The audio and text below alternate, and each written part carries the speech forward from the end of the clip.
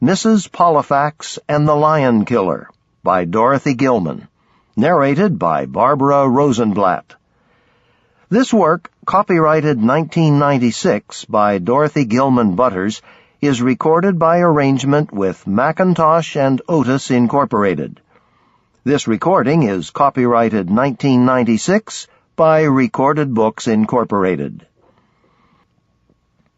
Chapter 1. "She mustn't go alone," Cyrus was saying.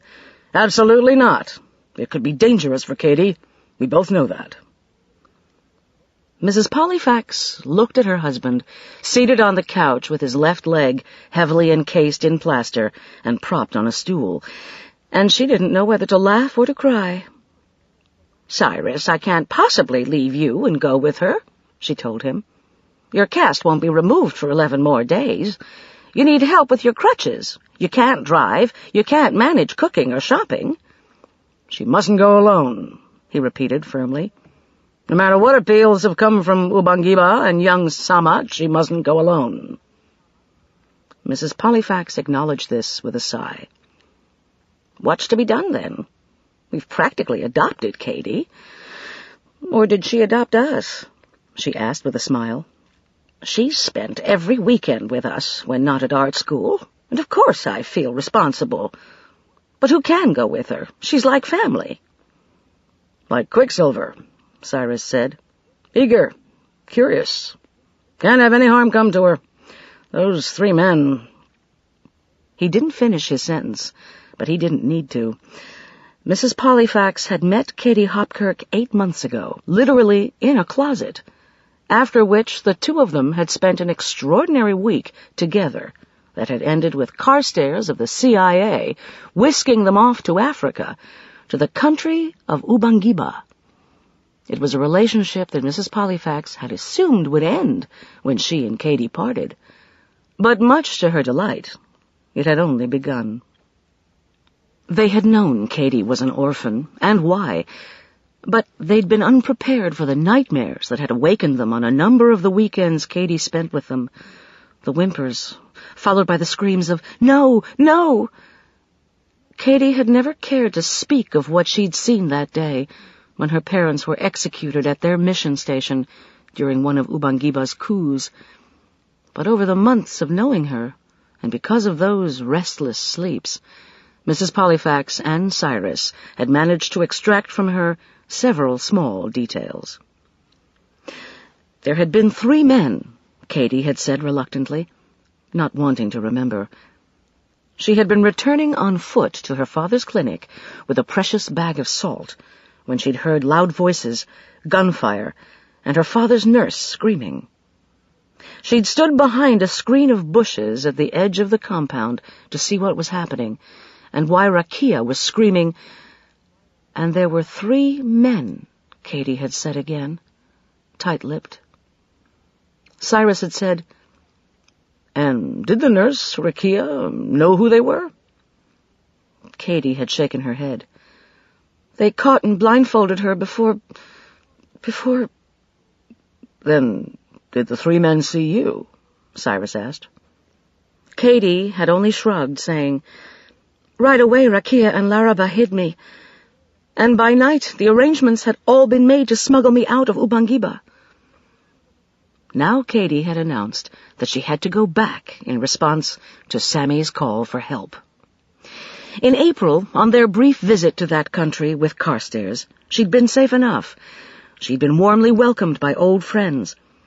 But she'd been well protected on that trip. Since then, knowing more, both Mrs. Pollifax and Cyrus had wondered if those 3 men had survived the brutal reign of President Simoko that had followed the coup. And, if they were still alive, what might happen when Katie returned again? Would they fear being recognized and identified by Katie, and find it expedient to silence her? Cyrus interrupted her troubled thoughts to say, "Mrs. Lupacek." Jolted, Mrs. Pollifax said, "What? Who?" "Mrs. Lupacek. Here last month when you had the flu. She could move in, take over." Did you like her, Cyrus? You have to remember I had that horrendous temperature, she reminded him. I was upstairs in bed, and you were in the living room, in the hospital bed, and I scarcely remember anything. Cyrus sighed. Lightning certainly struck twice. Mrs. Lepachik, strong as an ox. Puts things where I can't find 'em, but likable. I could manage. Professional nurse, too, after all. Good cook. And frankly, my dear, a vacation would do you a world of good. You've lost weight. You're still pale and not at all up to snuff. Between the flu and waiting on me, you've tired yourself out. A vacation, thought Mrs. Pollifax with amusement. When Samat is in trouble and has sent out an SOS to Katie for support and help? A troubled African country, Ubangiba, she reflected. Small and impoverished. Katie had grown up there with Samat, who happened to be the grandson of King Zamat VIII. He had been sent as a boy to her father's mission school to study and be trained for college abroad. In those days, it hadn't been an impoverished country. It was after the king's death that Ubangiba had been looted and despoiled by coups and atrocities. Samat's father was the first leader to be assassinated. He had been succeeded by President for Life Chinyata, who had done his best to bankrupt the country until he in turn was assassinated in the coup by President for Life Simoko. It was during this period that Samat had been sent off to Yale University, apparently placed on hold by Simoko's government for some future use, when his royal lineage might be exploited or his death adroitly arranged. His future use had become apparent in April, when President for Life Simoko had been assassinated. It was from Yale that Samat had been rescued by Carstairs, with the help of Katie and Mrs. Pollifax. And during the 3 days they had all spent in Ubangiba, and even before their departure, the chiefs of the Shambi and Soto tribes had pleaded with Samat to become Mfumo, or chieftain, and restore heart to the devastated country. He might be young, but he was, after all, the grandson of their beloved King Zamat, and it was Samat who possessed the sacred royal ring of gold, and who had studied abroad such important matters as economics and African agriculture, and many other subjects that they hoped might bring a few miracles. From what they'd learned since April, it appeared that Samat had indeed been producing a few miracles. Inflation had fallen, the guar was now worth 30 cents to the US dollar, and he had persuaded the Shambi and the Soto tribes to select representatives to write a constitution that included human rights and elections in 3 years. Except they don't all of them understand what a constitution means, Katie had said. And to Cyrus she had explained, the Soto are mostly nomads, you know, and only a few of them have had any real education. They've really been quite neglected, so they're very suspicious. And there's a Dixon Zimba among the Soto who has had schooling and is a real troublemaker. Ambitious, Cyrus had said, nodding. There's always one.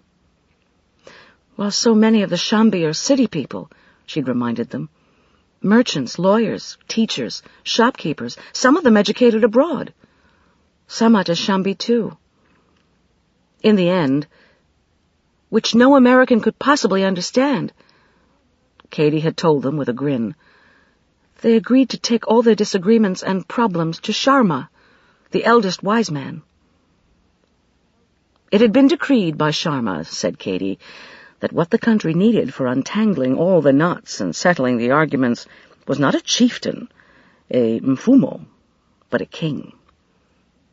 A king? Mrs. Pollifax had exclaimed. Samat, a king? He doesn't want to be a king, does he? No, he doesn't. But of course he's the only one left of the royal line, and a king is believed to have magical powers, you see, and is always respected. Mrs. Pollifax had said doubtfully, Of course he's young, only 23, and I suppose a king has more panache than a mere chieftain. Cyrus had said with a twinkle, Being a retired judge, I'd certainly be interested in this Sharma's technique in handing down his judicial decisions." "And you'll be meeting him," Katie said triumphantly. "The coronation is 1 month from now, and we're all invited. It'll be great fun, won't it?" She had beamed at them both. "You'll be really impressed by Sharma.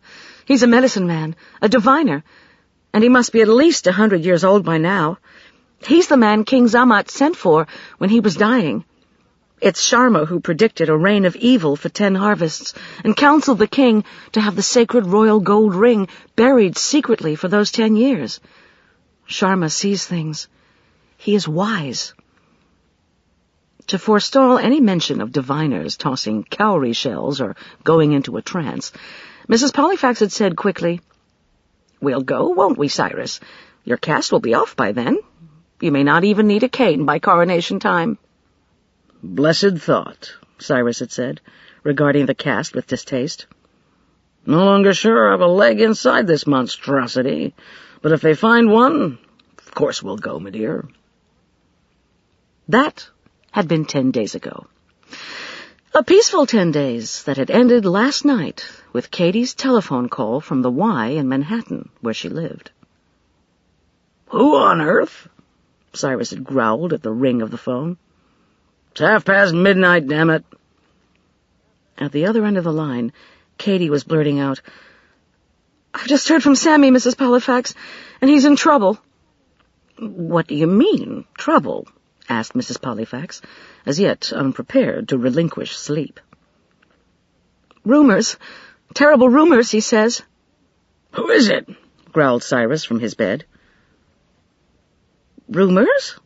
And to her husband, in an aside, "It's Katie."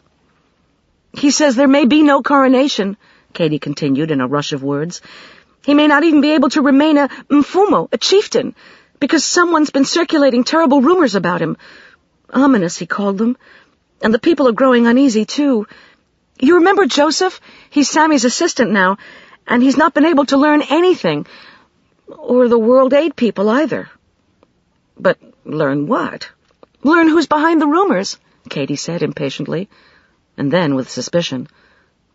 "Have you been asleep? Have I waked you up?" Mrs. Pollifax smiled at Cyrus. "Has she waked us up?" "Yes," roared Cyrus. "Ask her why."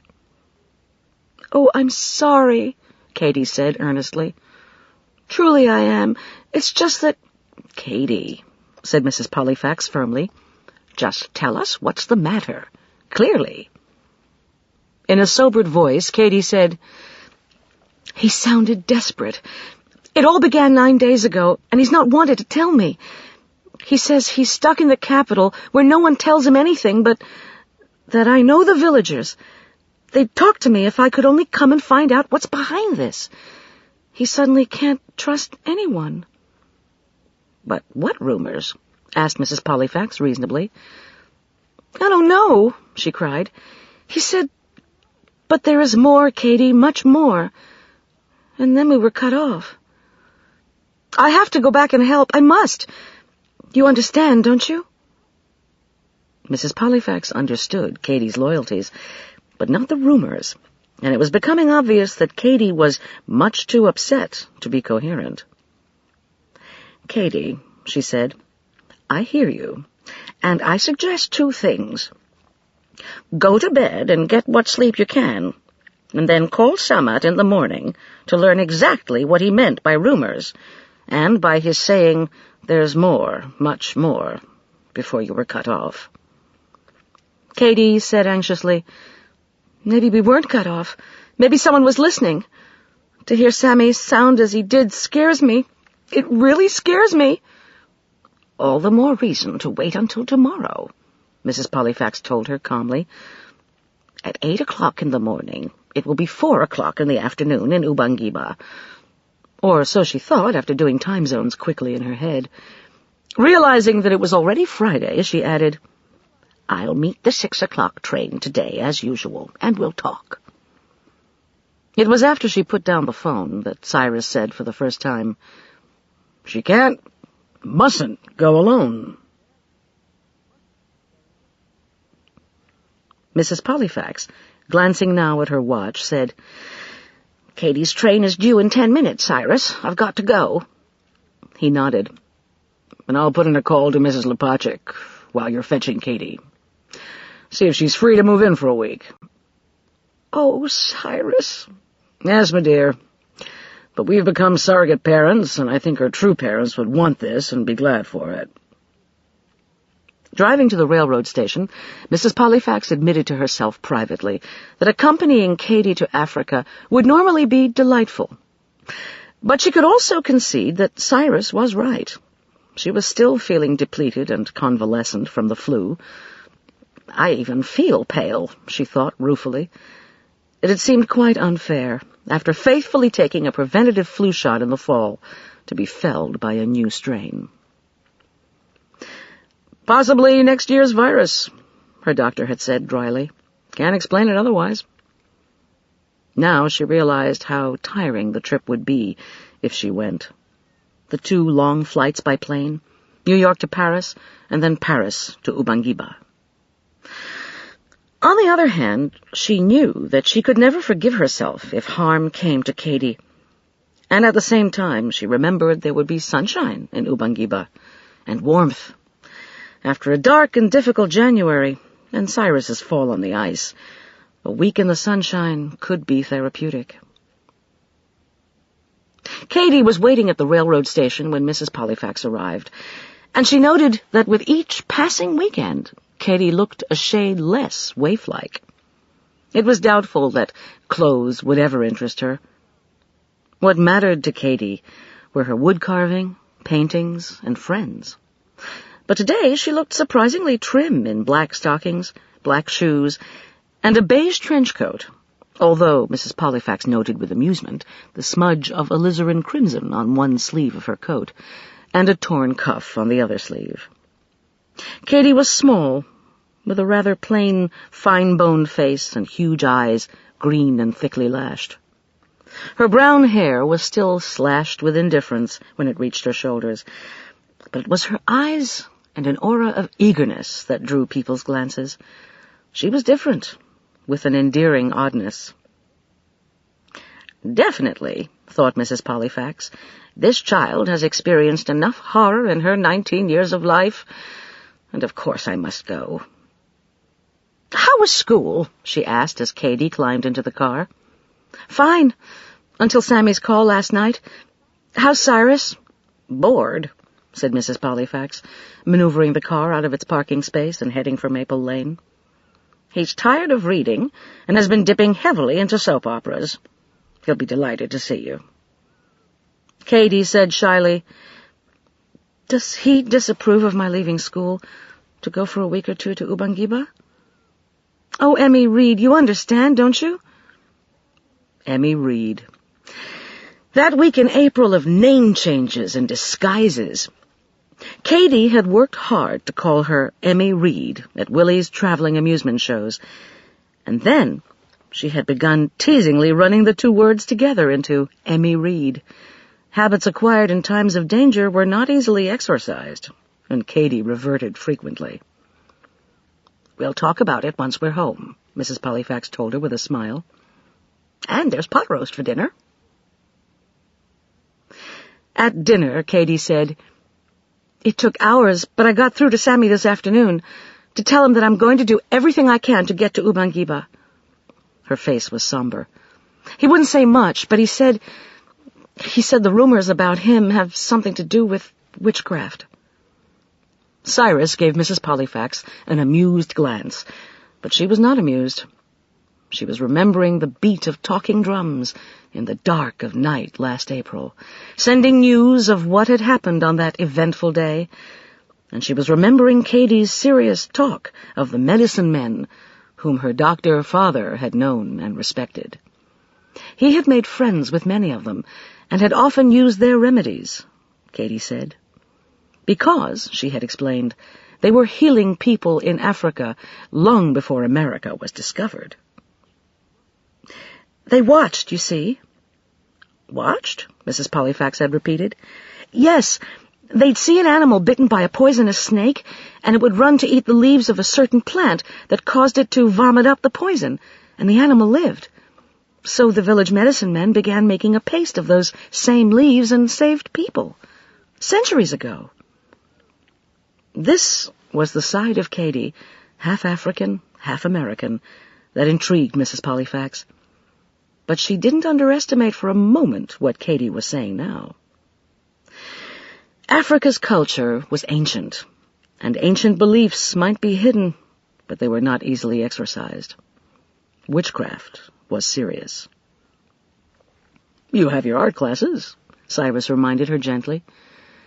"Yes, but you have to remember I was born in Ubangiba," she said earnestly. 14 years of my life I lived there, and it's more home to me still than New York. Sammy and I are like brother and sister, and when a person needs help, who else is there to want nearby? He trusts me. I can find out things for him. I grew up in a village. I know the people, and they know me, and it's in the villages that rumors start. Sammy lives in the capital now, in Languka. He knows I will be frank and not protect him from what people are saying." Mrs. Pollifax smiled. She wouldn't, of course. She and Sammat had shared too many scorpion hunts and childhood games for Katie to think of him as a potential king. The telephone rang, and Mrs. Pollifax looked at Cyrus inquiringly. "Mrs. Lubachik," he said. Mrs. Pollifax rose and said, "Hello," and then carried the phone to Cyrus. "Mrs. Lubachik." Cyrus answered and listened, nodded, and said, "Thank you. Bless you for that. I'll call you back in half an hour." Hanging up, he said to Katie, "But you're not to go alone, Katie." And to Mrs. Pollifax, smiling, he said, "Mrs. Lubachik is free and happy to take over while you're gone." "You mean—" Katie looked radiant. "You mean Emmy Reed will come with me?" Seeing their faces, she gave a deep sigh of relief. "Oh, I'm so glad. I can't tell you how glad that makes me feel." Turning to Mrs. Pollifax, she said, "Sammy's last words on the phone today, Emmy Reed. I nearly cried. He said, 'Please, come quick, Bo.'" To Cyrus, she explained, "We used to talk pidgin English a lot. I think someone may have been listening in on the phone, or in the same room with him." "What's it mean?" he asked. She said soberly, "It means, come quickly, friend."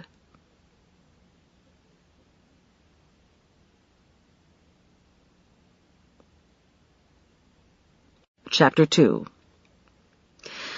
It was high noon on Monday, 3 days later, when the plane began its descent over Ubangiba, the smallest and possibly the poorest sub-Saharan country on the continent. First came the desert, she remembered, Soto country, and flying low, the shadow of the plane moved with them across the scrub and sand, darkening it like a great flying vulture. The monotony of sand and goats was presently replaced by greening fields, clusters of thatched conical huts, a network of red clay roads, a suburb of square cement bungalows, and then they were flying over the capital of Languka, with its 2 incongruous white palaces rising above the crowded alleys and flat, dung-colored buildings, a city that had endured riots, massacres, hunger, and decay. It had been April when Mrs. Pollifax had flown in and out of a deserted airfield. Now it was late January, and she peered from the window as they landed, hoping to see signs of change. At once she saw one small difference. A cargo plane stood near the terminal building and was being unloaded by men in overalls. 3 huge crates sat in the sun, and what looked to be a backhoe was being driven down a ramp. "Machinery," breathed Katie, looking over Mrs. Pollifax's shoulder.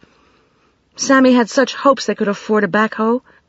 It must be for opening up the coal mine in the south the geologists found. I just hope they have enough gas to run it." A worry about gasoline seemed a strange comment, until Mrs. Pollifax remembered that President for Life, Simoko, had bankrupted the country by designing a second palace to outshine the palace that former President for Life, Chinyata, had built. Simoko had also cultivated a taste for caviar, quail, and fine imported wines, and for hoarding gold bullion under his bed. The autopsy that Carstairs had insisted upon in April had proven it was Simoko's caviar that had been poisoned, which was perhaps justice of a sort in a country where his people were starving. Presumably his hoarded gold was paying for the backhoe. "And look! There's Sammy!" cried Katie.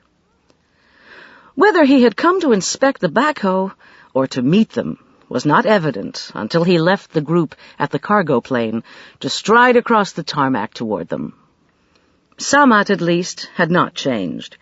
He wore a crisp white shirt, open at the throat, that heightened the rich, dark color of his skin. His was a strong face, the features well cut, with intelligent eyes under a slash of black brows. And young as he was, and as teasing as he might be with Katie, there was a natural grace and dignity about him that made one aware of his being the descendant of African kings. He was not in any regal costume today, however. He wore knee-length khaki shorts, high socks, and sneakers. The only sign of his being special was the uniformed guard who walked at his side, and whom she recognized as Joseph.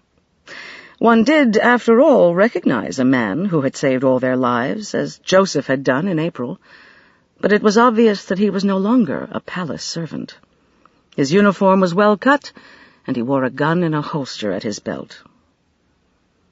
"Katie!" shouted Samat, and after they descended from the plane, he gave her a very American hug, and then turned to Mrs. Pollifax, beaming, and hugged her too. "Friend Pollifax," he said, "welcome back." Joseph, smiling shyly, reached for her hand, and remembering the traditional handshake, Mrs. Pollifax shook it, clapped her own hands 3 times, shook his hand a 2nd time, and clapped again. "Morning, Miss Hopkirk," he said, turning to Katie, and they repeated the greeting. "You see what has come for us, as well as you," said Samat, pointing to the cargo plane. "On Thursday, digging begins in the south. We've had more tests made, and it's anthracite.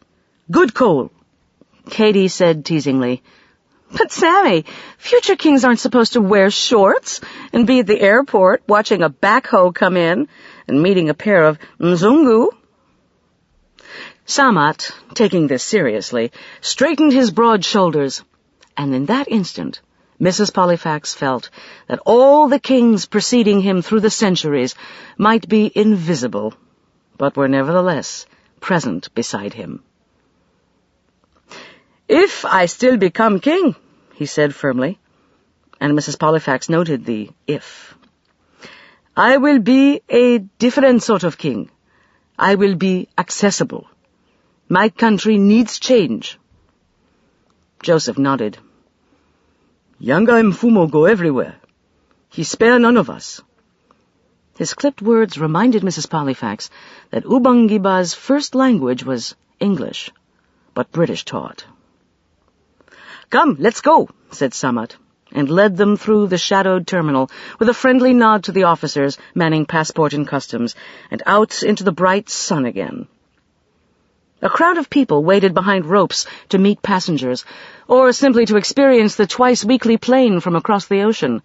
Barefooted women in turbans and multicolored wrapped skirts, as well as women in cotton skirts, blouses, and sandals. The men, less colorful, in shorts or slacks and T-shirts. They eyed the passengers with a variety of expressions: envy, awe, astonishment, or amusement. The crowd parted to allow them through, and Mrs. Pollifax thought that a few, recognizing Samat, looked startled and uncertain whether to smile or frown. Pointing to a dusty 4-door sedan, President Simoko's limousines appeared to have been banished, Samat had just opened the rear door for them when a Land Rover came speeding up the road from the city, blowing its horn with something like hysteria, clouds of dust following it. Close to Samat and his party, the Land Rover swerved, came to a stop, and 2 of the policemen standing behind the driver jumped out, shouting, Yanga mfumo, nguzi. Sammy gasped. Another. Again. Katie stiffened. What's she saying? Asked Mrs. Pollifax. He says something terrible's happened. Inde, the man said, and resorting to English, behind the Bang Bang snack bar, next to World Aid Office. Samat turned to Joseph. Take Katie and Mrs. Pollifax to... No, forget it, no time. And jumping into the front seat of the car, he started up the engine. Since the door was already open, Mrs. Pollifax slid into the rear seat, Katie behind her, and following the police in the Land Rover, they sped down the boulevard that led straight as an arrow to the Simoko Palace. What is it, Sammy? Asked Katie. Nothing you must see, he said over his shoulder. But what I must see before delivering you to your room. Hold on! The boulevard was familiar to Mrs. Pollifax.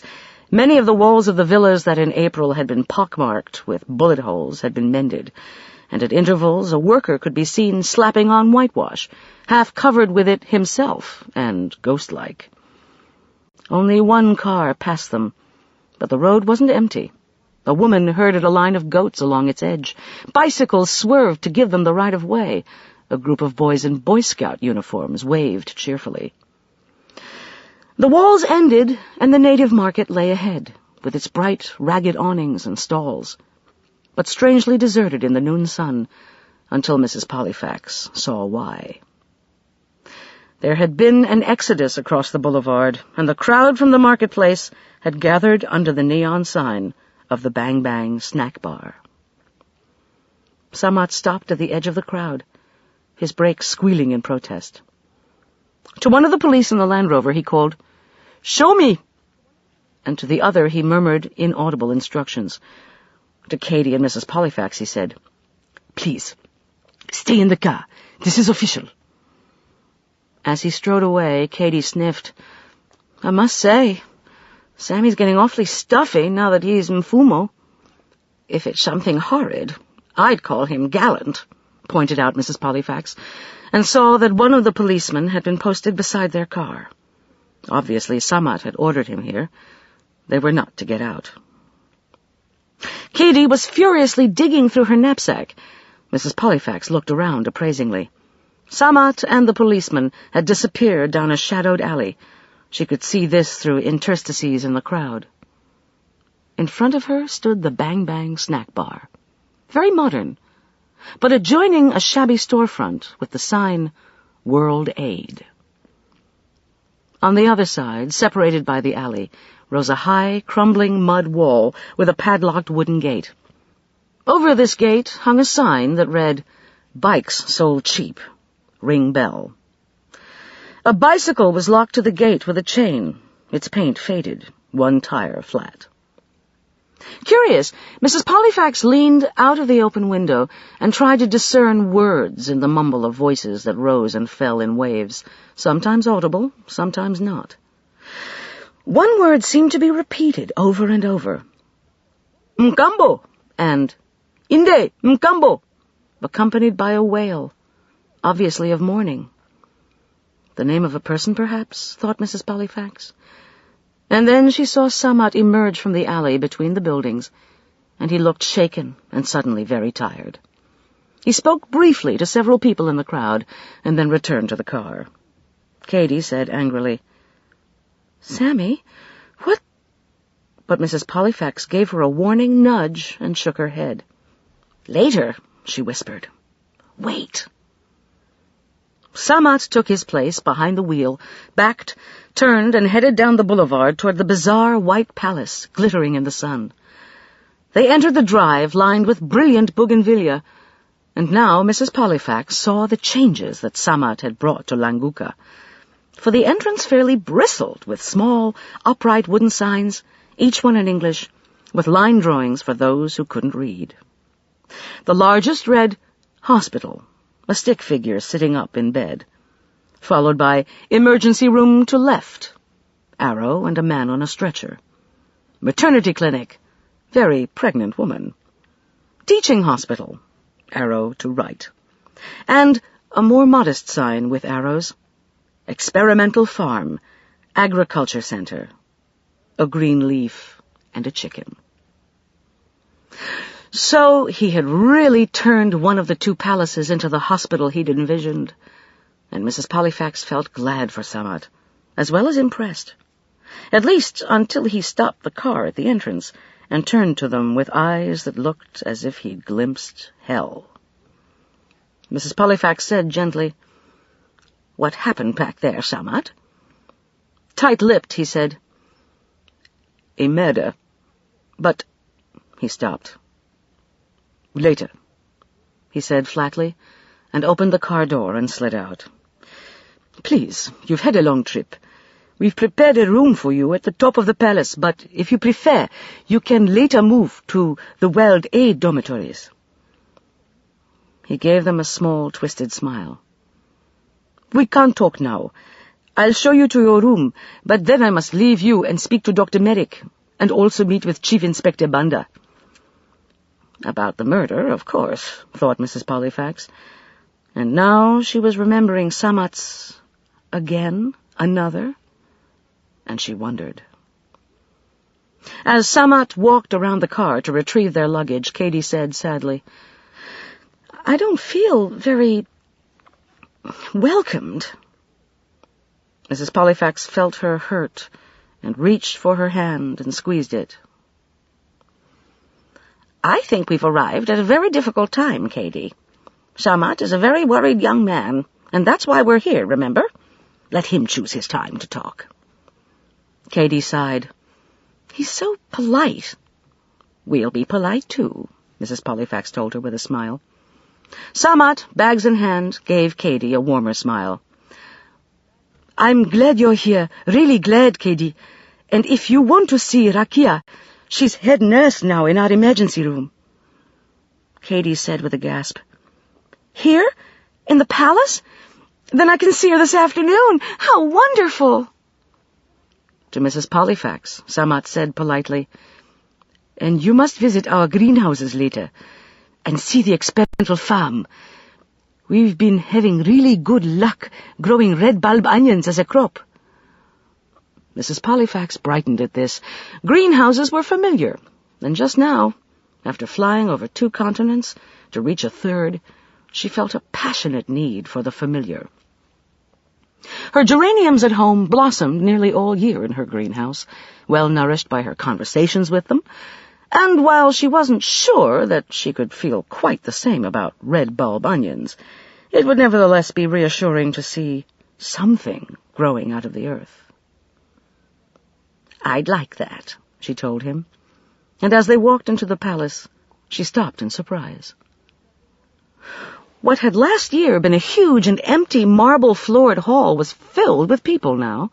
On benches lining one wall, the local Ubangibans waited for treatment in the clinic, the women holding babies, the men stoic and silent. A black man in a white jacket crossed the hall, followed by a white man in a black jacket.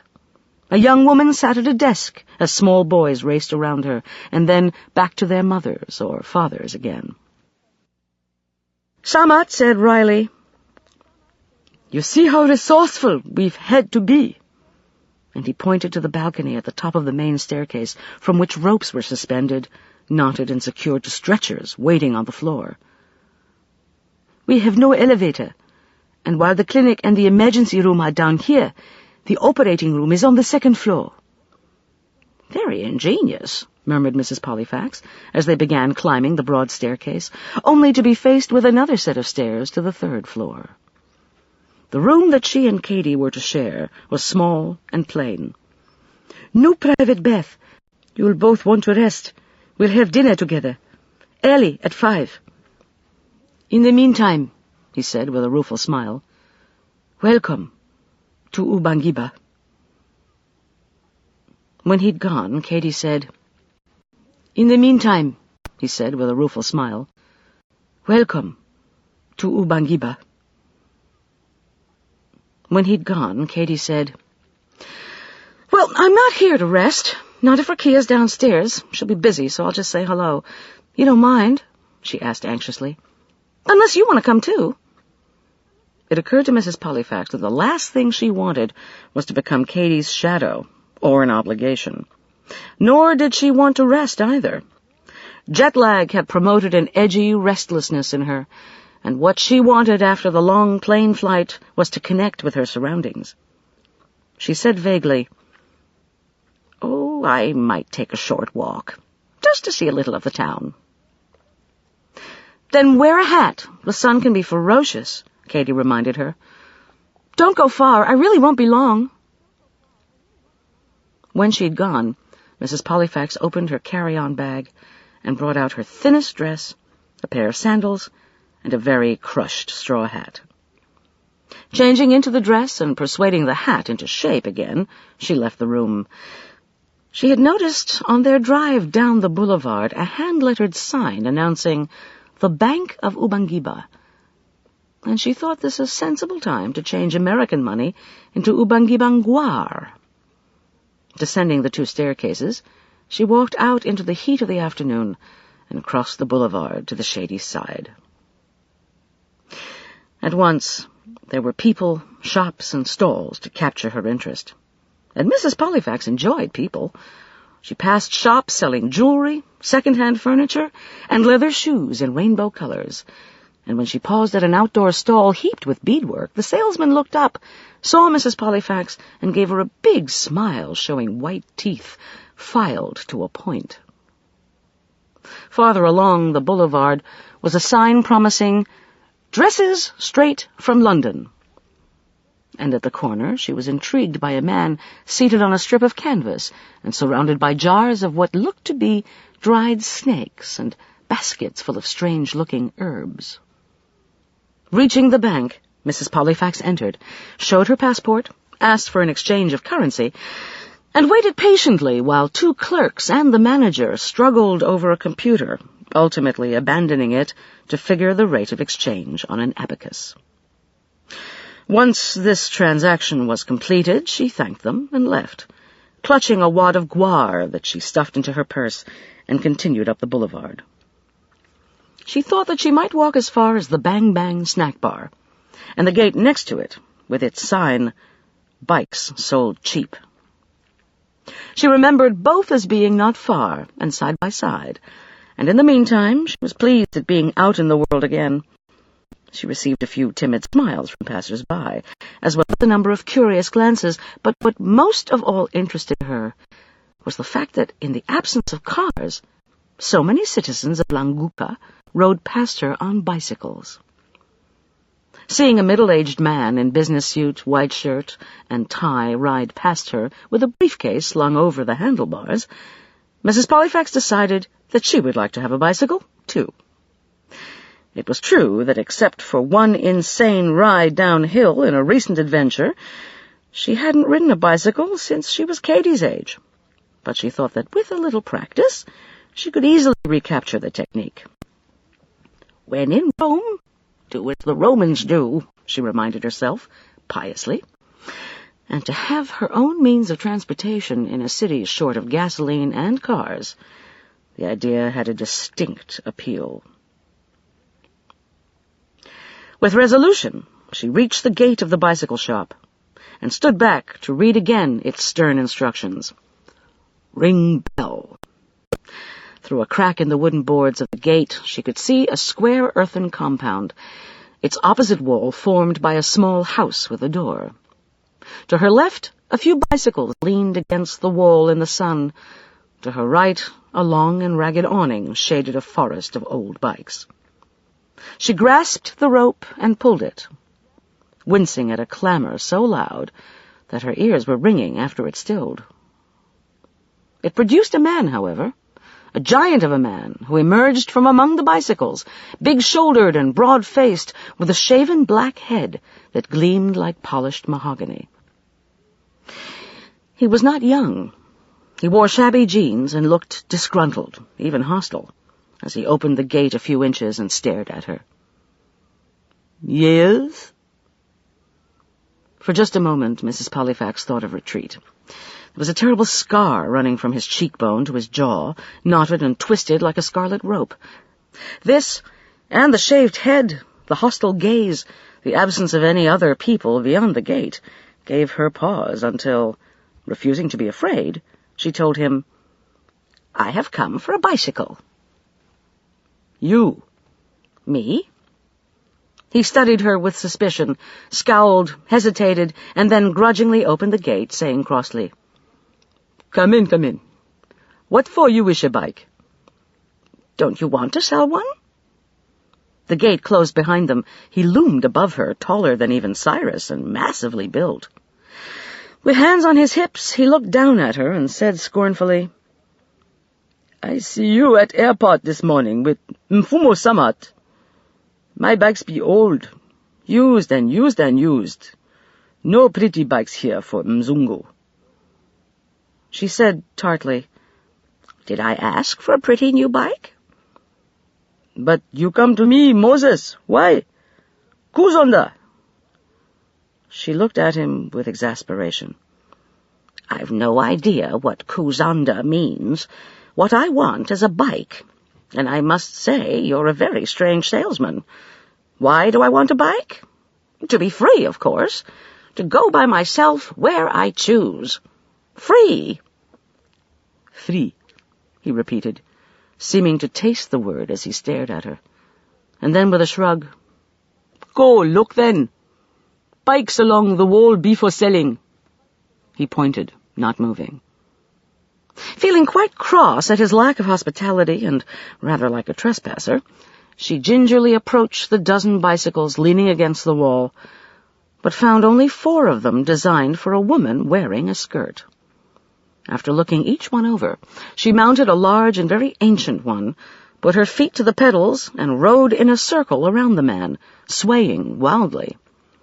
He watched without expression as she returned the bicycle to the wall, but when she mounted a second one, he retreated to a bench to watch, possibly to avoid being hit. There he sat and observed her as she tried out the remaining bicycles. At last, pointing to the second one, she made her decision. "This green one, the seat's too high for me. You can adjust that, can't you? But the brakes are good, and the bell rings. How much?" He shrugged. 200 guar. She said accusingly, "That sounds to me like $40. "Yes," he drawled. She replied to this dryly, "And what would the price be for someone who did not get off a plane this morning to be met by a future king?" A faint smile hinted at appreciation of this counter-thrust. 50, maybe 80 guar, he told her, and waited to see what she would say to this. Definitely he was playing a game with her, and a dozen retorts came to her mind, but the sun was hot as a cauldron across her shoulders, and she felt suddenly weak, as if all of her energy was being siphoned out of her. Worse, a feeling of abrupt and violent alienation swept over her. Panic had struck, so that suddenly she had no idea what she was doing here, or why she wanted a bicycle, or why she was speaking to this unfriendly, scarred man in this alien country, or why she had ever left Cyrus, and the utter futility of her coming to Ubangiba overwhelmed her. She grasped the pole of the awning and clung to it, willing herself not to faint, while the man stood and watched her, puzzled, until he said politely, "You be sick?"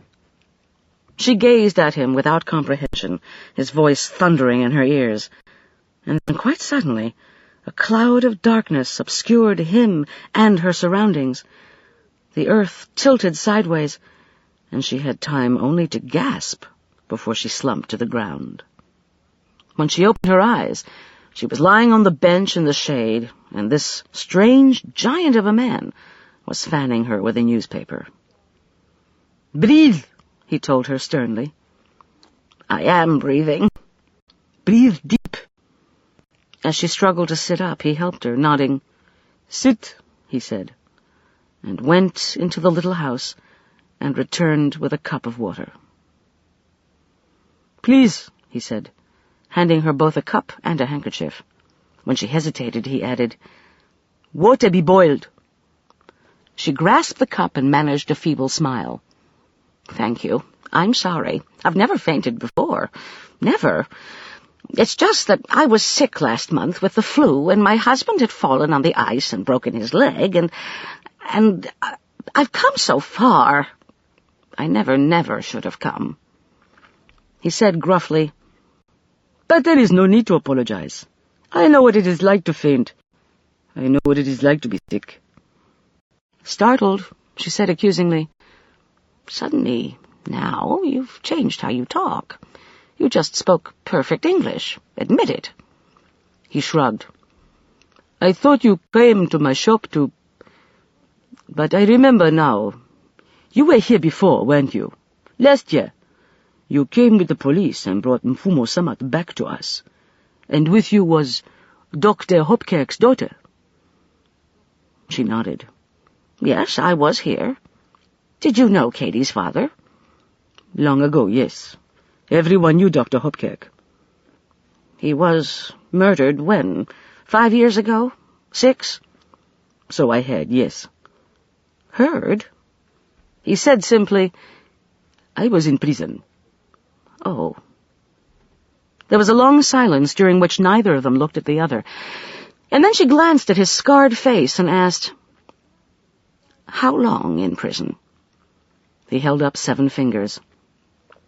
"Until last year, when Mfumo Samat came back and freed us." He had captured her full attention now. "But that's horrible. 7 years."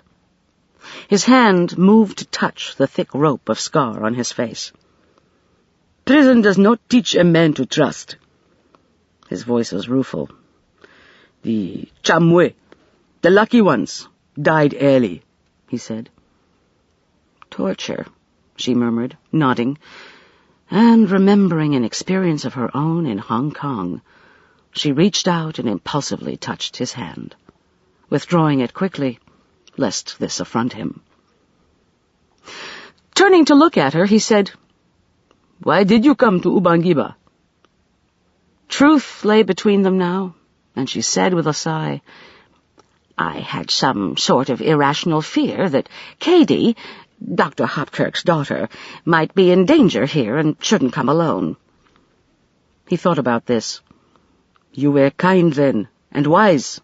Very wise." "Wise?" she repeated, startled. "What makes you say that?"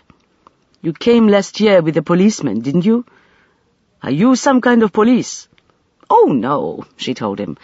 "That is—" she blew her nose. "Not exactly." "Not exactly?" She shook her head. "Not now, on this visit." And when he nodded, she said, "You've stopped pretending suddenly. Who are you?" "Me? Nobody." "You've not always mended and sold bicycles, surely." He stretched out his legs in the sunshine, regarding their length with some surprise. He said meditatively, without expression, "Who am I?" He sighed. "Long ago, I was a muamua, a man. There was a house, a wife, 2 sons, all dead now. Oh, yes, I was a man once. I scarcely remember it now." "But 7 years in prison? For what reason?" "It is best to be invisible. Why should I tell you?" "I can't think of any reason why you should tell me," she admitted frankly. "Or any reason why I shouldn't," he acknowledged. "But that was a long time ago, too, when Zamat the Eighth was king, and I was with the police then. After he died, after his son was assassinated, President Kenyatta took power and built the first palace in our country. There was much hunger, and when the hunger riots began, oh, he was angry. Many went to prison, most especially the police. He killed and killed." He shrugged. "Now I am nobody, mending old bicycles. I hide myself away, as anyone must who is a nobody." With an effort he turned to her, brushing aside the past to say, "I am sorry that you come to this country when there is so much trouble. "What trouble?" she asked quickly.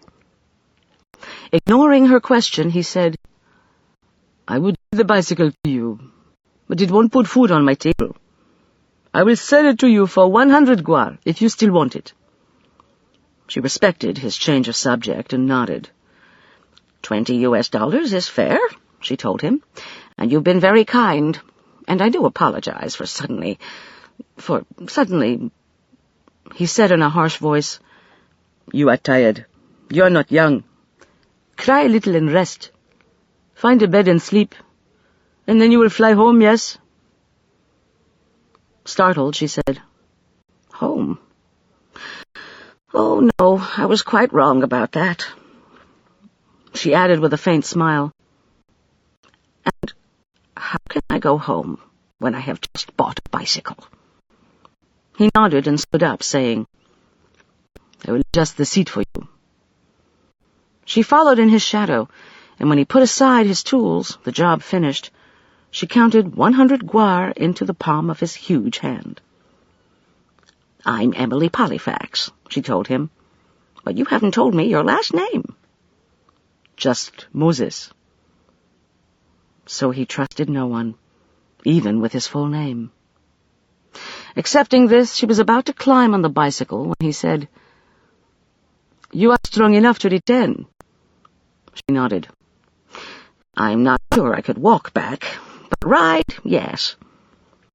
His eyes narrowing, he said, "Do not be too free where you ride. Be watchful." "Watchful?" He regarded her thoughtfully. "It would be wise. Where there is imfa, sitatu imfa now, there will be no pity." He strode to the gate, opened it, and waited for her to go. She wanted to ask him what he meant by no pity and what the words imfa and zitatu meant. But his face was tight and shuttered again, the sun glancing off the high slant of cheekbones and turning his scar an angry red. She pushed the bike past him to the street and turned to say, "I hope to see you again, Moses." The gate was half closed when he said abruptly, "Be watchful." And then, flatly, "There are no lions in Ubangiba." Now, that was a non sequitur, she thought, since everyone knew there were no lions in Ubangiba. With a wave of her hand, she mounted the bike and pedaled rapidly down the boulevard, still out of practice, but nursing the assumption that with increased and giddy speed she could maintain equilibrium. With much ringing of the bicycle's bells, she succeeded in threading her way among her fellow cyclists, narrowly missing several of them and overlooking their gasps of alarm. She returned successfully to the palace. Here she humbly admitted her need for rest and proceeded to sleep until nearly 5 o'clock, when Katie woke her for dinner.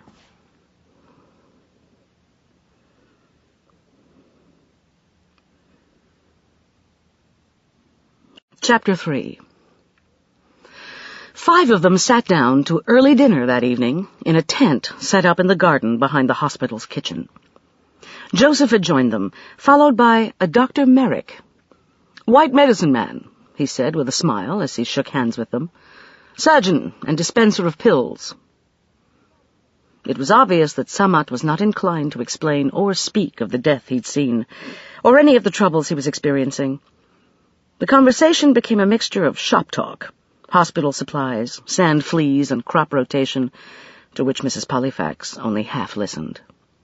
She wondered if Samat was sorry now that she and Katie had arrived, and was realizing how little help they could provide, or if he simply needed a respite from his worries for an hour.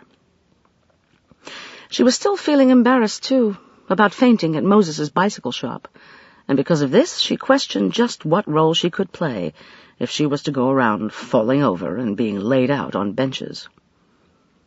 Their dinner was a modest one of yams, hard-boiled eggs, and stewed chicken, with a bread sauce that resembled a dumpling. When they had begun eating, the sky had been ravished with color, but now they were surrounded by night, and with the abrupt setting of the sun at 6 o'clock, an evening chill was stealing into the tent and wrapping itself around her shoulders and ankles. 2 candles sputtered on the table, alternately shadowing and illuminating their faces, and Mrs. Pollifax, observing each in turn, gained the impression that Joseph did not like Dr. Merrick. Jealous, perhaps, she thought. This Joseph who had saved their lives in April, and who no doubt had a proprietary feeling toward this Mfumo, who had promoted him from palace servant to assistant and guard. "My right hand," Samad had said of Joseph. He was lighter-skinned than Samad, of medium height and broad shoulders, with a small head, the face smooth, the flesh drawn taut as a drumhead across high, sharp cheekbones. His eyes were small, alert and intelligent, and almost disappeared on the rare occasions when he smiled. A serious man, Joseph. Samad had said he claimed to be in his 40s, but this was a matter of guesswork, since he had been born in the shanty town outside of Languka, where no birth records could prove it. But it was possible. He bore the marks of a man who had survived that sort of life. There was a wariness about him, a watchfulness, and Mrs. Pollifax thought that no one would ever catch Joseph off guard. Dr. Merrick, on the other hand, bore the ease and manner of a man with a conscience who had lived a privileged life and had resolved to share it with those less fortunate. He was British, probably 40, his black hair flecked with grey, thin patrician features, a quick and friendly smile. His talk was of vaccinations, AIDS, and eventually the backhoe that had arrived that morning. "Yes, the backhoe," Samad said, and turning to Cady and Mrs. Pollifax, "Day after tomorrow, we leave at 6 a.m. in a cavalcade to see the backhoe make its first major excavation at the mine. I think you will find it of interest. It'll be a real celebration. Joseph, the buses, has the paint dried yet?" Joseph nodded. "They be ready, I think. I go see now." He rose and left, and Dr. Merrick, glancing at his watch, said, "Time for me to get back to work too, but delighted to meet you both. Thanks, Samad." In the silence that followed, Mrs. Pollifax heard the rhythmic beat of drums in the distance. "Talking drums?" she asked. Samad smiled faintly. "Not tonight. What you're hearing is the Piccadilly Popcorn Rock Band. Very talented. You haven't seen the second palace yet. It has an auditorium, and they're rehearsing there tonight." "Cool," said Cady politely, giving Samad a puzzled glance. "And a cavalcade on Thursday? With a bus?" "3 buses, very old," he said ruefully, "but repaired in our new machine shop and painted by the students in the textile class we've begun. The chiefs and the sub-chiefs of the Shambi and Soto will go with us. It's important they be involved, and all the rights are being taken care of tomorrow." Cady, turning to Mrs. Pollifax, said, "That means the medicine men will be there, making sacrifices to the spirits in the hills, so they won't be angry or affronted." "That would include your friend Sharma, too?" inquired Mrs. Pollifax dryly. And to Samad, "Will we also meet the Mr. Zimba, whom you described to Cady as a troublemaker?" "Dixon Zimba?" Samad looked startled. "Oh, yes, he'll go with us. But troublemaker is really too strong a word." He grinned. "How about Gadfly? He certainly made himself an opposition party. He does have ideas, some of them very good. I can't dislike him. He's had a good solid education at the Church of Scotland mission in the south, and he intends to be a leader of the Soto. But unfortunately he argues every single word in the proposed constitution, and he argues interminably." "What sort of man is he?" asked Mrs. Pollifax. Samad shrugged.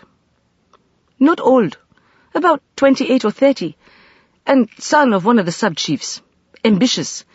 He's an accountant just now in one of our offices. Quite a firebrand when he makes a speech. Otherwise he's, well, the son of a Soto shepherd who has an education, which heaven only knows is what the country needs. The Soto are very proud of him."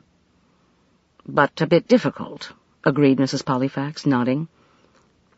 "What does he want?" "I'd say to make trouble. Katie put in defiantly. No, Samat demurred. He's restless, that's all. He wants change. But we disagree on what's possible just now. He doesn't appreciate the World Aid people being here, for instance. I suspect he wants all white people sent home. Africa for Africans only. But he forgets that our best and most talented people have been killed or been in prison for years, and we have to start all over again. This reminded Mrs. Pollifax of earlier events in her day, and what she had wanted translated. From her pocket she brought out the words that she'd written down phonetically on a slip of paper. "Tell me," she said, glancing at it, "what does Kuzanda mean?" "Kuzanda? It means to spy," said Katie. So that was who Moses had thought at first that she was, or might be, this man who guarded even his last name. "Thank you. And there are 3 more words. The next 2 are Imfa and Zetatu." Samat gave her a quick, sharp glance. "Those aren't friendly words," Katie told her. "Who on earth have you been talking to? Imfa means death, and Zetatu means 3. Samat sat still and silent, his eyes probing Mrs. Pollifax's face, but he said nothing. "Which brings us to the word Mkambo," she concluded. "Oh, that's the word for lion," said Katie. "Except, of course, there are no lions in Ubangiba." It was becoming monotonous being told this. She lifted her gaze to Samat and said, "We've come a long way to help, Samat, and you've avoided explaining what made you desperate enough to ask for it. Have there been 3 deaths? 3 murders?" He rose from the table and walked out of the tent, peered right and left into the dark garden, and returned to say, "Let's talk in your room." They walked together back into the palace and up the broad staircase, not speaking. They turned left to confront the second long staircase, and past the empty surgery, Samat nodding to a nurse who was closing and locking doors. He said casually, "Tomorrow, perhaps Joseph or I can show you around Government House, the smaller palace. It's where our radio station is located, and the weekly newspaper, and of course the auditorium, and—" His voice trailed away as they reached the door to the guest room, and Mrs. Pollifax unlocked it. Once inside, she said, "All right, Samat, what so shocked you at the Bang Bang snack bar? You spoke of a murder?" He remained beside the door, and standing there said in a hard voice, 9 days ago, the rumors began, the day after it was announced that I would become king. Dr. Merrick brought me news of the rumor. One of his patients had told him. Dr. Merrick laughed about it at the time." "What rumor?" asked Katie. "That I, their Mfumo, their chief, am a sorcerer." Katie looked at him with horror. "A sorcerer? A sorcerer?" He nodded. "It seemed harmless, ridiculous at first," Samet said. "I thought perhaps it had something to do with plans to open the coal mine, to make a hole in the earth, to perhaps disturb some shrine we knew nothing about." To Mrs. Pollifax he said awkwardly, "What I must tell you now is difficult, too bizarre for you, Mrs. Pollifax, Mzungu, to understand, perhaps, but in Africa there have always been secret societies, most of them for good, but some of them very, very evil." "Tell us," she said. His glance moved to Katie, and he said gently, as if to a child, so that Mrs. Pollifax understood that it was Katie who concerned him, "You remember Nomsa, Katie, the woman whom your parents once brought up from the village to look after you when so many people had chicken pox and your parents were busy?" "Nomsa? Oh, God!" Katie said, and covered her face with her hands. "Sammy, don't remind me. She terrified me." "Yes, until your parents learned why you were having nightmares and sent her home. What did she threaten you with, Katie?" Katie said shakily. "With the lion men of Singida. Except she never told me they were in Tanzania, not here. She said if I once again left the compound, if I didn't behave and obey her, the lion men would steal me and hide me in a deep pit and give me only scraps of food and keep me there until I was old enough to go out and kill for them." "In America," commented Mrs. Pollifax, "we have ghosts or bogeymen, but who on earth are the lion men of Singida? Are they real or a myth?" "Real enough, unfortunately. A cult of assassins.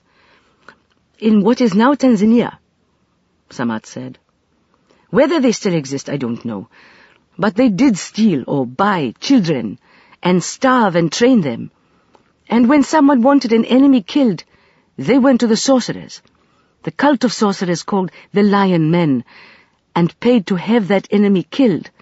And the sorcerers produced a child who was sent out in lion skin and mask with long, sharp fingernails to kill. The cult terrorized everyone, and always they left their victims clawed to death, as if by a lion." "But it never happened here," Katie said. "That's understood," he said flatly. "But the men found behind the snack bar this morning had been clawed to death." Katie gasped. Mrs. Pollifax had begun to fear he was going to say this, but it came as a jolt nevertheless, and brought a chill. Samat's lips tightened. "The name of the man killed today was Silumo, and this death I saw. 4 days ago, this I did not see. A man named Jonas was brought in from Shantytown with horrible claw marks all over his body. And Dr. Merrick can tell you that 8 days ago, in a village farther south, they showed him a man attacked and killed by what they called a wild beast." "Then it's begun here," said Mrs. Pollifax, frowning. "A secret society like that?" His voice was grim. "Very neatly timed with rumors that I am a sorcerer. The lionmen were sorcerers and killed in just such a manner." Appalled, Mrs. Pollifax said, "Then someone is trying, diabolically, to connect you with those terrible murders." "Oh, Sammy," Katie said in a shocked voice, "sorcery is bad magic. Sorcerers are worst of all, dark and full of death, evil. But why?" "To destroy me, of course." He placed his hand on the knob of the door and opened it, but before leaving he said bitterly, "It seems it is not enough to bring in world aid and make a hospital out of a palace and open schools again and write a constitution when a single rumor followed by 3 deaths can bring such terror to the people. They will soon curse me, grandson of King Zamat, and wish me dead." The door closed behind him, and there was a long silence, until Mrs. Pollifax said gently, "Katie." "Yes?" "Does it frighten you? Are you sorry you came?" "Of course not. You know he asked me to go into the villages." "But not alone. Never alone," Mrs. Pollifax said sternly. "Ever. Promise?"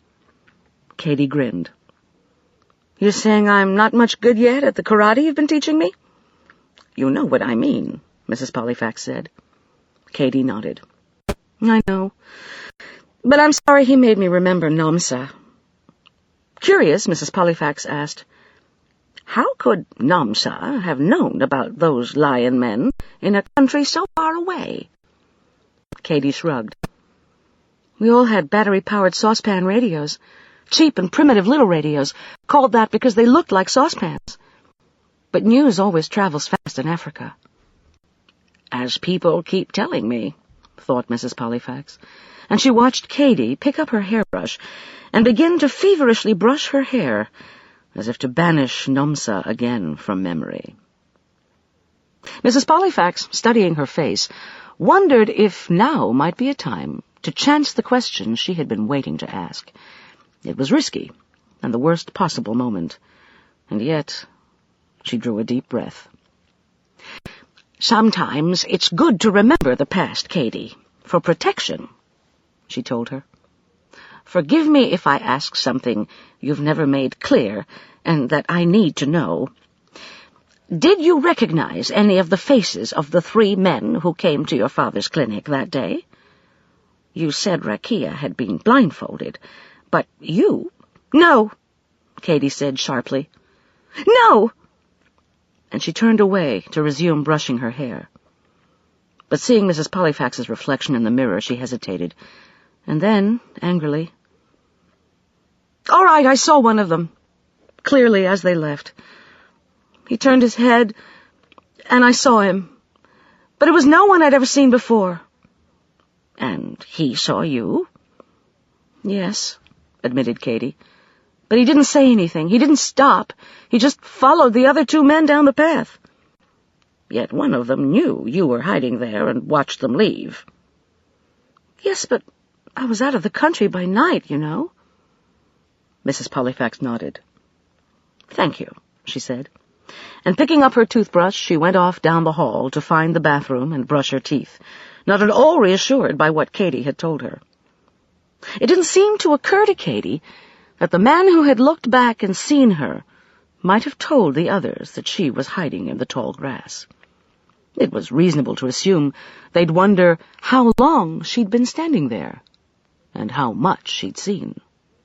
For that matter, Mrs. Pollifax was not at all certain that Katie would remember her promise not to wander off alone. The young were often impulsive. She fell asleep wondering how to find a gun for her in a country where 2 dictators had long ago banned them out of fear of revolution. Chapter 4. Try the black market. Fell asleep wondering how to find a gun for her in a country where 2 dictators had long ago banned them out of fear of revolution. Chapter 4. Try the black market, Dr. Merrick told her in the morning, looking amused. "Oh, dear, must I?" "Yes, and you'll pay a pretty price for one. You know the public market on the right side of the boulevard as you drive in from the airport?" She nodded. "Across from the Bang Bang snack bar?" "Yes. Stroll round behind it, discreetly, and you'll find an ex-mercenary they call Jim Jim. Lebanese or Egyptian, who knows. But you mustn't go alone, of course. Ask Joseph to go with you." Mrs. Pollifax thanked him, and once he had disappeared up the staircase into the surgery, she placed her wide-brimmed hat on her head, and with no intention of enlisting Joseph, she mounted her bicycle and set out to find Jim Jim. It was now or never, she felt, since Samat had promised to show them the other palace, the smaller one, after lunch, and Katie was lurking in the infirmary, hoping for a few minutes to interview a busy Rakia about the rumors, once the nurse took a break.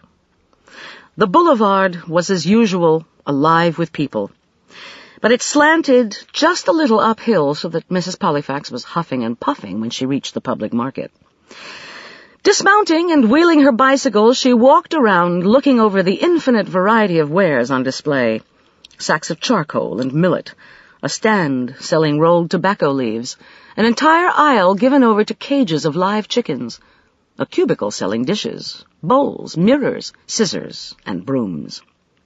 She winced a little at the sight of dead mice for sale, admired the fresh pumpkin leaves, yams, and peanuts, and particularly the woven baskets of all shapes and sizes. While reconnoitering, so to speak, she identified the only 2 booths with a narrow space separating them, thus forming an exit through which, presumably, she could reach what lay behind the market. It was rather difficult to negotiate with her bicycle, but once through it, she arrived in a compound bearing a single acacia tree around which a number of rascally-looking young men loitered. There were also a thatched hut and a ragged army tent of considerable size, its flaps open to the sun. The young men stopped talking at the sight of her. She bowed politely and headed for the tent. "Mr. Jim Jim?" she called, peering inside. He appeared behind her, startling her, a tall and unsavory-looking man with a patch over one eye and a band of red cloth tied around his head. "So," he said, looking startled himself, "has a white Mzungu lost her way?" "The market," he said, pointing a stained finger, "is that way. You think maybe a ladies' room back here?" She said pleasantly, "Not at all. I hear you sell guns." He looked pained. "Now who told you that? And what would someone like yourself want with such a thing?" He smiled at the young natives under the tree, and they laughed appreciatively. Mrs. Pollifax murmured, "Comedian," and turned and walked into the tent. "Hey!" he shouted, but it was too late. She had already seen the trestle table fashioned out of rough boarding, with its samples laid out on display. An exit had been cut into the rear of the tent, a truck parked just behind it, no doubt for a quick getaway. She saw cartons of English cigarettes and of Jack Daniels whiskey, cases of food, and several guns half hidden behind a case of Jamaican rum. She leaned her bicycle against a tent pole, pushed aside the case of rum, and glanced over the selection. "Well, well," she said.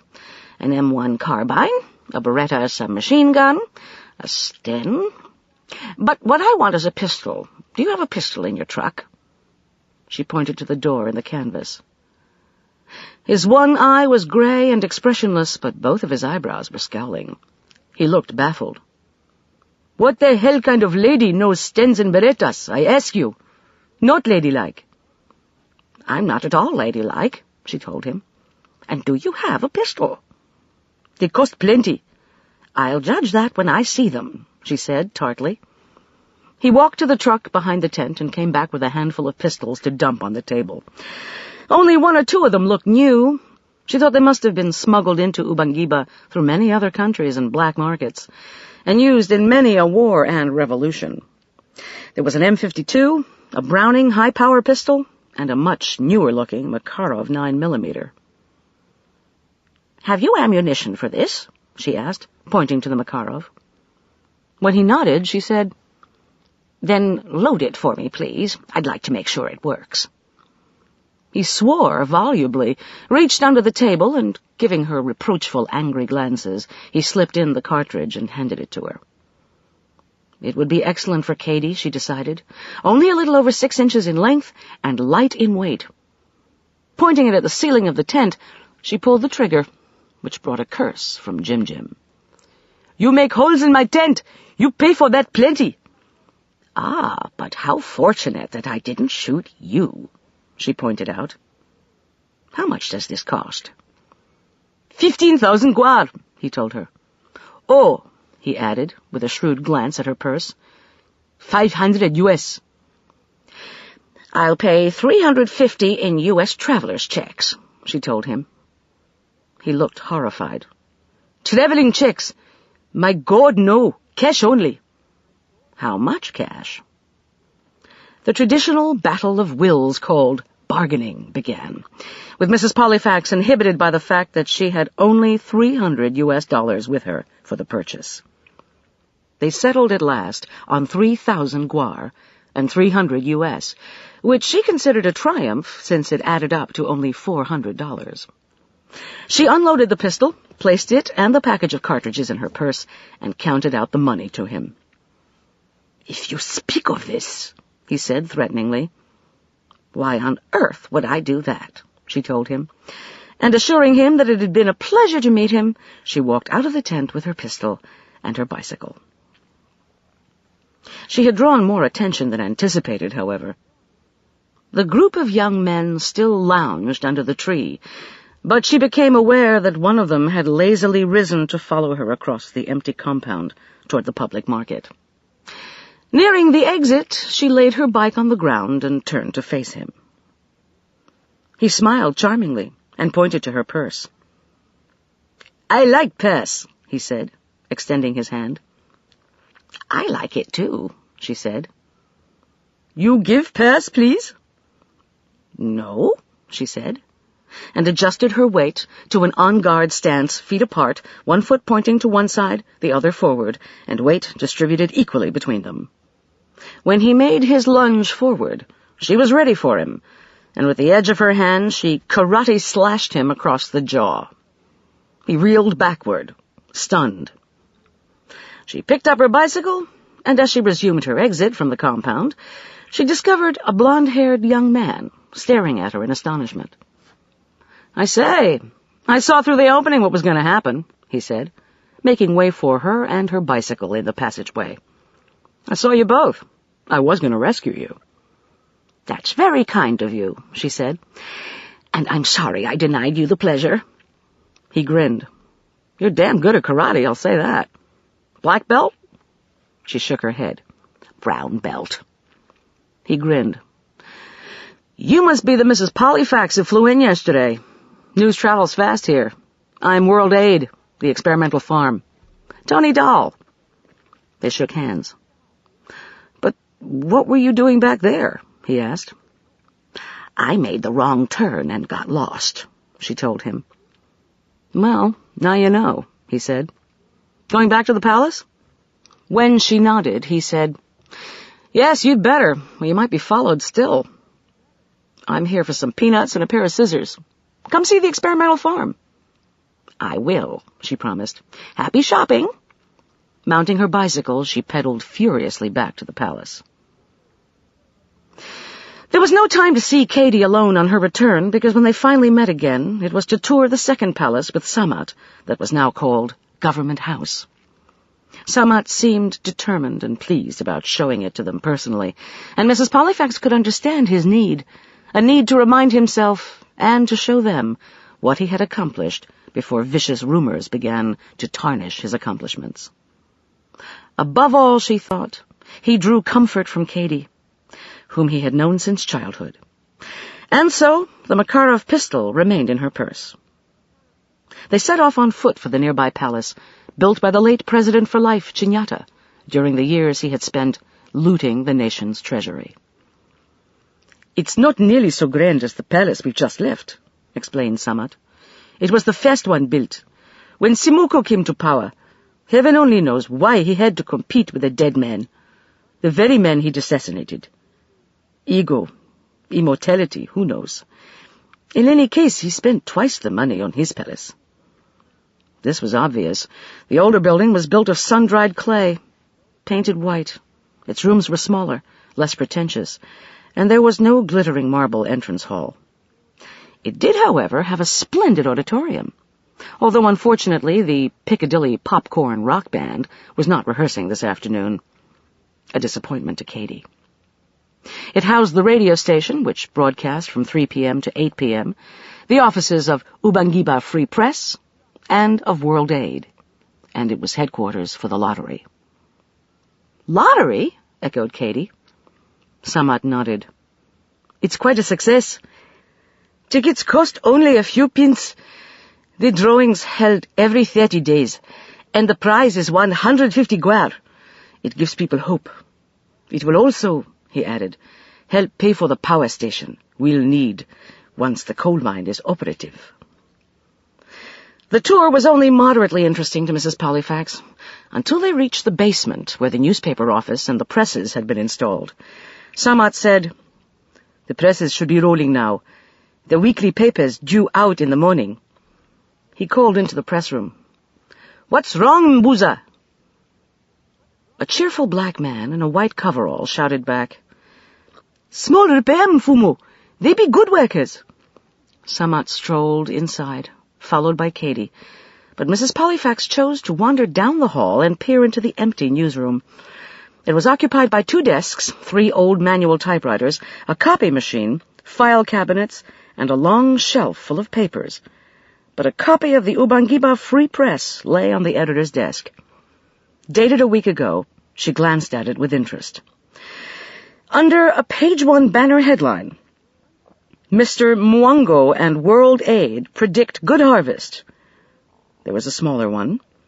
"Interview with Mr. Dixon Zimba, Soto representative to Committee for a Constitution." It occupied half a page. Running her eyes down the story, Mrs. Pollifax was caught up by a particularly provocative question asked by the interviewer, one Johnson Sovey. Sovey. We have a new and young head of state, Mr. Zimba, soon to be our king. In the months that he has been at Government House, how would you summarize his performance? Mr. Zimba: I'm impressed by his energy, but, frankly, not by his goals for Ubangiba. To me, he's a white man with a black skin. He's enjoyed all the advantages that the British colonials gave to his grandfather, King Zamat. He attended a mission school run by a white man. He has spent the past 4 years in America. And see how he brings in white men and women to organize us. It's back to colonialist days. Startled, she read on. Sophie? And in what direction, Mr. Zimba, would you prefer that he steer the country? Mr. Zimba: not to this food first, back to the land movement. Ridiculous. He speaks of bringing the country into the 20th century, yet refuses factories and investment. He's obsessed with cooperatives and fertilizer, as if that is the only way to increase employment. He speaks of going forward and takes us backward.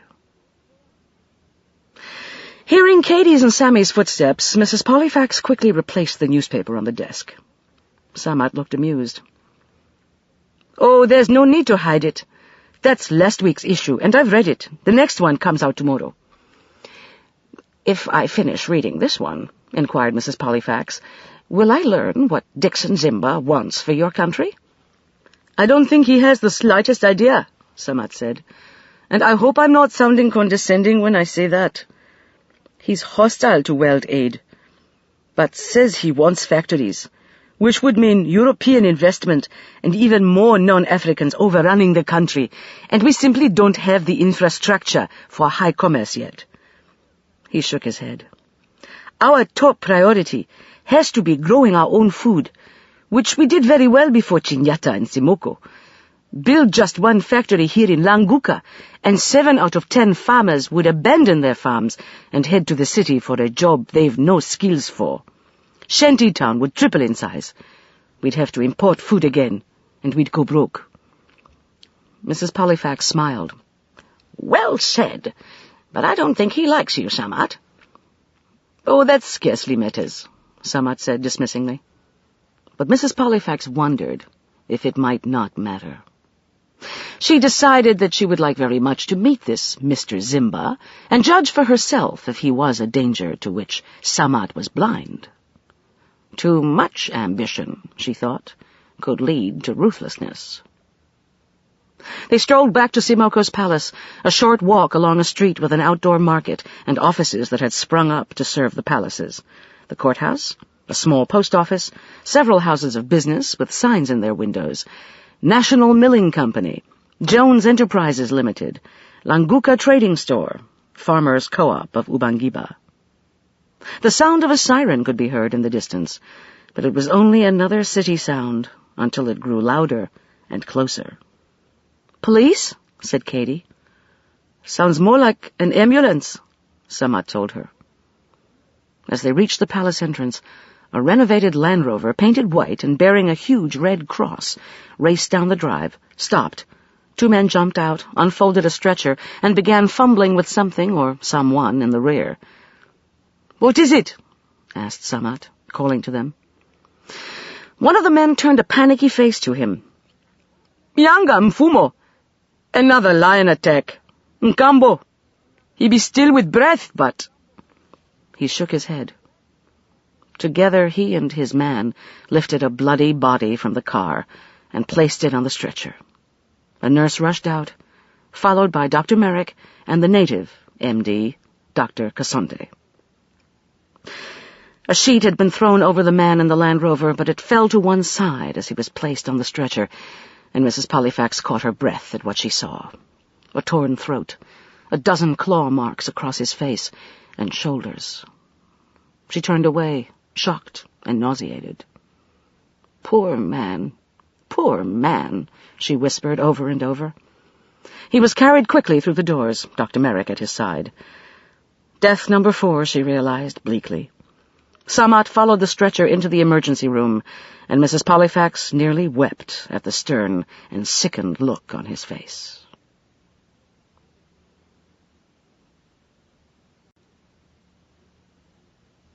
Chapter 5.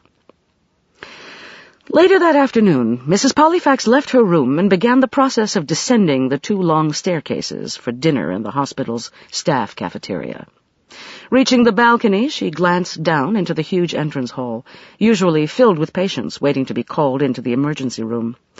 The benches were empty now, except for one on which Dr. Merrick sat, leaning wearily against the wall. Finishing her descent, she walked across the marble floor and joined him. "Will the man live?" she asked. "Still hanging on. Barely," he said in a depressed voice. "Are you resting or waiting for someone?" "The police inspector's due any minute. I don't want my patients to see him. It'll only upset them. We saw the latest casualty then." She nodded. "I saw." Frowning, she said, "Tell me, is there any pattern to these killings? I mean, do the victims appear to be selected at random, or do they have something in common?" Dr. Merrick sighed. "You speak of one killer, but I'm not sure there's only one," he said. "Since Dr. Cassonde and I share the responsibility of being both coroner and forensic department, we've mentioned to the police a certain dissimilarity in the wounds of one of the 4 victims. The first one, actually, which could mean anything." "Like what?" "Well, the lacerations on the 3 men killed here in the capital suggest a sharper instrument. They match in depth and length. The farmer in the south, the first death, had shallower claw marks on throat and body. No less fatal. It found the jugular vein, but shallower. Jonas and the snack bar man, Silumo Makada, had much deeper lacerations, and so did poor Tiamoko Barao this afternoon. As to your question," he added, "they so far appear to be random killings." "So far?" He said wearily, "You don't think it's going to stop, do you, until the murderer is found?" "But the motive?" He said dryly, "I think you know that as well as I do. One need only observe people's reactions to assume that, so far, the motive behind all this is to terrify." "Does it terrify you?" she asked. He smiled derisively. "Let's just say that I don't plan to go out alone after dark, or find myself the only pedestrian in a back alley in daylight. And I strongly suggest that you and young Cady do your walking on the palace grounds. In the garden. Ah, there's my policeman. A good one, by the way. Chief Inspector Banda," he said, rising to greet a brisk, slender man in his 30s, wearing an immaculate dark green uniform. He was clean-shaven, with a thick knot of frown lines between his eyes, but he appeared to have carefully removed all expression from his face. Wasting no time in pleasantries, he nodded to Mrs. Pollifax and said, "Shall we talk now?" The 2 men walked away in the direction of the gardens. Mrs. Pollifax rose and continued on her way to the cafeteria to meet Cady. Ice cream had been promised for dessert that night, but the freezer had broken down. "Again," said Rakia, Cady's friend, the nurse. "Pretty grand having ice cream," she added with a broad smile.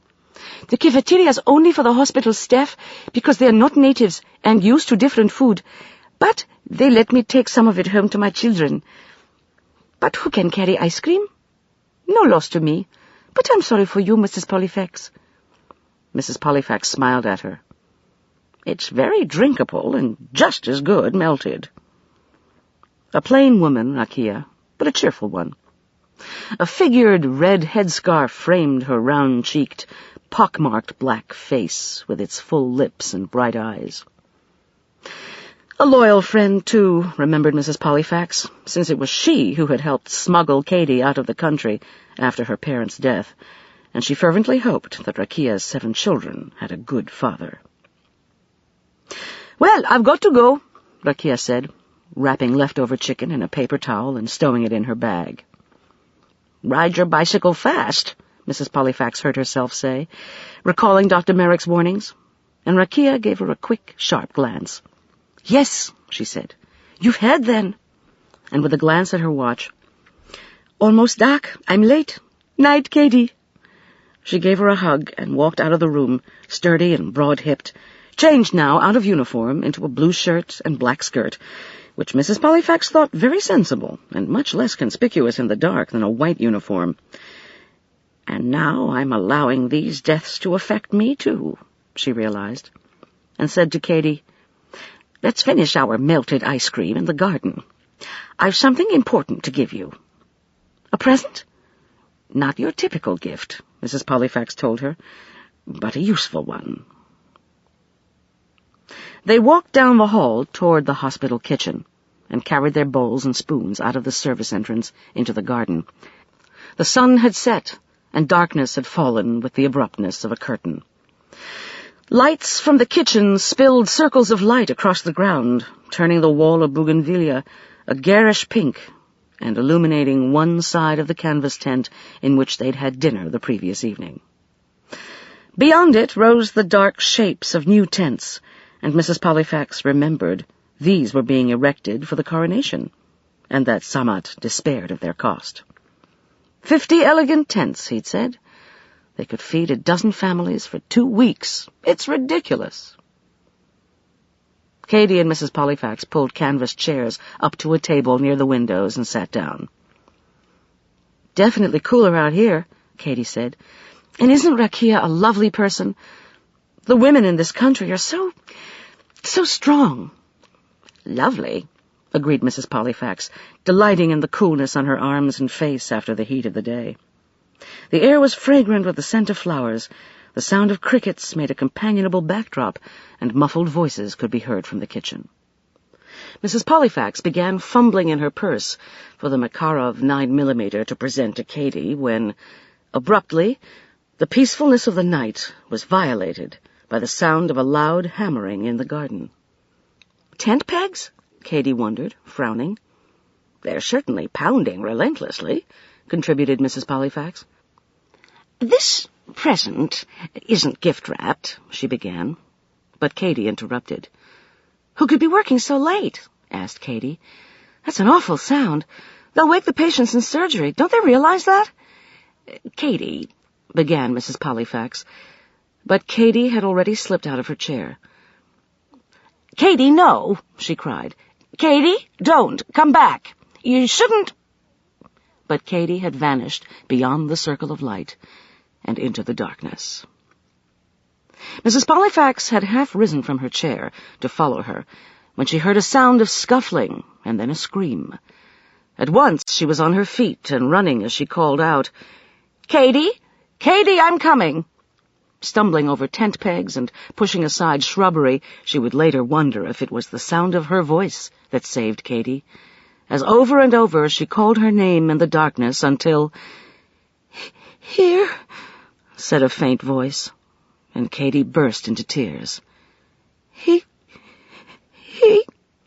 "We need light, badly," cried Mrs. Pollifax, but Katie's scream had been heard, and it was Dr. Merrick who came rushing out with a flashlight. "Who's there?" he shouted. "Who screamed?" "Over here," said Mrs. Pollifax. "Katie's been hurt."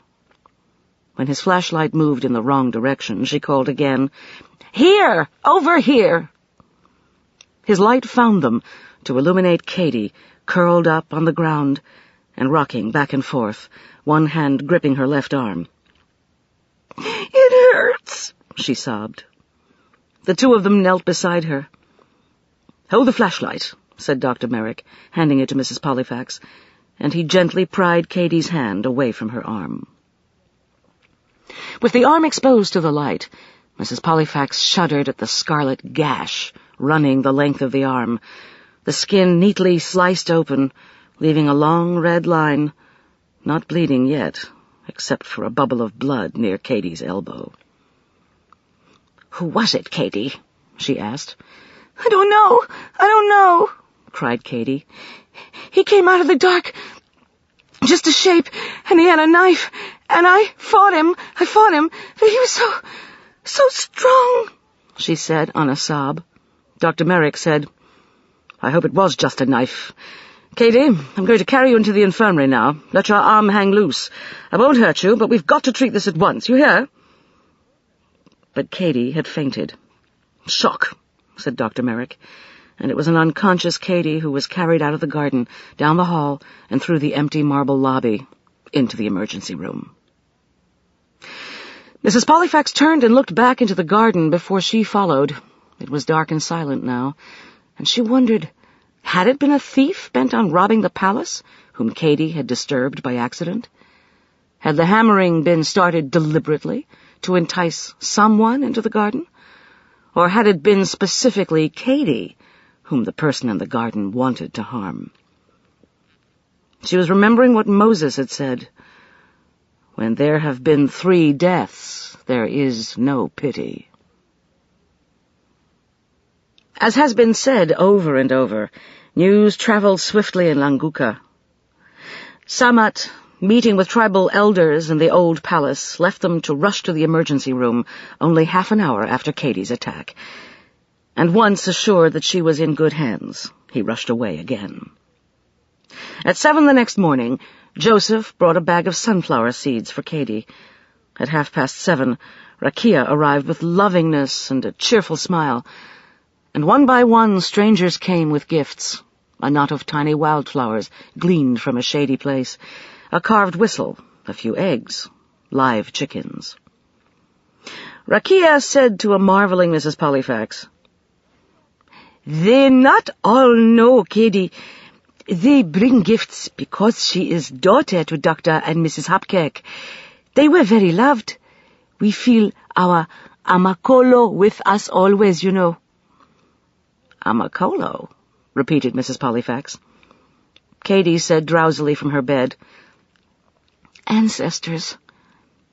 "Ancestors," Rakia agreed, nodding vigorously. "We make shrines and sacrifices to them. Katie has good Amakolo. See how lucky she was." At noon, Dr. Merrick brought in the freshly printed Ubangiba Free Press. "Front page, Katie," he said. "Mrs. Pollifax, read it to her." And it was true.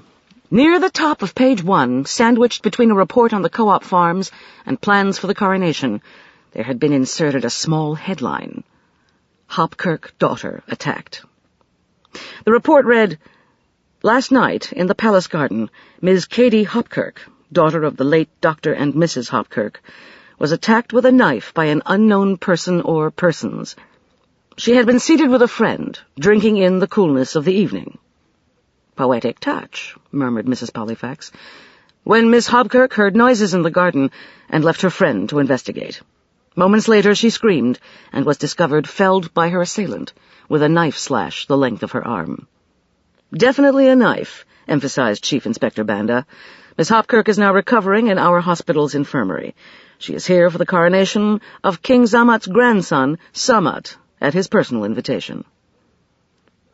"Note the quote from Inspector Banda. Definitely a knife," pointed out Dr. Merrick. "But it was a knife, wasn't it?" "Oh, yes, if people will believe that." Samat, joining them, said, "And now I must increase the palace guards and station several in the palace garden. Too late, of course. Mrs. Pollifax, I'm about to visit the old royal compound where the kings lived, and with Katie out of circulation today, I wonder if you'd care to see it." He was nice, thought Mrs. Pollifax, thoughtful, too, since she was feeling quite useless sitting with a well-attended Katie. "Gladly," she said. "I'd like that very much." "Yes, do go," Katie told her. "When you get back, I shall be up, I promise you. I don't want to miss tomorrow's ride south to see the backhoe celebration." "Only if Dr. Kashande or Dr. Merrick says so," warned Mrs. Pollifax. As Samat led her through the crowded entrance hall and outside to a dusty Land Rover, he murmured, "Nasty business, this." Mrs. Pollifax agreed. "Do you think her attacker was someone bent on robbery? Or could it have been—" But she found that she couldn't put words to her fears. "Inspector Bandas found a footprint, a clue," he told her reassuringly, and with a smile, "Just like one of your American detective novels. A clue." She said no more, Obviously, it hadn't yet occurred to him that it might not have been a random attack on Katie. To tell him what worried her would only add more to his considerable burdens. "You won't be away from Katie long," he said, not understanding her concern. "The compound's not far. There's only a path to it now, which makes for a bumpy ride. Actually, I wish the coronation could be held there," he said wistfully. "But of course the sacred gold stool. You saw that in April, and the royal drums, the scepter and tapestries, and robes were long ago moved to President Chinyata's palace, and then to Simoko's palace. I'll show them to you another day, perhaps." Just beyond the shantytown, Samat swerved off to the right and followed an ill-defined path. They lurched and bounced over untilled earth until up ahead Mrs. Pollifax saw the ruins of a wall surrounded by acacia trees. Samat, stopping the Land Rover, said simply, "Here in this place lives the soul of our people, from wherever we came, and our legends speak of a migration from the west centuries ago. This is where the first shrine was made to our ancestors, and where generations of kings lived and ruled."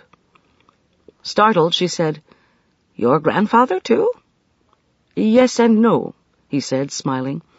"This was still the royal palace when he was born, and yes, he was born here, but grew up in Languka." He added proudly, "He was a very learned man, the first king to be educated abroad. It was he who negotiated with the British, you know, for our independence."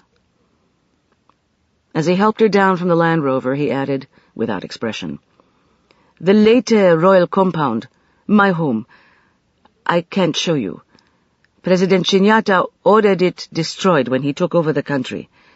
Records, books, everything precious and old.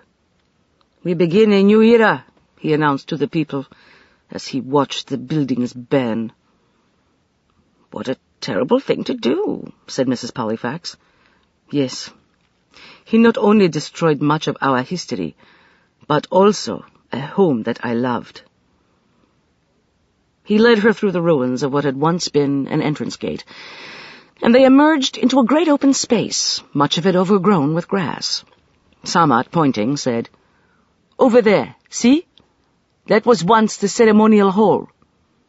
She turned and saw the skeletal bones of a long arched hall, open at either end, its sheathing worn away by wind and sun and time. Scattered around the great circle were roofless shells of what had been huts. "Offices," Samat explained. "Offices for the war chief, the administrative head, the controller of finances, the interpreter of oracles, and the chief judge." "And here is the shrine," Samat said, pausing next to a well-kept line of attached conical huts, the roofs freshly thatched. "I won't be long," he told her. "Feel free to walk around, but watch out for scorpions." A private matter, then. She was not to see the shrine. As he vanished into the shadowed entrance, a faint breeze stirred the grass and made silky, whispering sounds.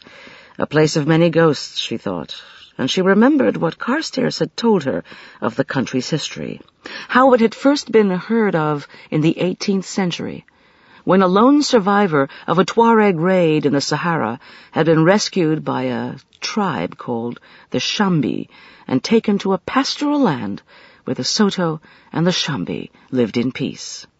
Perhaps it was to this same royal compound that he'd been brought over 2 centuries ago. The local myth, Carstairs had told her dryly, was that centuries before then a quarrel had arisen between Chief Mobolu of the Soto tribe and Zamat, chief of the Shambi, and to avoid war the 2 chiefs were bound together in the throne room and a pair of poisonous snakes released, so that the gods might speak and choose which man was to survive and to rule. The unfortunate Mobolu had died, and it was Zamat whom the gods had favored, and from this had come the pair of intertwined serpents, portrayed on the Ubangiban flag and engraved on the sacred royal gold ring. The rest of its history was more pedestrian. The country had been unwillingly inherited by the British at the Treaty of Versailles, but in the ensuing years their attempts to make its economy profitable had failed. It was a landlocked country. It was small, and its only exports were animal hides, sunflower seeds, and groundnuts. England, she thought, must have felt somewhat relieved to grant the country its independence. The sun was hot, and Samat's warnings about scorpions inhibited exploration. Wandering outside the gate, she found a rock on which to sit and to consider feelings that she could neither define nor name. She could admit to ghosts of the past, but there was more to her reaction than this. Perhaps she was experiencing what Samat had called the soul of his country, but also of Africa itself, where time had begun, and man as well. Here, in the ruins of this old palace, no sounds intruded. The leaves in the grove of trees hung limp and still. There was only the earth. Earthen compound, roofs of thatch that had grown out of the earth, walls of clay, dung, and thatch, posts and walls carved lovingly out of wood. She thought how close to the earth the people had lived, and that if there were such entities as earth spirits, it would be here they lived. Not in the new palaces of glass and marble, metal and plastic. Samat trusted the earth. He wanted Ubangiban farms to prosper, grow fertile, and feed all the people as it had fed them before dictators had raped the villages and countryside. If Samat was driven out by these terrible rumors of sorcery, what would happen to this sun-baked country of bush and greening fields and desert? To the hospital, the free press, and the new crop experiments? The appearance of a guinea fowl interrupted her thoughts, and she smiled as she watched it rush indignantly out of the grove of trees to vanish behind the walls of the compound. Yet, with the flight of the guinea fowl, something had changed, and suddenly Mrs. Pollifax felt uneasy. "I'm being watched," she thought in dismay. "I can feel it. There is someone hiding in among those trees. That's why the guinea fowl rushed out of the grove." She stood up, uncertain what to do. Her first impulse was at once to walk into the copse of trees and learn who was there. But remembering the attack on Katie, remembering the lion deaths, she hesitated. And then Samat walked out of the shrine room and the gate and said, "Shall we go now?" She did not mention the sensation of having been watched. Instead, as they drove away, she said politely, "Is it true that in Africa you worship your ancestors?" Samat laughed. "You know, at Yale I took a course in comparative religions, and Catholicism interested me very much with its many saints. I learned that Catholics pray to their saints, all of whom are dead, and light candles to them, offer gifts, and ask for help and guidance. Just so do we revere our ancestors. We pray to them, hold festivals for them, and offer sacrifices like gifts, and hope for guidance and help. Is there so great a difference? I don't know. We like to believe our ancestors still watch over us. Even," he added, smiling, "if not many of them were saint-like." Curious, she asked, "And did you make a sacrifice at the shrine?" He said soberly, "Of course, and prayed with all my heart for help just now." She nodded. There was no need for him to explain why. Chapter 6. At 5 o'clock the next morning, a knock at the door woke Mrs. Pollifax, and she stumbled out of bed, half asleep, to find Joseph in the hall with a tray of breakfast food in his hands. "Moni," he said, "it be 5 o'clock."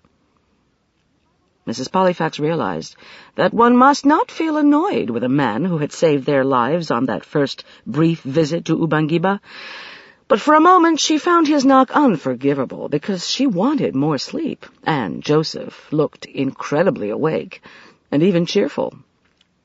"Definitely a morning person," she thought crossly, and noticing the gun in his holster, she remembered that she still carried the Makarov in her purse. While she ate her hard-boiled egg and porridge, she wondered what to do with it for this day, and having been warned of pickpockets, she finally stuffed it deep inside of Katie's knapsack. A surprise awaited her downstairs. Dr. Merrick had given in to Katie's pleas to see the backhoe celebration in the South, but only if she remained in the bus and watched the occasion from the window. Mrs. Pollifax made no protest, since Dr. Merrick would be going too. It was his day off, and he'd volunteered to drive one of the buses, leaving surgery to Dr. Kasonde. They would ride with him. Walking out of the palace 45 minutes later, and seeing the 3 buses waiting for them, she exclaimed, "Well," and smiled. Katie, emerging from the infirmary with her arm heavily swathed in bandages, joined her and said, "Wow!" The first bus was a riot of yellow sunflowers, painted on a background of bright red. The second bus was a hot pink, with dizzyingly blue polka dots. And the third was black, with colorful drawings of children playing, men at work, and women with baskets on their heads, all of them walking in a procession around the bus carriage. A loudspeaker was blaring music for the crowd surrounding the buses, and the men were equally as colorful in printed cotton robes, all of them chattering and shouting to add to the cacophony. The chiefs and sub-chiefs had arrived. The only white face to be seen among them was that of Dr. Merrick, looking much younger in jeans and a denim shirt. "Hop in," he said with a wink at Katie, and as the passengers filed into the bus, their names were hurled at Mrs. Pollifax and Katie. "Chief Kampemba," said Dr. Merrick, "Judge Mutale of the Ubangiban Court, Chief Chibabila, Mr. Ernest Malima of the Agricultural School, Mr. Kamuzo Chimbambo of the Textile School." Each courteously leaned down to smile at Katie in her seat, and to speak of their chisoni, their sorrow at her being hurt. "And Mr. Dixon Zimba." On hearing his name, Mrs. Pollifax looked up sharply. No one had mentioned his being so prim-looking a man, with such a disapproving glare. He was thin and wiry, like a coiled spring, thought Mrs. Pollifax, and wore gold-rimmed spectacles that magnified intense black eyes. He was the only man not in native garb. He wore a thin black suit and a white shirt. "To set himself apart," guessed Mrs. Pollifax, and she nodded to him politely. He took the seat behind them, occupying it exclusively. They left as the sun rose, a huge and perfect circle of brilliant orange that scattered the shadows and slowly devoured the pre-dawn dusk. As it rose higher, it brought with it intimations of the warmth that by noon would burgeon into relentless heat. In the seat behind her, Dr. Zimba leaned forward to say importantly, "I am Dixon Zimba. And you, Mrs. Pollifax. You are shocked by the poverty of our poor country." Turning to look at him, she felt attacked by those piercing black eyes. She said sturdily, "Not so poor that good leadership can't bring great change. And it's Pollifax, not Poltiflack." "Ha!" he said, and leaned back, saying no more. She too sat back, interested in seeing the country outside of Languka, and since it was a drive of over 2 hours, she was to see a great deal of it. Groves of acacia trees, followed by long, flat, dull stretches of bush and scrub. A school, a field of men tying up great bundles of wooden sticks. "Not wood," said Katie. "Those are millet spikes drying in the sun." A dusty truck occasionally passed them, as well as the thrice-daily bus to Languka. Women walked along the road with babies in slings across their backs, and now and then a woman sat behind a modest roadside stall, selling vegetables, bread, and bottles of soda. Katie soon fell asleep. Across the aisle, two chiefs were conversing in clipped English about what the discovery of coal could do for their country, and Mrs. Pollifax frankly eavesdropped. Was it best, they argued, to provide electricity for the villages? Artesian wells were vital, of course, but how many? And could they be evenly distributed between desert and the farmland that most urgently needed water, without the Soto tribe objecting and harassing the government for an equal share? Dixon Zimba entered this argument and assured them that, yes, the Soto tribe would object and would sue if necessary, now that Ubangiba had a high court. Rather maliciously, one of the chiefs pointed out that Ubangiba had no constitution yet, thanks to certain people who disrupted discussions and quarreled over every word. At this point, Dr. Merrick halted the bus beside the road, opened a styrofoam container, and distributed lukewarm orange soda, tea, and bottles of mtibi, the native sweet beer. Katie, waking from her nap, said, "Oh, good, my throat feels like sandpaper. We must be almost there." She laughed. "Rakia says the foreman brought from England to oversee the mine is a Cockney, like Michael Caine," she added knowingly. And when Mrs. Pollifax gave her an amused glance, she grinned and said, "You have to remember, I saw my first movie at 15. I had to make up for lost time. The first film I saw was on television, The Ipcress File. I loved the way Michael Caine broke eggs for an omelet." "Broke eggs?" Katie nodded. "Tenderly. I'd never seen a man cook before." Following their rest stop, Dr. Merrick drove on again under a whitening sky toward the long line of hills that loomed now on the horizon. But Mrs. Pollifax could stay awake no longer. She closed her eyes and slept. When the bus came to a stop, she woke up and saw they had arrived, and that the hills had turned into mountains, now that they were under them and in their long shadow. A base camp had been set up here for the miners, furnished with half a dozen tents, and "I do hope there won't be speeches," thought Mrs. Pollifax. The backhoe gleamed bright and yellow in the sun, and was surrounded by people. In fact, it looked as if every neighboring village had been emptied to view this historic event. As Mrs. Pollifax looked at the scene more closely, however, she thought the crowd did not seem to be behaving as crowds should. There appeared to be rather a lot of arm-waving. And when Dr. Merrick swung open the bus door, Mrs. Pollifax heard shouting, and then a woman screaming. Seeing the buses arrive, a swarm of boys raced toward them, shouting, "Imfa! Imfa! Imfa!" Dr. Merrick said clearly, "What the hell?" and leapt out of the bus. Mrs. Pollifax exclaimed more modestly, "What on earth?" and bolted after him. When the children saw Samat disembarking from the third bus, they swerved toward him. What Samat said was unheard, but abruptly, like lemmings, the boys all changed direction and headed back to the camp again. But Dr. Merrick and Mrs. Pollifax had reached the site first. The problem was seen at once.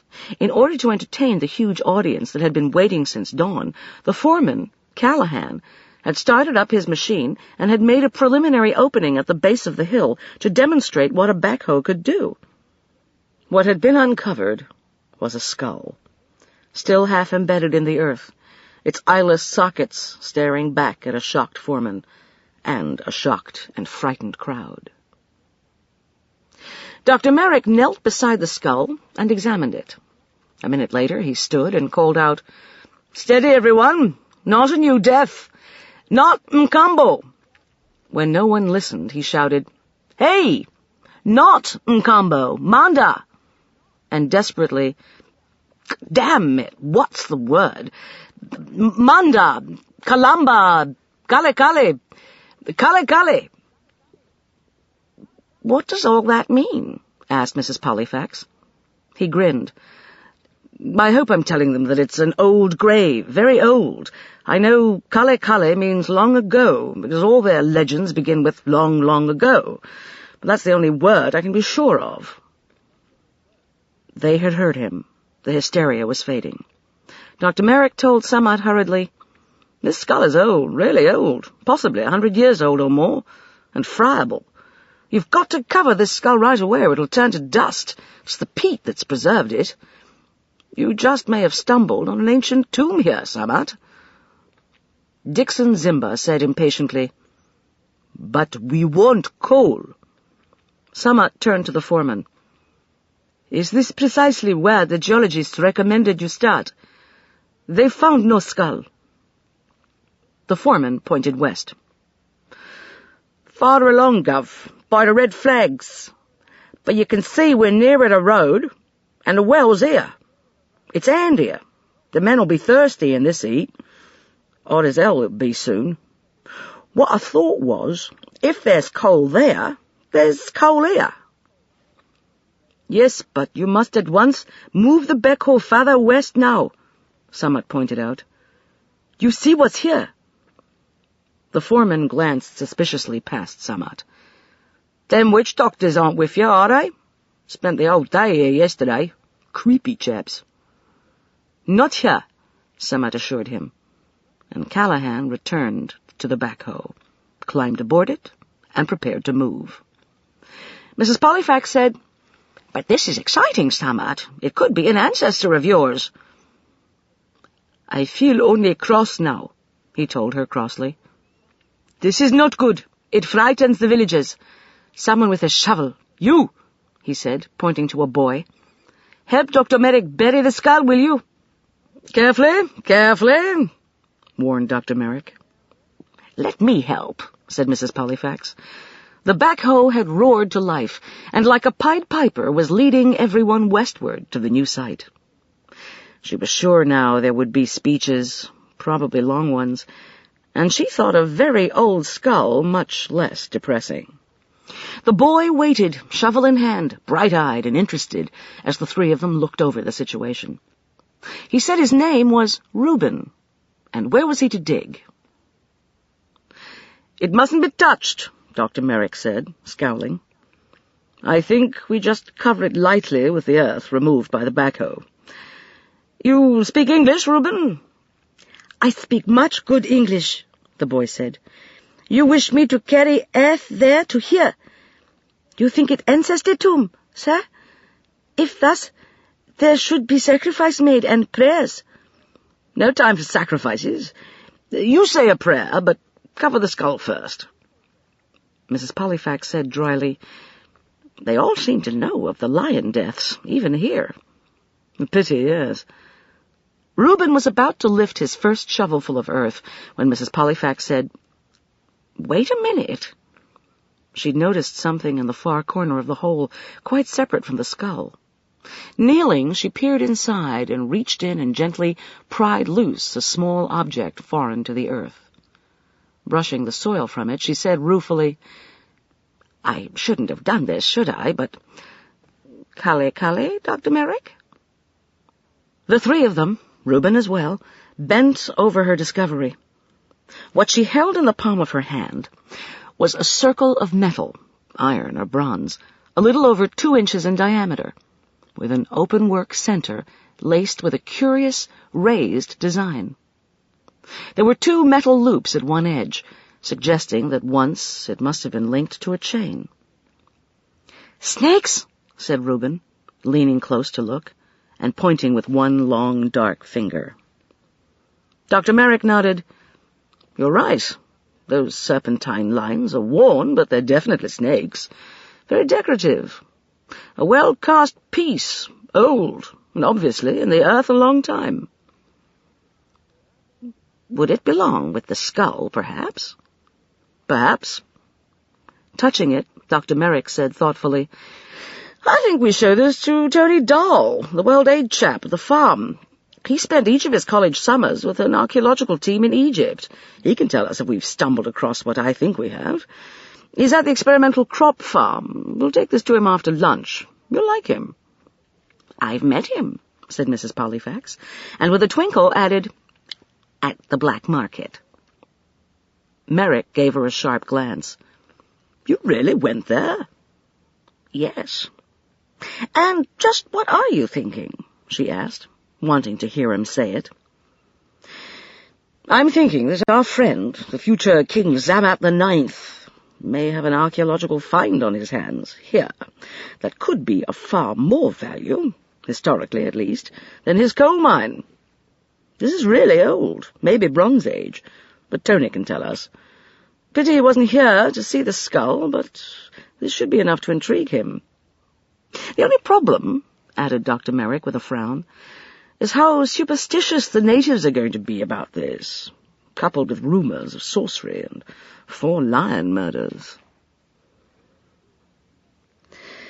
If there were speeches scheduled at the mine's official opening, they'd been brief, to avoid the midday heat, and by the middle of the morning they were on their way back to the capital, leaving the backhoe to its excavating, with a crew of young Ubangibans prepared to shore up the entrance and wield shovels and pickaxes. Each visitor from the capital returned with a souvenir, a small piece of hard black rock, brittle and bright, and undeniably a sample of anthracite coal. Mrs. Pollifax noticed, however, that no one mentioned the skull that had been inadvertently unearthed. Once at the palace, the guests poured out of their buses, smiling, forming groups to talk, and Katie, holding Mrs. Pollifax's arm and walking slowly, made her way to Samat to congratulate him. He turned at once to her. "Did the trip tire you? Are you all right?" "I'm okay. I missed most of the fun, but I was glad to be up and out again." With a glance at her heavily wrapped arm, he grinned. "Just like a mummy." His eyes moved beyond her, and he frowned. "Now what on earth is wrong with Joseph?" They turned to see Joseph pushing his way ruthlessly through the crowd, shoving several people heedlessly out of the way. The usually calm and efficient Joseph looked frantic, his eyes blazing with anger. Trapped for the moment behind 2 men, he shouted over their heads, "Mfumo! A terrible thing! Thievery! Burglary!" Samat regarded Joseph with astonishment. "What's happened?" Joseph broke through the crowd to reach them at last. "While you gone? Thievery," he repeated. "Here. What can have been stolen to excite you so, Joseph?" asked Samat. "You know Simoko's gold is stored in London, and our funds in the bank here."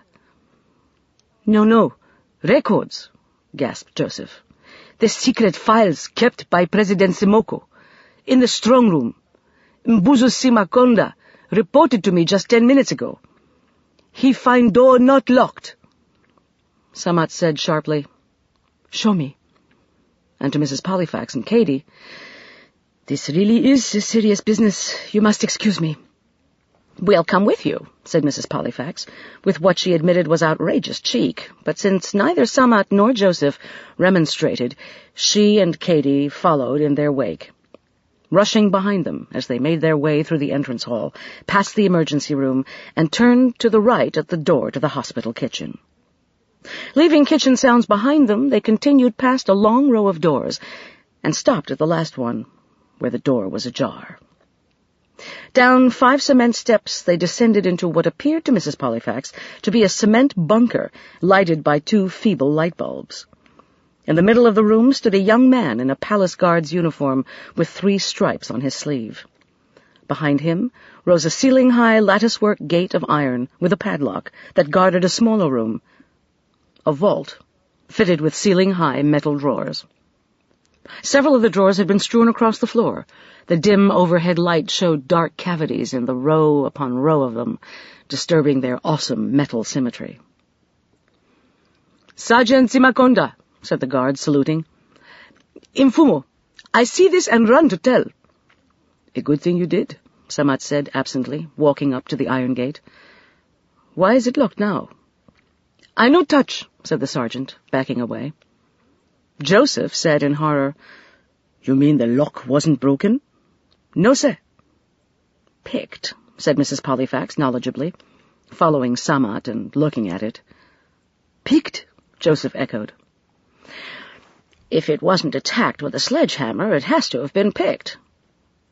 Remembering all that she'd learned from John Sebastian Farrell and Robin Burke-Jones, she explained, "It's a word thieves use. To pick a lock like this would need a little time and a special tool, but a professional could probably do it in 10 minutes. It happened during the night? What was kept here? Eyes narrowed, Samat said softly, "We've not had the time to go through Simoko's files. There's been so much to do. We've been naive, Joseph. Fools, thinking we need only lock up his strong room, and it would wait for us to come and examine it." His hand moved to his brow, and for a moment he looked so very tired, almost defeated, that it shocked Mrs. Pollifax. He was thinking of the lion deaths, of course, and now this mysterious burglary, whatever it meant. And she tried to find a comforting word, and failed. Katie, seeing this, rallied to say crisply, "Whatever's stolen would have to be important, Sammy?" "And dangerous in the wrong hands, yes," he said. "But what is most alarming is that whoever did this knew of the strong room and how to find it." "How many know?" asked Mrs. Pollifax. "Myself, Joseph." "Police? The palace guards?" He shook his head. "No one in my police." He hesitated, frowning. "President Simoko's police or aides, perhaps?" "Joseph, who among Simoko's people would have had access?" Joseph shook his head. "Nobody, I swear. Only President Simoko came here, this I know, all the time I work in palace. It was known by us that it'd be here, but nobody know which door, only President Simoko come." Samat nodded, and his moment of despair passed. Straightening his shoulders, he said to Joseph, "At least not much was taken, you can see that. Someone was very selective, but until we examine what's here and learn more—" Joseph looked horrified. "You be chief. The Mbala be found now, punished, given Mwabvi." "The ordeal poison?" Samat gave him a sharp glance. "There will be no ordeal poison." And to the sergeant, sternly, "No one is to hear of this, Sergeant Simakonda. You understand? I know of strong medicine that will tell me who the thief is, who the Mbala is, or not." The sergeant nodded. "Inde."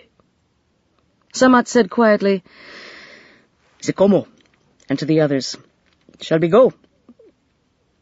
"But this is Udio, evil," sputtered Joseph. "To do nothing is apiro." "Is madness," repeated Samat reproachfully. "Come, come, Joseph."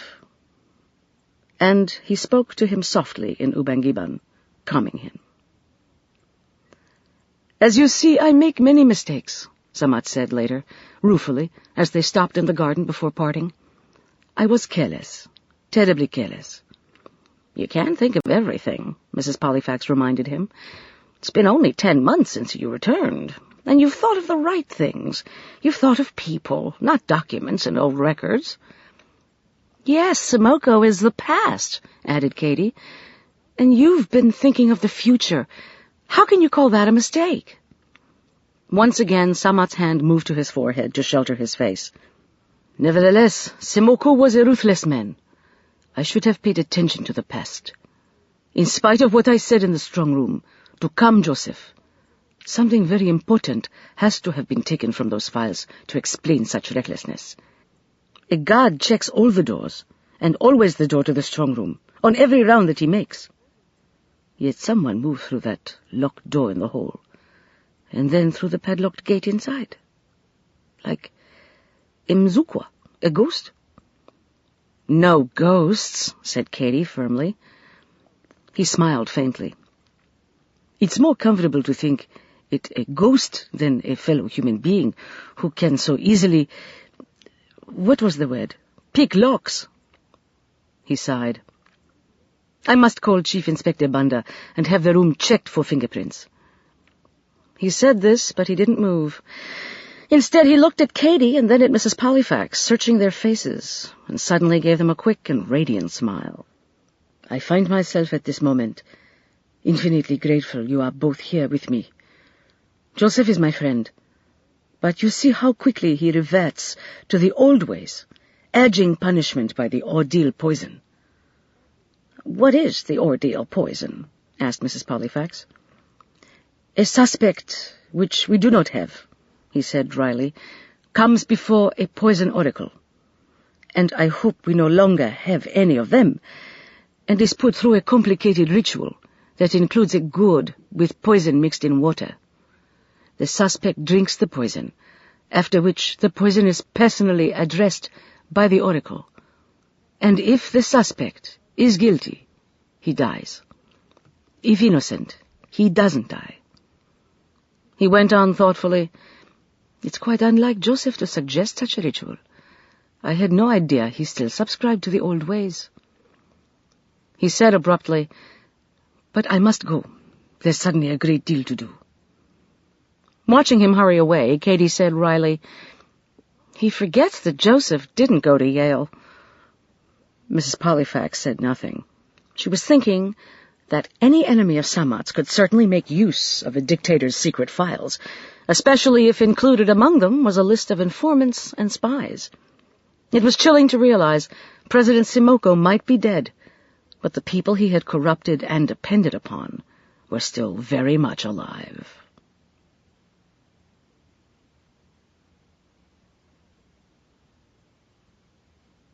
Chapter 7.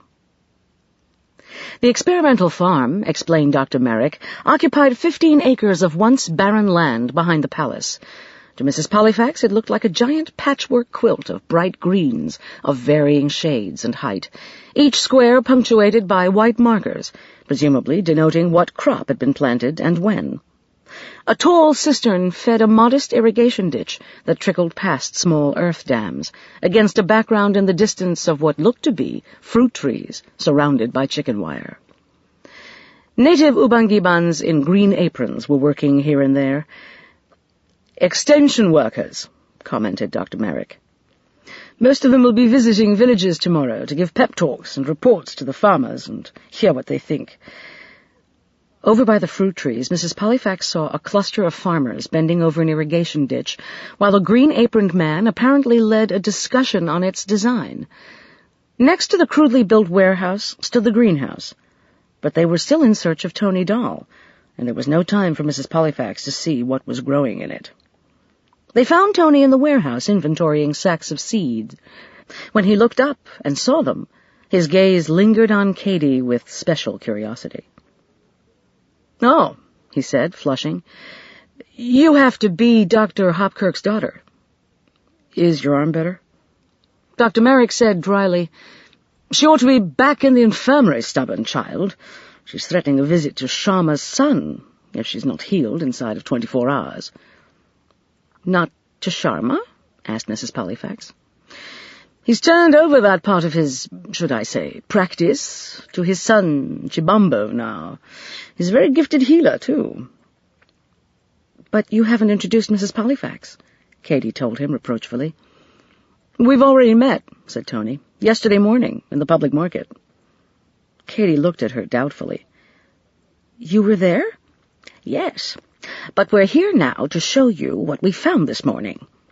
And holding out the circle of metal to Tony, Mrs. Pollifax dropped it into his palm.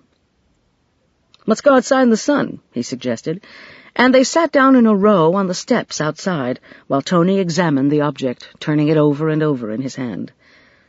"Where'd you find this, anyway?" Dr. Merrick explained, and Tony murmured, Leaden bronze. Very delicate. The snake theme is interesting, especially since each snake holds an egg. Did you notice this? Which takes us into the ancient belief among many tribes that this was how the world was born. I'd say it's a medallion of some sort. One wonders if it was buried with the skull." He looked up at them with serious brown eyes. "It really does make one think." "Of what?" asked Mrs. Pollifax. "Of what else might be there. Of doing a bit of careful probing where the skull was found. I mean, to see if it's just a place where one skull and someone's garbage was buried 50 years ago, or whether it's a real find. This medallion suggests that it might be."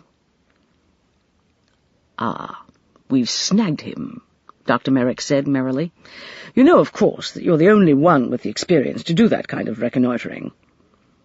"Yes, darn you, but I'll need permission," Tony said. Quickly, too, because tomorrow's my day off, the only time I could go. Where can I find our busy Mfumo?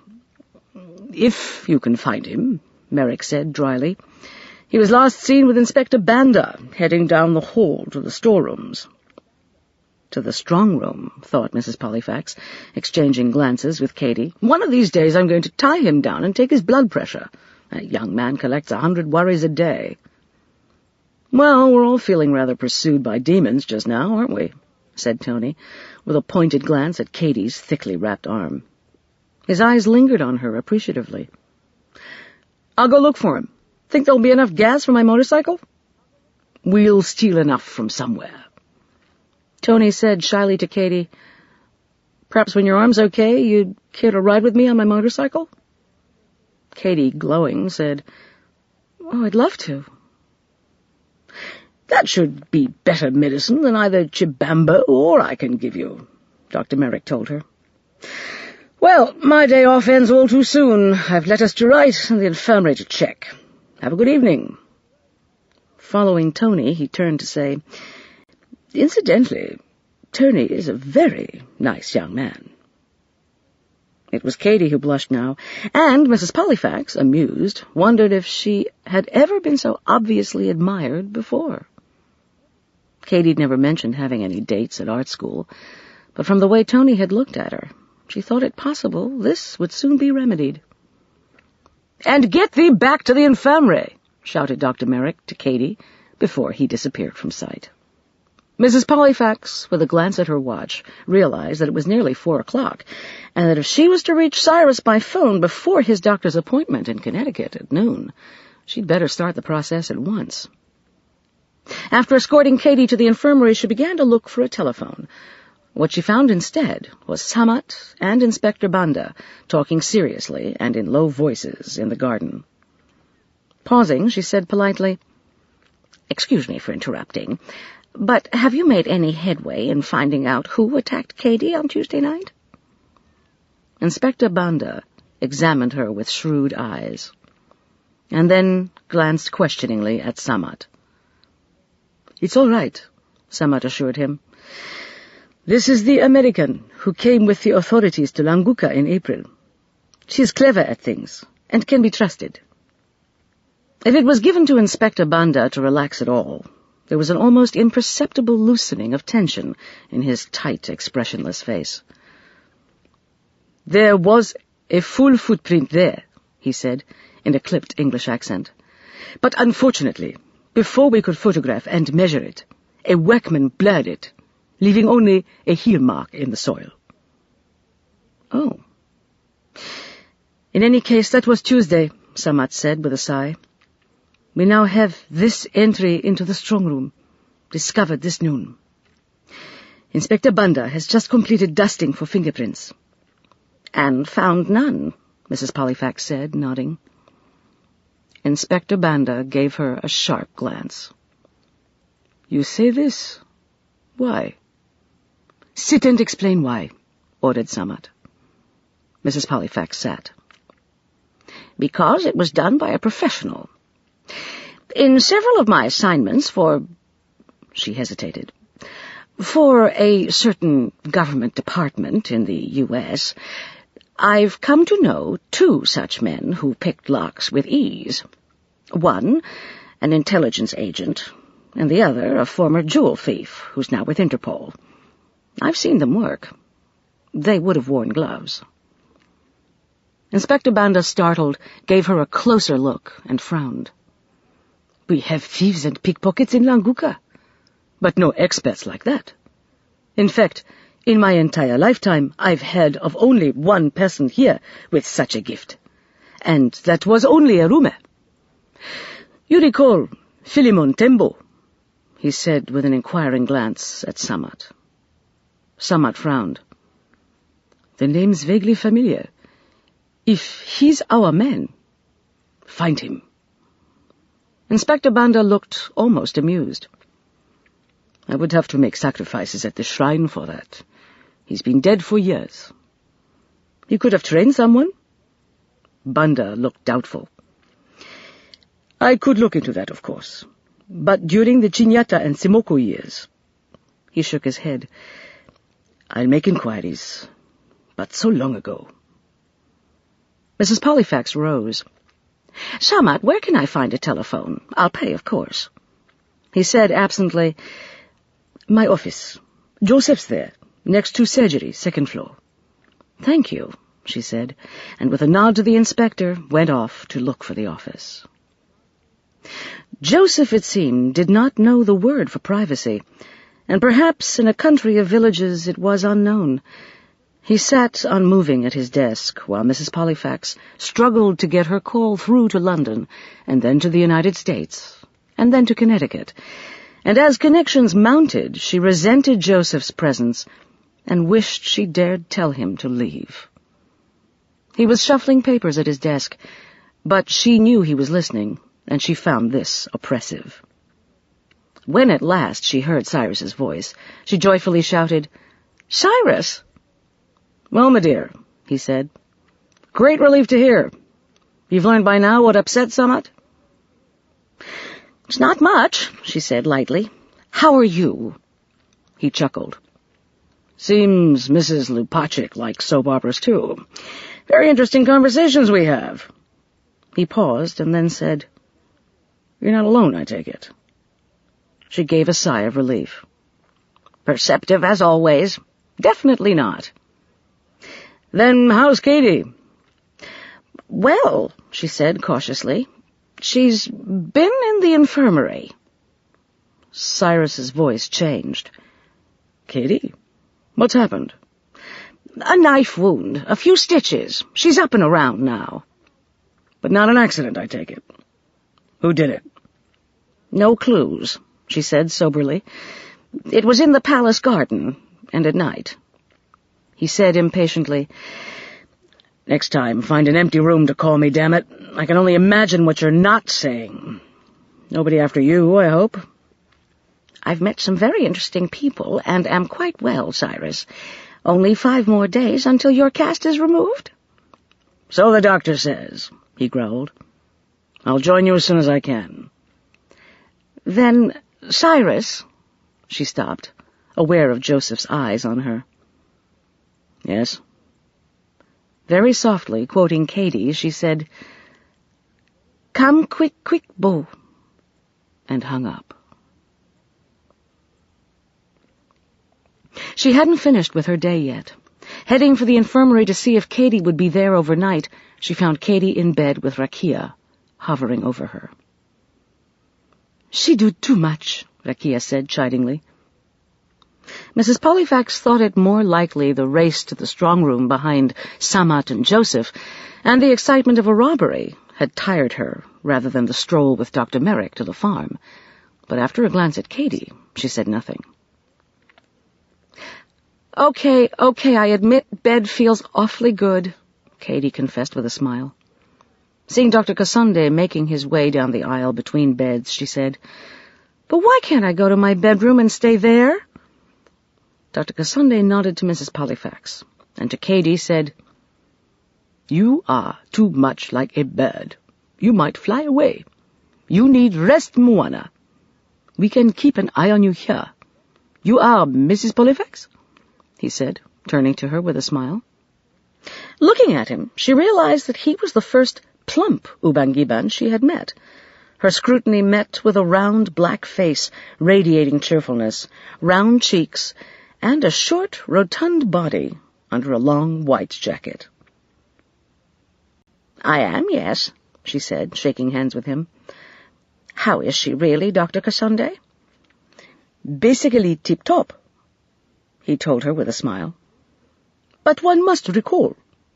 His English accent was as pronounced as Dr. Merrick's, and she wondered if he'd been schooled in England. "That she suffered some shock, and she carries 18 stitches in that arm. She was most naughty, under strict orders to return here from the bus to the south, and from the official opening of the mine. Her body needs rest to heal. We do not wish an infection." "But how long?" wailed Katie from her bed. He smiled at her. "We will see in the morning. You feel a captive? I will bring you books to read, a magazine or 2. "Hansi," he said, turning to the woman in the next bed, "you are ready for home in the morning?" The elderly woman in the next bed nodded, beaming. Mrs. Pollifax followed him down the aisle to the nurse's station. "Dr. Kashande, Chief Samat is busy, and tomorrow morning I'd like very much to find and visit the diviner named Sharma. Does he live within bicycling distance? Is he in Languka?" He looked startled, and then his face relaxed. "Good. You are curious about our people. It would be a good thing for you to visit him. Of course, I'd rather wait until Katie can go and introduce me, but—" He nodded gravely. "But you wish to consult about this attack on Miss Hopkirk, am I right?" It was her turn to be startled. "Very sensible," he continued. "He is not far. You bicycle down the road to Government House, and across the road from it there is a path. It runs past an orchard, a chicken farm, and then you reach a field, and beyond this, where the trees begin, there is Sharma. He keeps to the old ways, a house of wood and a roof of thatch." "Thank you, Dr. Kashande," she said with equal gravity, and with a wave to Katie, she left. It was 5 o'clock, and she was remembering that she'd been awakened at 5 o'clock that morning for the trip south. She thought it time for an early dinner and a quiet evening in her room.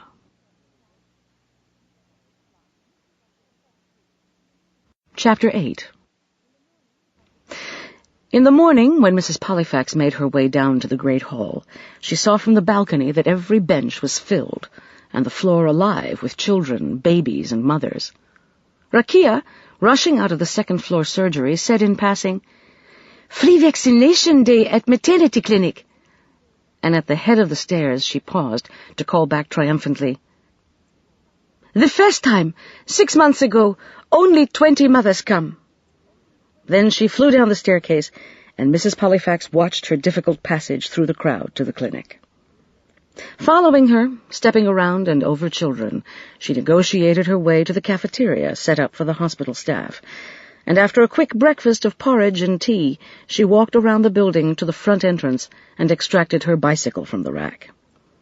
Pedaling down the road toward Government House, she returned the greetings of 2 male cyclists in business suits and exchanged smiles with a young woman on a bicycle wearing a flowered dress and sandals. Government House was still in the shade of early morning. Next to it stood the gates of the police station, and beyond them the street ended, blocked by military and police barracks in endless rows.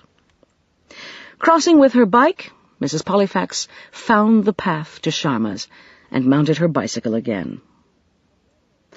It proved a level, well-traveled path at first, skirting a reed wall behind which the peaks of thatched roofs looked like shaggy lemon cones in the bright morning sunshine. A few kitchen gardens grew beyond the wall, followed by a field of clay and scrub, until eventually she saw a screen of trees ahead and the outline of 2 huts in among them. She braked, slowly wheeling her bicycle closer. At that moment, from one of the huts there emerged a young man in uniform, walking backward and bowing, hands clasped. She heard him saying over and over, "Jikomo, Baba, Jikomo Kwambiri." A diminutive man followed him to the door, barefooted and wearing several layers of dusty robes that ended at his bony knees. A fierce-looking little man, with a circle of pure white goatee at his chin. The man in the uniform hurried toward a bicycle parked among the trees and pedaled away down a different path, leaving Mrs. Pollifax and the strange little man to observe each other with interest. She cleared her throat and said, "You can't be. Are you Sharma?" "Here, the American," he exclaimed. His voice was light, lyrical, faintly mocking. "Come closer, come closer." He indicated the bench next to the door of his hut, and as she put down her bicycle and approached him, he called out, "Laraba, 2 cups of tea." And to Mrs. Pollifax, "I am Kamuzo Sharma, yes." "Emily Pollifax," she told him, sitting down beside him in the sun, and noting that he, too, spoke clipped English. "It is well," he said, "that my people now go to my son for charms these days. They line up at his door by the dozen, seeking protection against sudden death from the Mkambo." He turned his head to look at her with soft brown eyes. "You are troubled, I see that. I must rest a little before we go inside. That young man who left, his soul is very sick. It is a sad story. It was necessary to do much work with him." Studying her face, he added, "You have come a long way to visit our country." "Yes," she said, "and to meet you." He chuckled. A young woman in a bright blue skirt and white blouse brought from the hut a tray with 2 china cups of tea that she placed between them on the bench, gave Mrs. Pollifax a lovely smile, and vanished inside. It was peaceful sitting there and sipping tea. The bright sun filtered through the leaves of the trees, leaving lozenge-shaped dapples of gold on the earth. Somewhere in back of the hut she could hear chickens squabbling. A scent of herbs sweetened the air, but seeing no herbs nearby, she thought it must emanate from her companion in silence. Beyond the grove of trees, a bird swooped low before returning to a cloudless morning blue sky. Off to her right, the trees thickened, shading a growth of scrub that stood man-high and rustled a little now in the breeze. Except, she realized with a start, there was no breeze. She said abruptly, "I feel watched, Sharma. I feel this," and stared into the dark jungle of underbrush from which she sensed watching eyes. Sharma didn't follow her gaze. He only looked at her, studying the tension in her face. He smiled and said gently, "There are watchers, and there are watchers. Shall we go inside now?" She stifled a reaction of anger at his indifference, at his not explaining what he meant. Perhaps diviners were given to vague and ambiguous pronouncements, she thought crossly. And then her exasperation was overcome by embarrassment, because from the amused glance he gave her, she gained the impression that he knew precisely what she was thinking. There was no sign of Laraba. He led her through one dark, cool room into another, smaller one, its reed walls hung with marvelous objects, woven designs on cloth, carved masks, gourds, totem-like figures, stalks of drying herbs. "You must take off your shoes and sit," he told her. "For you, I will throw the cowrie shells." With a flap of his robes he sat down, and removing her shoes, Mrs. Pollifax joined him on the rough wool rug. She'd been too busy looking after Cyrus lately, and she hadn't practiced her yoga. The half-lotus position proved impossible, but she managed to sit cross-legged. Sharma reached out a hand for hers, held it for a moment, and then nodded. Delving into a leather bag at his side, he drew out an assortment of objects and tossed them across the rug. Holding out the emptied bag, he said, "This is kuuzira. To blow with your breath into it, please." Intrigued, she did as he said, and returned the bag to him, whereupon he picked up a colorful stick, twirled it, then put it to one side to begin studying the objects that lay between them.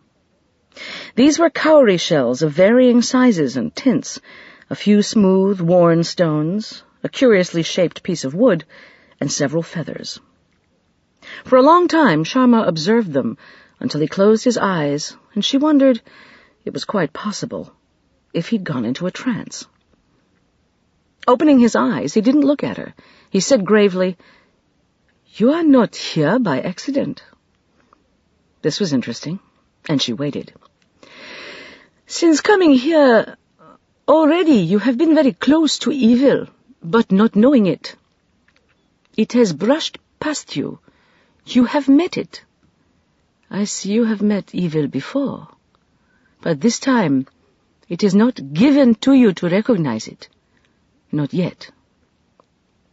Again he was silent, and then, "You and Dr. Hopke's daughter have souls tied together like chingwe, rope, or what you would in the West call fate.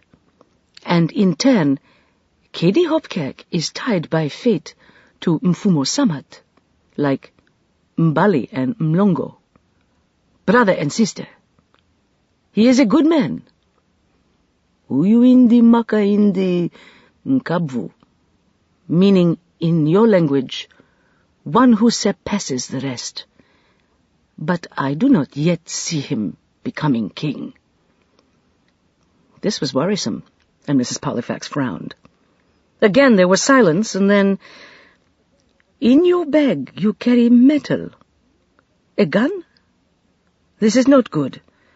You have better weapons. It would be wise to give it at once to the person you intended to have it. That or throw it away. For you, a gun is wachibuwa, an enemy, bad medicine, bad luck, not mwai, not good fortune. I will give you a charm to remove its badness for you." She waited, silent. He said at last, evenly, "There will be more deaths. It is Nthende, a sickness in the country. Only when the fever breaks will there be a healing and no more sickness." She said bluntly, "Who attacked Katie?" He gave a last glance at the cowries, and for the first time looked directly at her. "That is all," he said, and began to carefully gather up the shells and replace them in the leather bag while she watched. "I will give you a charm," he said, rising nimbly, and walking to a wooden bowl he looked over its contents and brought her a necklace, a thin leather thong laced with feathers and shells. "Wear this," he said. "These have been given much power. To protect." She hesitated. Looking up at him, she said, "Could I give this to Katie? Have you one for her?" He shook his head. "No." "But why not?" she faltered. He said gently, "Because it is you who will need protection. Now I must rest." She nodded and quietly left, wearing the necklace of shells around her neck, but troubled and frustrated by what he had told her. So much, and yet so little. She found Katie in the infirmary, dressed but sitting quietly on her bed reading Candide. She looked up and said, "This Dr. Pangloss is a real nut, isn't he? Sammy was looking for you." "For me?" "Yes, he wondered if you'd help. He's in the strong room, and Dr. Merrick wouldn't let me go. Do you know anything about clerical type filing? Is it like the Dewey Decimal System?" "Not exactly," said Mrs. Pollifax dryly. "But why me? I don't know the language." "That's okay," he says. "Most of the documents are in English." She suddenly smiled. "I'm being let out of captivity later this afternoon. No temperature, appetite back, no more wobbly knees. The final checkup's at 4 o'clock. "I congratulate you. And now I'll go and see what Samat wants." The strong room was identifiable by a soldier standing guard beside its door, rifle in hand and a properly stern look on his face. Seeing her, he opened the door and called out, "She be here, Yanga Mfumo, the Mzungu." "Oh, good," Samat said, and a moment later he was escorting her through the iron gate into the cool, dim concrete vault. He said, "So many papers on the floor. I tried Joseph. Him I trust, but he didn't understand how to organize or what might be of importance." She saw that 2 chairs had been brought in, with 2 small wooden tables on which documents were piled high. Samat said, "Take that table on the left. I really appreciate any help you can give me." "What are we looking for?" asked Mrs. Pollifax. He said ruefully, "I have no idea, frankly. Something important enough for someone to want. Half of a report with the other half missing. A page gone." He shrugged. Mrs. Pollifax glanced at the slip of paper on the top of the pile she'd been assigned. "This certainly is interesting, but not important, surely. Here's an order in triplicate for 2 Rolls-Royces, 1 black, 1 white. 1 large 4-poster bed of rosewood. 5 pairs alligator boots. She whistled through her teeth. This order comes to 8 million guar.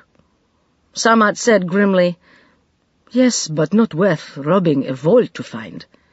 That, I think, can be tossed. She made herself comfortable and began the process of sifting through the papers. A list of names she put aside for Samat to see, but most of the papers were receipts and copies in triplicate of orders sent out for guns, ammunition, uniforms, a bulletproof vest, an iron trunk with padlock, caviar, 100 cases of champagne. The man had lived well. She had nearly completed sorting them when Samat murmured, Here! What is it?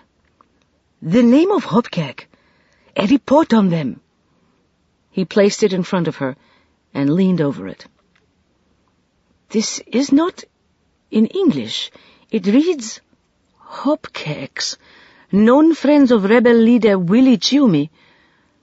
I knew Willie, Samat said in surprise, but I never realized he was head of the Freedom Party.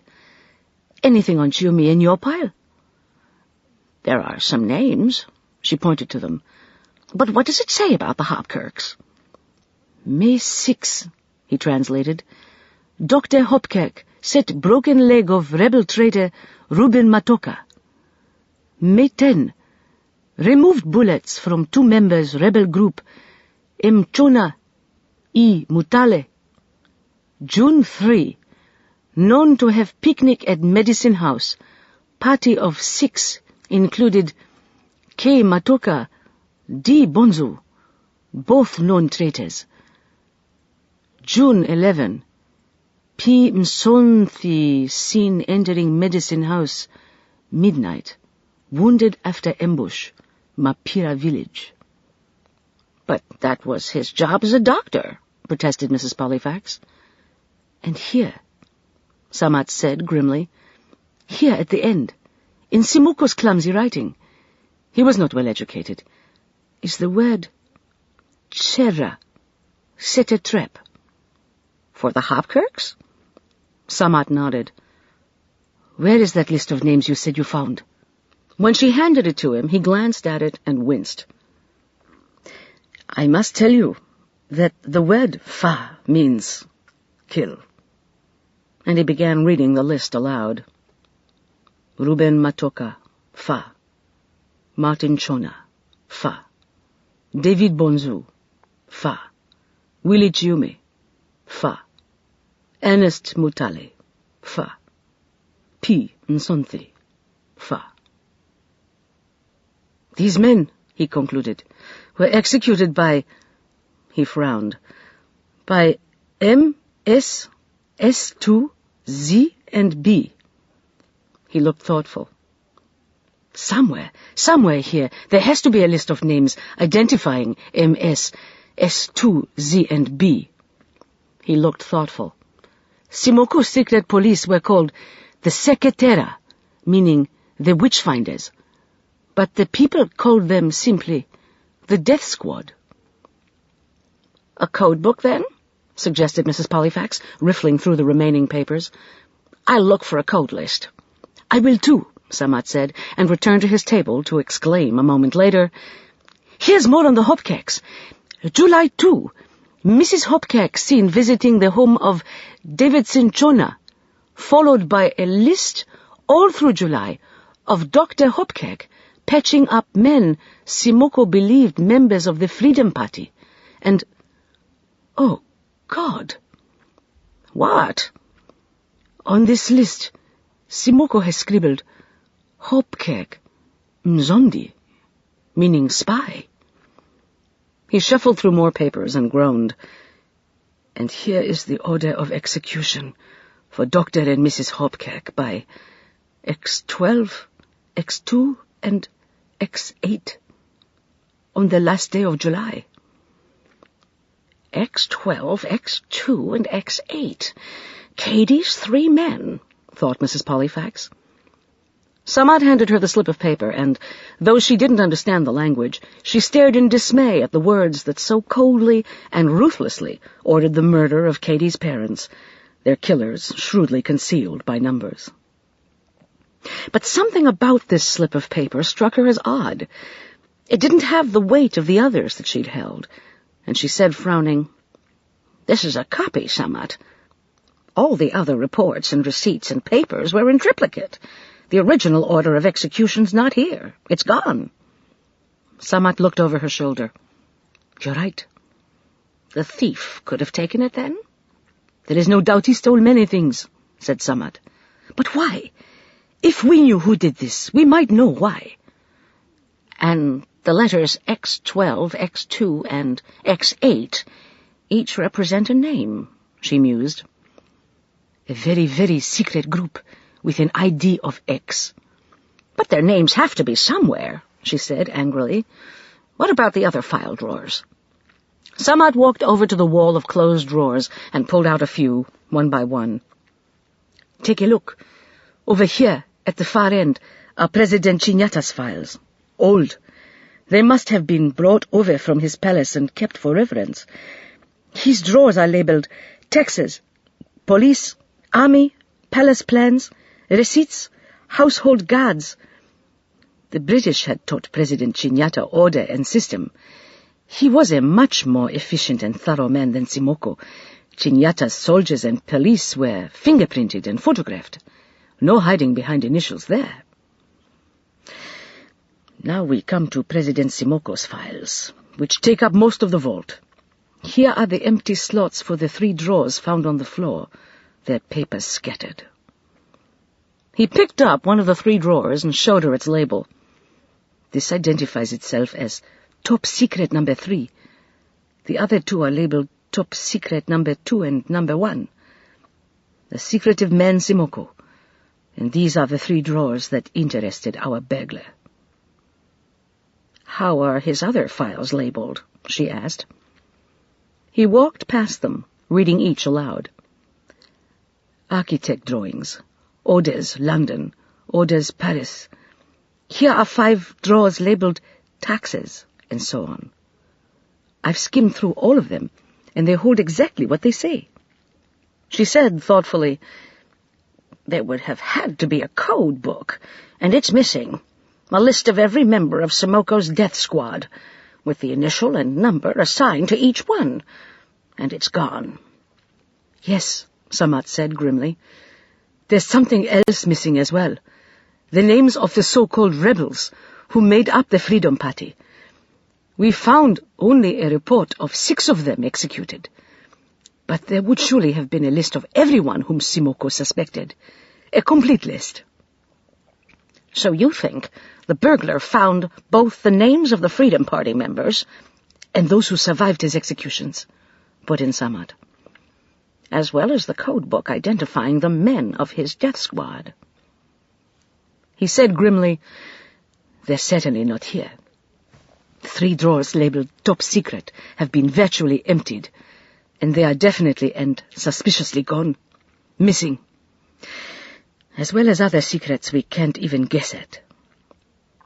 Samad looked up helplessly at the towering files, and then he looked at Mrs. Pollifax, and she looked at him, and neither of them dared to put into words the infinite possibilities behind what was missing.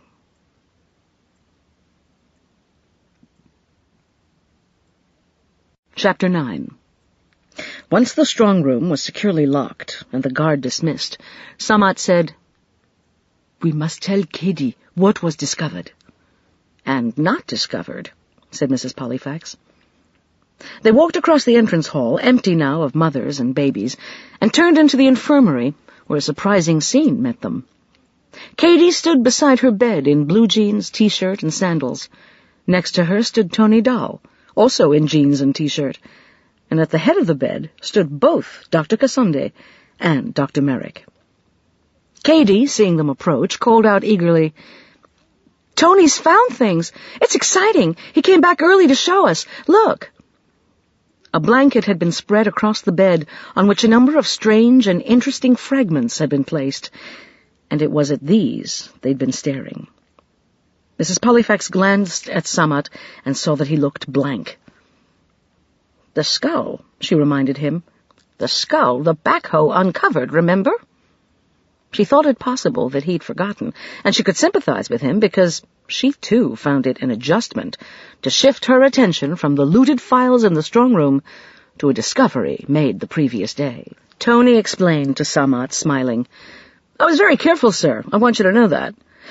I borrowed some planks of wood and 2 men from your English foreman. I apologize for that.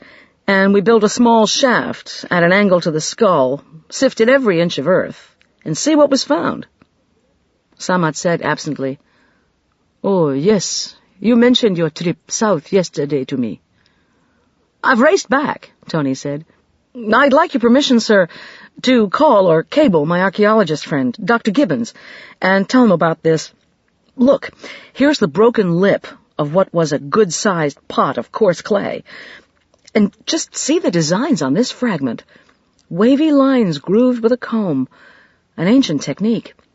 And see the tiny decorative circles below it? Really lovely. Here's a stone bead, carved by hand.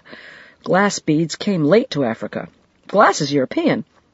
And look at this 2-inch fragment of a beaded copper chain.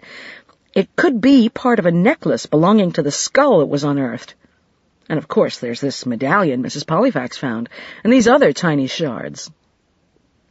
All this was said in a great rush, with the patients in the infirmary listening in amazement to his enthusiasm. Only Samat looked doubtfully at the fragments on display.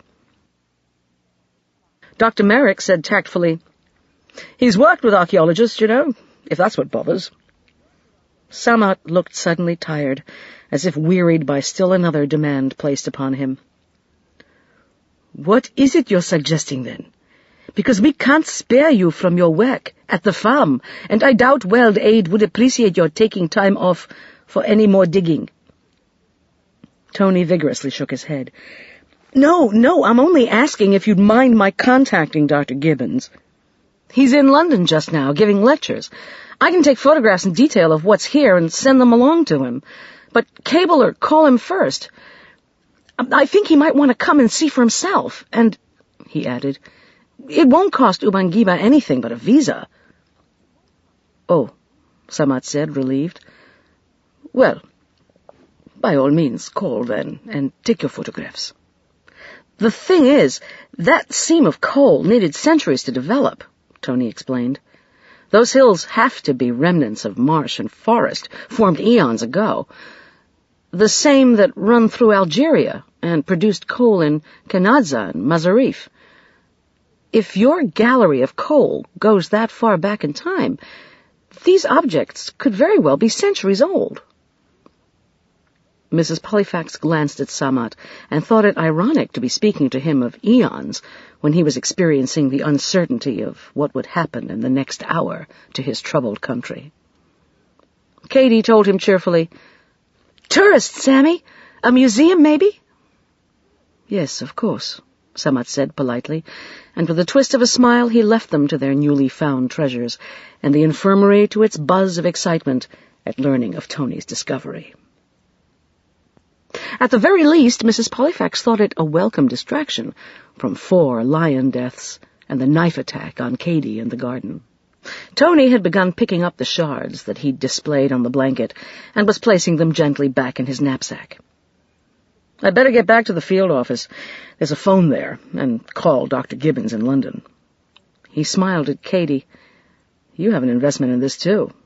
Want to come along? While I try to reach him, I can offer you a rare ice-cold soda to celebrate your discharge from the infirmary." Katie said, beaming, "That sounds great." "You're not to overdo things this first day," Dr. Kasonde told her firmly. Tony grinned. "I promise I'll return her in 45 minutes because, unfortunately, I should be at Obosa Village for that co-op meeting. Could have gone there directly, but first I had to show Katie what I found. And all of you," he added politely. "Naturally," said Mrs. Pollifax. "And once returned, Katie, I've something important to give you. A sort of present." "More celebration!" exclaimed Katie, and with a wave of her hand she made her exit. Once outside and walking alone with Tony, she found herself suddenly light-hearted and absurdly happy, a feeling only slightly reduced when Tony said, "I was pretty startled to learn you're not staying until Samat's coronation next month." She said quickly, "Oh, but I'll be back for it. I came this time, well, Samat asked for help, except I've so far not been of any help at all," she added sadly, what with spending valuable time in the infirmary. "But you will be back?" he repeated. She looked up at him and smiled. "I certainly will." "What help did he need of you?" he asked curiously.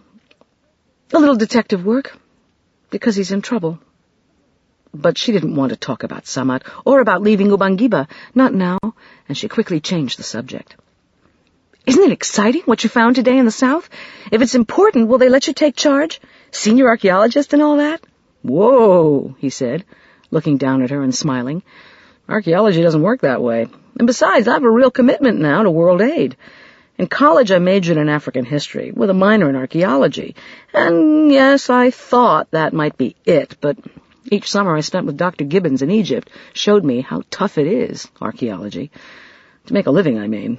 I had to save all winter to pay my own way to Egypt and back, and always came home broke." "You weren't paid?" He laughed. "You'd be surprised how many students are eager to work for nothing, just for the experience. And Dr. Gibbons has to spend half his time pleading for grants from foundations or geological societies or governments. I'm not sure I'm that dedicated. I've decided I'd rather teach African history one of these days. But I wanted to first really learn about Africa, live here, learn some languages. World aid is great, lots of variety, something different every day. And what's more, I'm actually paid for doing what I enjoy." "But let's talk about something else," he said. And reaching for her hand, he held it companionably as they passed the greenhouse and headed for the warehouse. "Like, why you have to go back so soon?" "Oh, to art school," she told him. "I'm studying wood carving and painting. I've been carving for years. Aso Matoka taught me. He comes from our village. Or did. You'll have to meet him. He's the best of all of them." "I'd like very much to meet him," he said, and pointing, "Here's the field office." He unlocked the huge padlock on the door, and they entered a room whose rough-board walls were papered white with thumbtacked schedules, memos, maps, charts, and lists. The only furniture, a small gas-run refrigerator, a desk, and 3 chairs. But the desk held that rare object, a telephone, and the refrigerator held several tins of cola, one of which Tony presented to her with a glass and a flourish. "Have a seat," he said. "There could be a miracle, and I get through at once to London. But if not, there's a National Geographic over there to look through." Today it seemed there was a miracle, because presently she was hearing words like rim section, transverse grooves, and biarcuate bosses. It sounded very professional indeed, and as she watched Tony's eager face and how he ran his hand through his tousled blonde hair, she was thinking, I like him. If I'm not careful, I'm going to fall in love with him." When he put down the phone, he looked satisfied. He was impressed. He'll let me know how impressed later. As they strolled back to the palace, again hand in hand, they were both oddly silent. His motorcycle was just inside the entrance, chained to a post. She watched as he unlocked the chain, and she followed him as he wheeled it outside. Mounting his saddle, he said soberly, "I really hate to think of you leaving even for a few weeks. I never thought I'd meet someone like you." She said gravely, "I feel that way too. I'm surprised." He nodded and flicked on the ignition. "And if I'm not careful," he said sternly, echoing her own thought, "I'm going to fall in love with you." With a roar, the motorcycle sped away down the driveway, leaving Katie to whisper, "But don't be too careful, Tony. Please." "And now," said Mrs. Pollifax, when Katie was once again in the room they shared, "now at last for the gift, so to speak, that I was about to give you in the garden the other night, which I certainly wish you'd had with you when you dashed off into the darkness." She brought the pistol out of her bag. "I've cartridges somewhere, too," she added, digging deeper into the bag. "But, Emmy Reed," Katie stammered, "where on earth did you get this? Guns are banned here. Surely Sammy didn't—" No, I bought it on the black market. Dr. Merrick told me where." Katie laughed. "You did that? He's a dear, isn't he, Dr. Merrick?" She sobered and said, "Yes, I do wish I'd had it that night. I was such a fool. You worried even then, didn't you? And I've shoved deep every memory of those 3 men. You think the person who attacked me in the garden was really after me? And might be connected to that nightmare day?" "Not necessarily that particular man," said Mrs. Pollifax. "You also glimpsed 2 other men, and neither of them wearing masks either." Katie shook her head. "But I didn't see the other 2 men, only their backs as they walked away." "Would those 2 men know that?" she asked. "Katie, I don't think you've thought this through seriously, or wanted to." Katie looked startled. "You mean?" "I mean," explained Mrs. Pollifax, "the one man who saw you need only have said later, 'The girl was watching. I saw her hiding in the tall grass. She may have seen everything.' Katie, you can't overlook the fact that you may be a threat to someone. I've admired your common sense, but in this situation you're blocking out too much, including the fact that you could still be in some danger if any of those men, X12, X2, and X8, are alive." "All those initials? What are you talking about?" "Samat and I found the orders to execute your parents in the strong room this afternoon, Katie. The killers were referred to as X12, X2, and X8. We couldn't find their names." "Oh, God," Katie said. "So, here's the pistol. I'll help you make some kind of holster for shoulder, waist, or ankle." There was a glitter of tears in Katie's eyes. She leaned over and kissed Mrs. Pollifax on the cheek. "I truly thank you for this, Emmy Reed." Suddenly, smiling through her tears, she said, "And what else have you been doing while I've been stuck in the infirmary?" "I visited Sharma." Katie shook her head and said humorously, "And who told you where to find him?" "Dr. Kasande. Now, shall we go down for dinner in the cafeteria?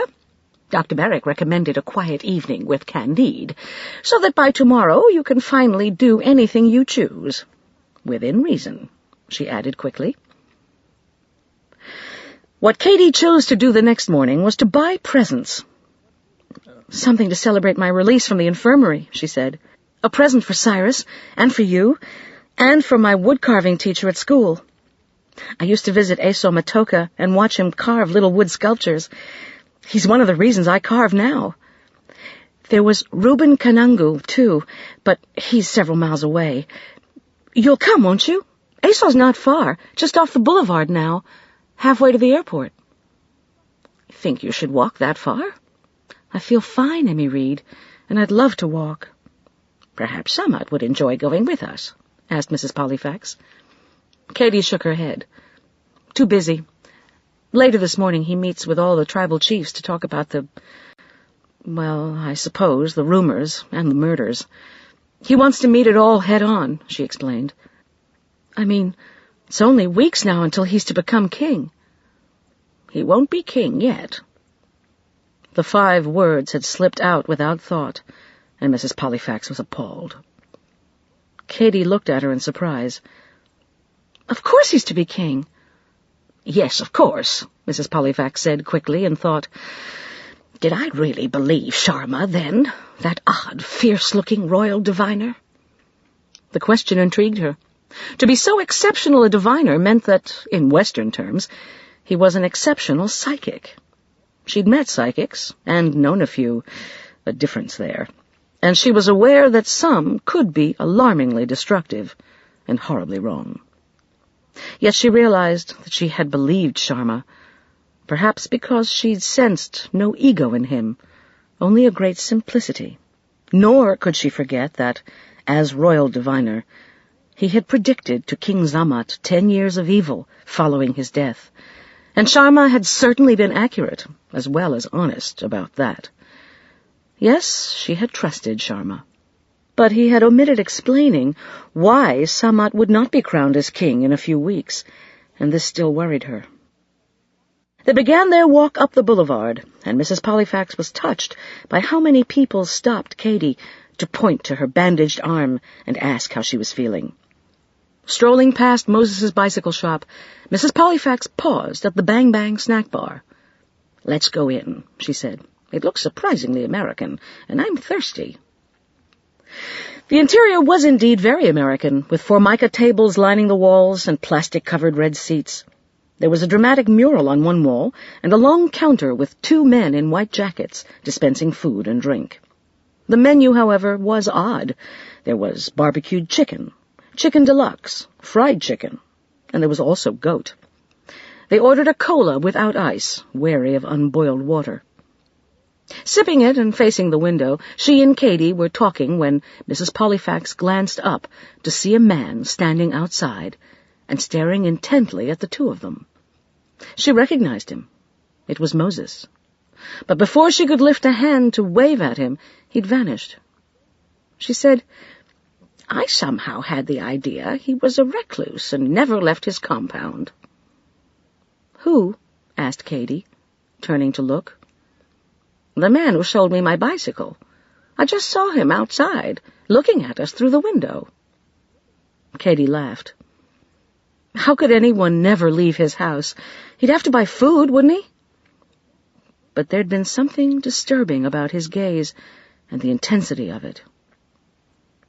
He was watching us, Mrs. Pollifax thought, but without a smile or any acknowledgement, and she wondered how long he'd been standing there. "Oh, well," she decided, with a shrug, and finishing her soda, she smiled. "Asa Matoka next?" "Oh, yes," Katy said eagerly, and they walked out into the sun again, crossed the boulevard, and began looking for the street where Katy's friend lived. It proved to be a narrow, unpaved lane shaded by trees and lined with fences behind which chickens pecked at the earth. The houses themselves were substantial, being of square concrete blocks with tin roofs. "A luxury," Katy said, pointing to the roofs. "Expensive." Mrs. Pollifax felt that even she could have located the Matoka house, because its door held wonderfully carved posts on either side of it, and in the center of the yard stood a tall, abstract pyramid of metal and stones. The house had been painted a pale blue, and there were beds of bright flowers. An artist definitely lived here. Katy opened the low gate. "He works in the back, but I'll ring the bell anyhow." The bell hung on a rope beside the door. As Katy grasped the rope, and the first chime pealed, it was accompanied by a thin scream. Mrs. Pollifax thought in surprise, "How macabre to have a bell that sounds like a scream." And then abruptly Katy silenced the bell, listening, and a second scream rent the silence, a scream of terror and agony, and without a word Katy was running around the house to the rear, and Mrs. Pollifax was racing after her, fearful, her heart pounding. He was lying in the dust of the path behind the house, one hand clutching a small carved figure, the other arm flung out across the earth. A slender man, the back of his gray shirt torn into shreds, his neck oozing blood that slowly stained the shirt, forming strange and intricate patterns.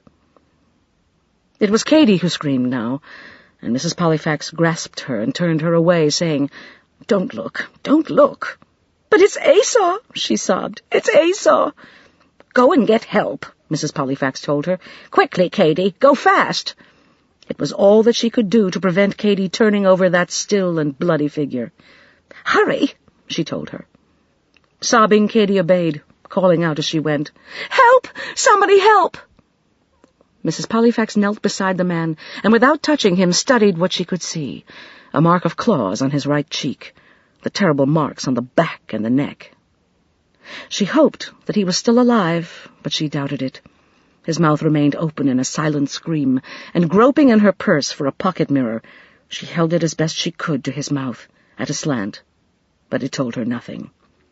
Either he was no longer breathing, or he would have to be turned over on his back to be examined more closely. She wondered if she ought to do this. Police in America did not appreciate a wounded man being touched, but under the circumstances. The sun was hot, and the dust had scarcely settled from his fall to the earth. She realized that he must have been attacked at the very moment that she and Katie walked up the path to his house, and this meant the killer couldn't have gone far. Where was help, she wondered angrily. Did no one have a telephone here? 2 flies had settled on Esau's bloody wound, and she brushed them away. Glancing around her, she quieted enough to observe her surroundings, and also to think. Here behind the house, some 9 feet away from her, stood Esau's workshop, its roof and 3 walls of thatch open to the sun, the interior in shadow. Behind this rose a thicket of vines and brush, at one point broken and flattened. The killer came through to him from the rear, she thought, staring into their darkness. With a shiver, she returned her attention to Esau and sat quietly, keeping watch over him, brushing flies away from the still and bloody body, and impatient for Katie's return, wondering why screams had brought no one, wondering where Katie was, and for how long she must sit here, alone. And once again there came over her the feeling that she was being watched, just as she kept watch over Esau.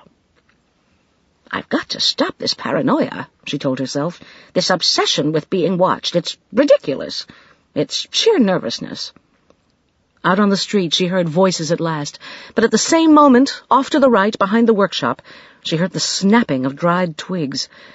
Someone was retreating in haste, and, oh, hell, she thought furiously.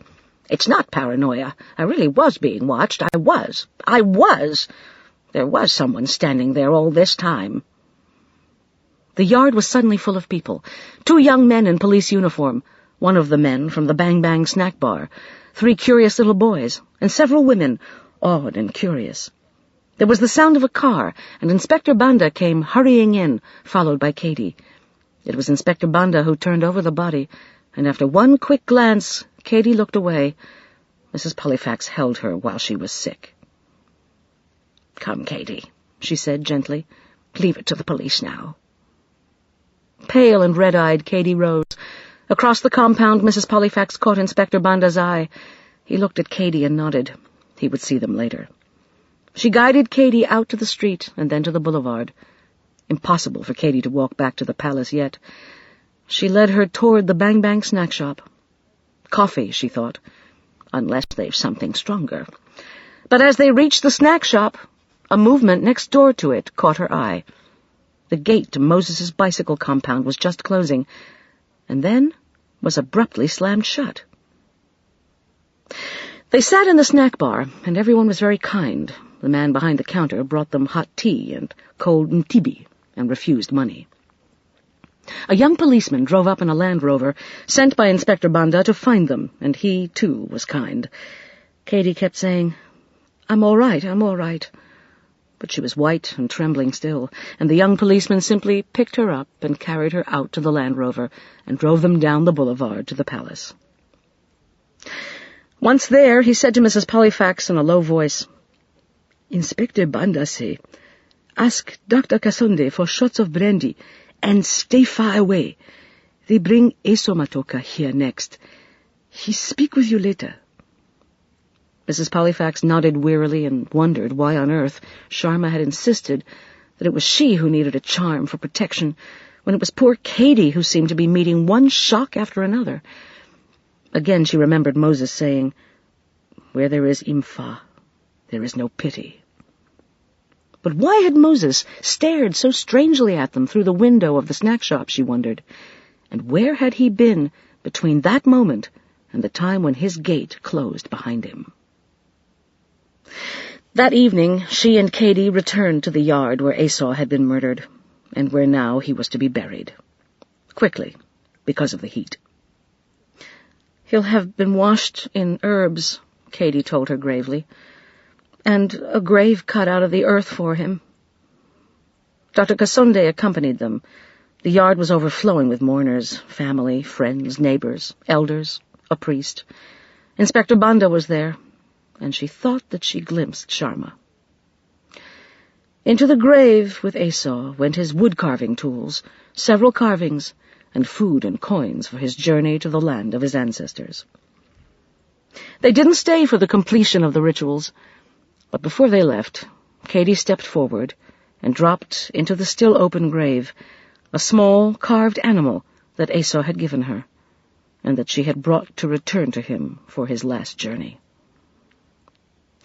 She was a very caring girl, thought Mrs. Pollifax. As they left, Katie said, "It's believed here, you know, that the journey is very short after death, because their ancestors live so near to them, always."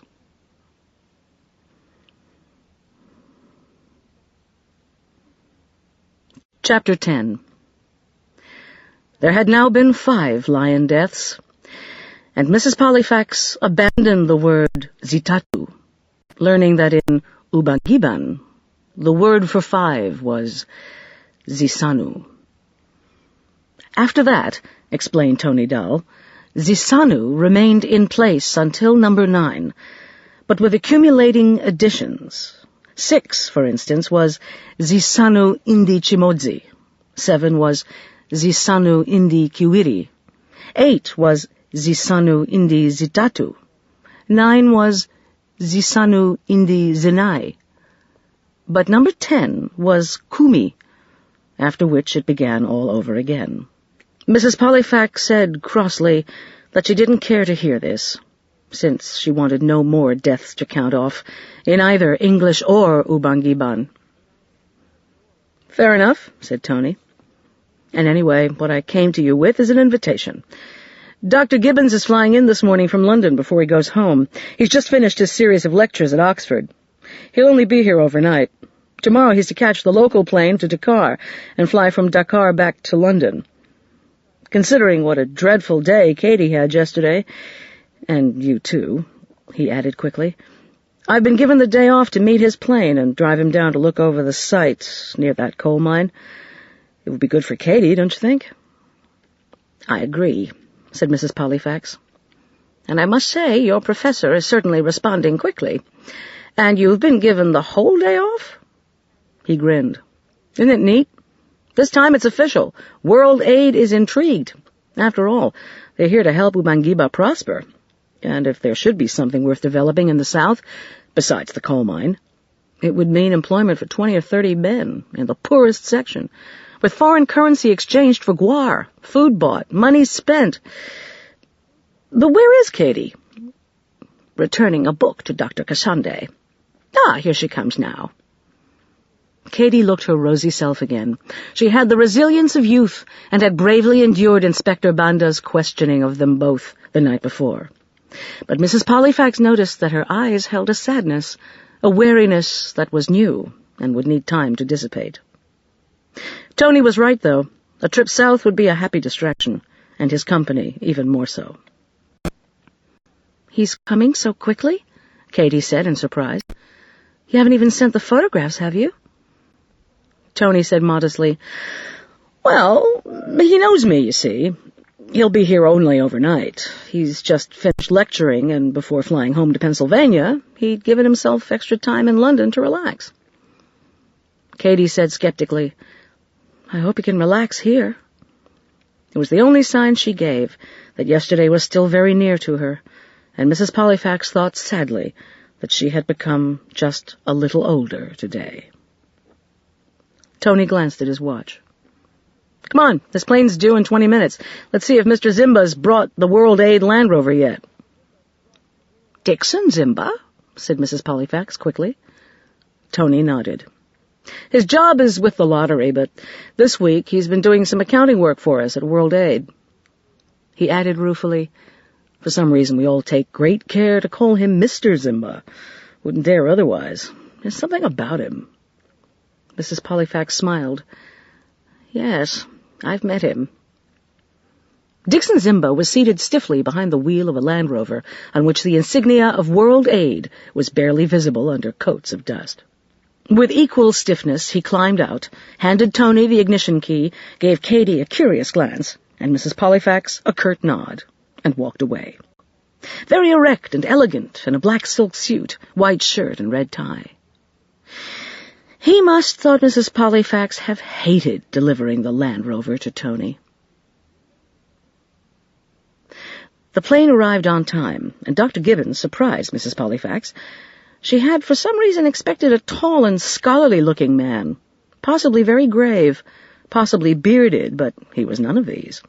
He descended from the plane, talking over his shoulder to a man behind him, and upon reaching the tarmac he turned and shook hands with 3 other passengers, and if Tony hadn't identified him, she would never have guessed this boyish, elfin-like man to be Dr. Gibbons. He was thin, his face was thin, his white hair thin, but there was a mischievous quality about him, as he looked around him, extremely pleased at everything he saw, and curious as well. He was wearing polished loafers, chinos, and a shirt without a tie. He carried a tweed jacket and a trench coat over one arm, and an attaché case in the other hand. She guessed him to be in his late 50s. Tony said dryly, "I have to warn you, he'll keep forgetting your names. He'll probably leave that jacket at customs if we don't watch him, and he's never been able to conquer his multiplication tables, but I think you'll like him." Seeing Tony, Dr. Gibbons rushed toward him, saying, oh my, here you are, and with this exciting news. And you found 2 lovely women as well. Both of you are Red Cross?" "It's World Aid here," Tony told him politely. "Oh, yes, of course. We can visit the site now." "Have you a suitcase?" asked Mrs. Pollifax. He looked at her in astonishment. "I have, yes, so good of you to remind me. It has all my equipment in it, what I could fit into a suitcase, that is, and pajamas. You have the pottery shards with you, Tony?" "Yes, but the suitcase?" Tony reminded him. "So good of you to remind me," Dr. Gibbons said. And once this had been retrieved, and his jacket, they set out for the south. It was a pleasant drive. The Land Rover was too noisy for talk, and Mrs. Pollifax saw far more than she'd noticed on the earlier trip. At this hour, schools were in session. They passed 2, and over his shoulder Tony pointed to the Bush Hospital. "Really a hospice now for AIDS patients," he shouted. Dr. Gibbons sat quietly next to Tony, head bowed over the shards that Tony had handed him. Occasionally Mrs. Pollifax saw him lift a magnifying glass to his eye. Once the sun caught it, nearly blinding her.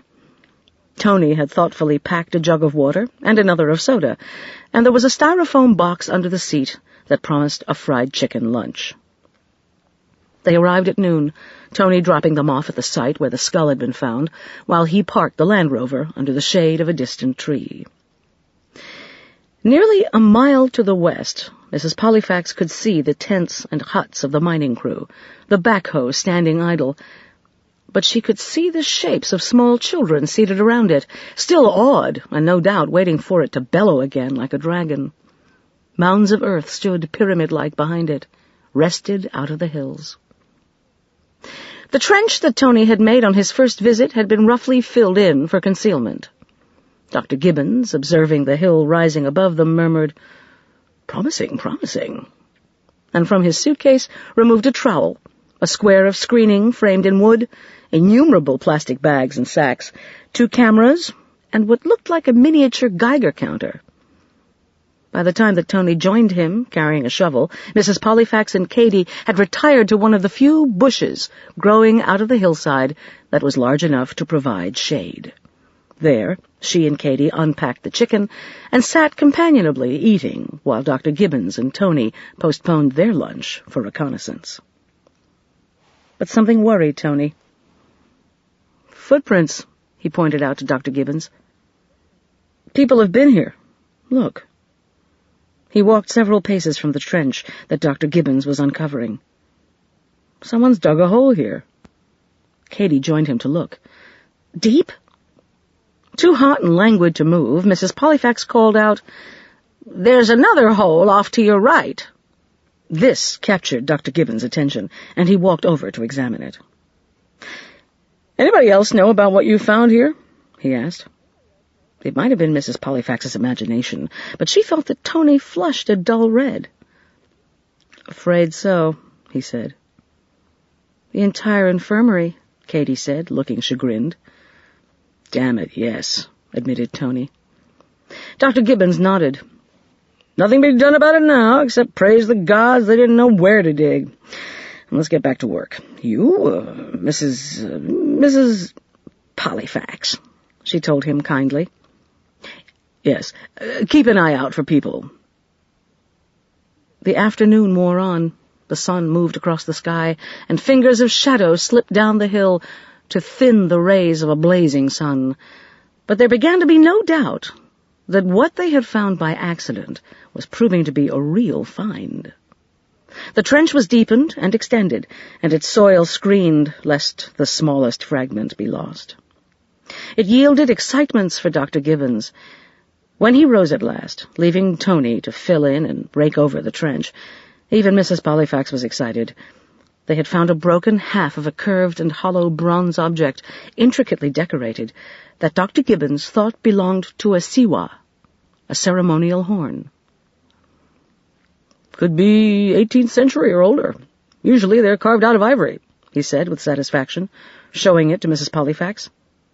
See the hole for blowing? Rare. Other half may be in there too, he said with a nod at the trench. There were also 3 more bronze beads that matched those found earlier by Tony, and fragments of bone now safely enclosed in a plastic bag. Probably human, said Dr. Gibbons, beaming. There was also a small flat bronze rectangle with an intricate raised design. Quatrefoils, he said triumphantly, and to Tony, dig up a shrub or two and scatter 'em over the trench once it's filled in. We want no more trespassers. What now? Asked Mrs. Pollifax, as Dr. Gibbons removed his wide-brimmed hat and mopped his forehead. What now? I take these back to be tested, cleaned, examined, photographed, dated, and start begging for funds to really get something major started here. He looked wistfully at the trench site. Hate to leave, We still know so little of Africa, you know. There's Zimbabwe, of course, and the excavations in Nigeria at Igbo-Ukwu. But with so few written records, it makes it vital to follow up every lead. With a sigh, he walked over to rearrange the twigs that Tony and Katie were scattering across the side of the hill. Add a few around the holes someone dug, he told them. And with a glance at the sun, must see this chieftain fellow, Samat, next. Introduce myself, have a talk with him. The 4 of them carefully inspected the site and agreed that all signs of digging had been erased. Packing up the chicken bones from lunch, Mrs. Pollifax waited with Dr. Gibbons, while Tony and Katie retrieved the Land Rover, and they began the long drive back to the capital. In the morning, Dr. Gibbons was gone. Almost, thought Mrs. Pollifax, as if he'd never been there at all, except that he had left his trench coat behind in the cafeteria, where for several days it rested across a chair, until someone removed it and hung it in a closet at the World Aid office.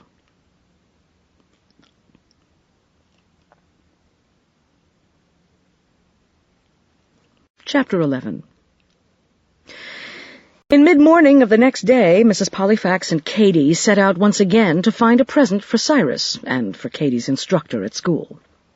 And for you, Katie added, fairly restored now in spite of the arm still swathed in bandages. It's quite heavy, you know, all these wrappings, she told Mrs. Pollifax earnestly, and so frustrating not being able to bend my arm. I can see how tiresome it's been for Cyrus with his plaster cast. Mrs. Pollifax thought the circumstances not quite the same. A fall on glare ice that had been obscured by a dusting of snow seemed light years away from being attacked in a dark garden by a man with a knife, but she amiably agreed to similarities. They wouldn't walk far, she decided, and certainly not as far as the road where Aso Matoka had lived. Let's see what the public market's offering today, she suggested. Good, it's different every day, and I've my sketchbook with me too, said Katie. They strolled slowly up the boulevard on the shaded side, and presently Mrs. Pollifax learned that a visit to the market was very different in Katie's company. The stall with the mysterious powders displayed on its counter was a magic shop, Katie explained. the exotic ingredients having been pounded by a mortar into powder. The goatskin that Mrs. Pollifax thought might be of interest as a small rug hadn't been properly dressed, Katy said with a shake of her head, and would smell to high heaven by the time she reached home. Only skins dried and processed by Cecil Chimati could be trusted, if they found him. At the metalworker's stall, Katy laughed and said the round metal bowls with tiny holes in them, handles, and short legs were not sieves, as Mrs. Pollifax had assumed, but stoves. "Charcoal stoves," she said. "But how clever," murmured Mrs. Pollifax. "Of course, and so inventive." She considered one with enthusiasm. "Definitely I must buy this for Cyrus. Such simplicity. You know how he scoffs at all the complicated suburban arrangements for cooking out of doors." She laughed at the thought, and bought one immediately. It was peanuts that Katy bought, and they munched on them as they wandered up and down the aisles, but keeping the shells for the mulch bin at the experimental farm. "Nitrogen," Katy said knowingly, and stopped. "Look, Violet Kamangu's here today. She makes glorious necklaces. Violet, it's me, Katy. How are you?" "Katy? And the Njinga lady. Hello." "Njinga?" said Mrs. Pollifax. Violet was beaming at her. "The bicycle lady." She rose and shook hands with her, but hugged Katy, while Mrs. Pollifax stared at her, staggered by her beauty. The woman had the profile of Nefertiti. She also had a tray full of necklaces fashioned of bones, shells, beads, glass, and grasses. "But nothing of Esau's," she told them sadly. "A ring and a cosy band he was to bring to me today to sell. And you, poor Katy, the gourd cup is bitter, yes?" "Very," admitted Katy, with tears in her eyes. Mrs. Pollifax said quickly, to change the subject, "These necklaces are fascinating and certainly unusual."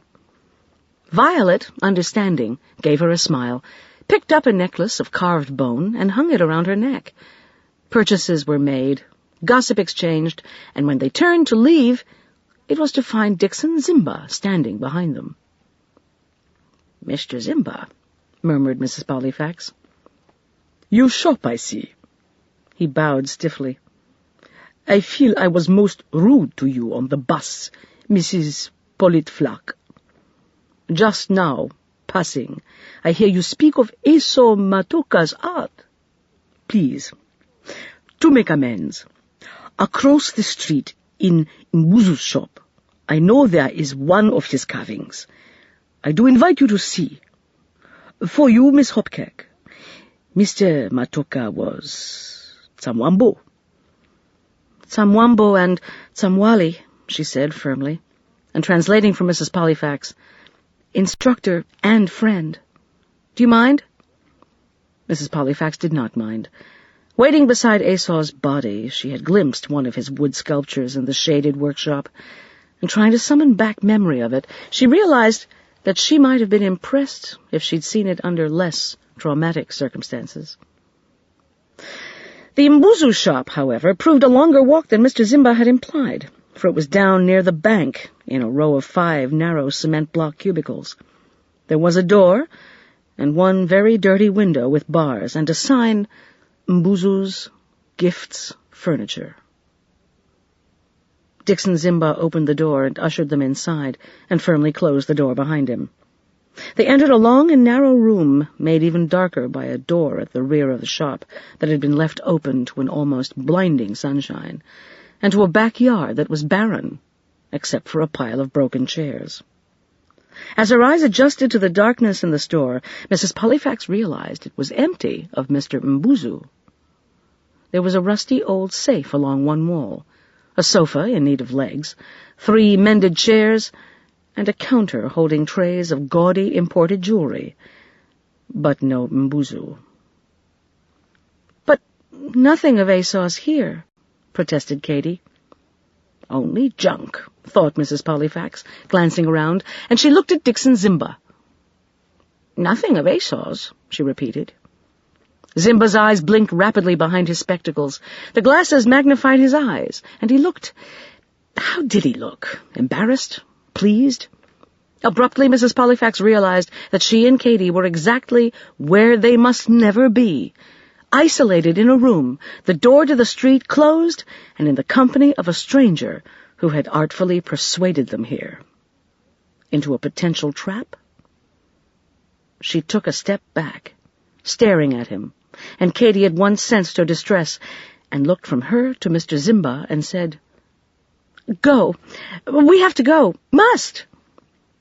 "Please, no," said Mr. Zimba in a choked voice, and then his gaze shifted beyond them to the open back door, and he looked startled.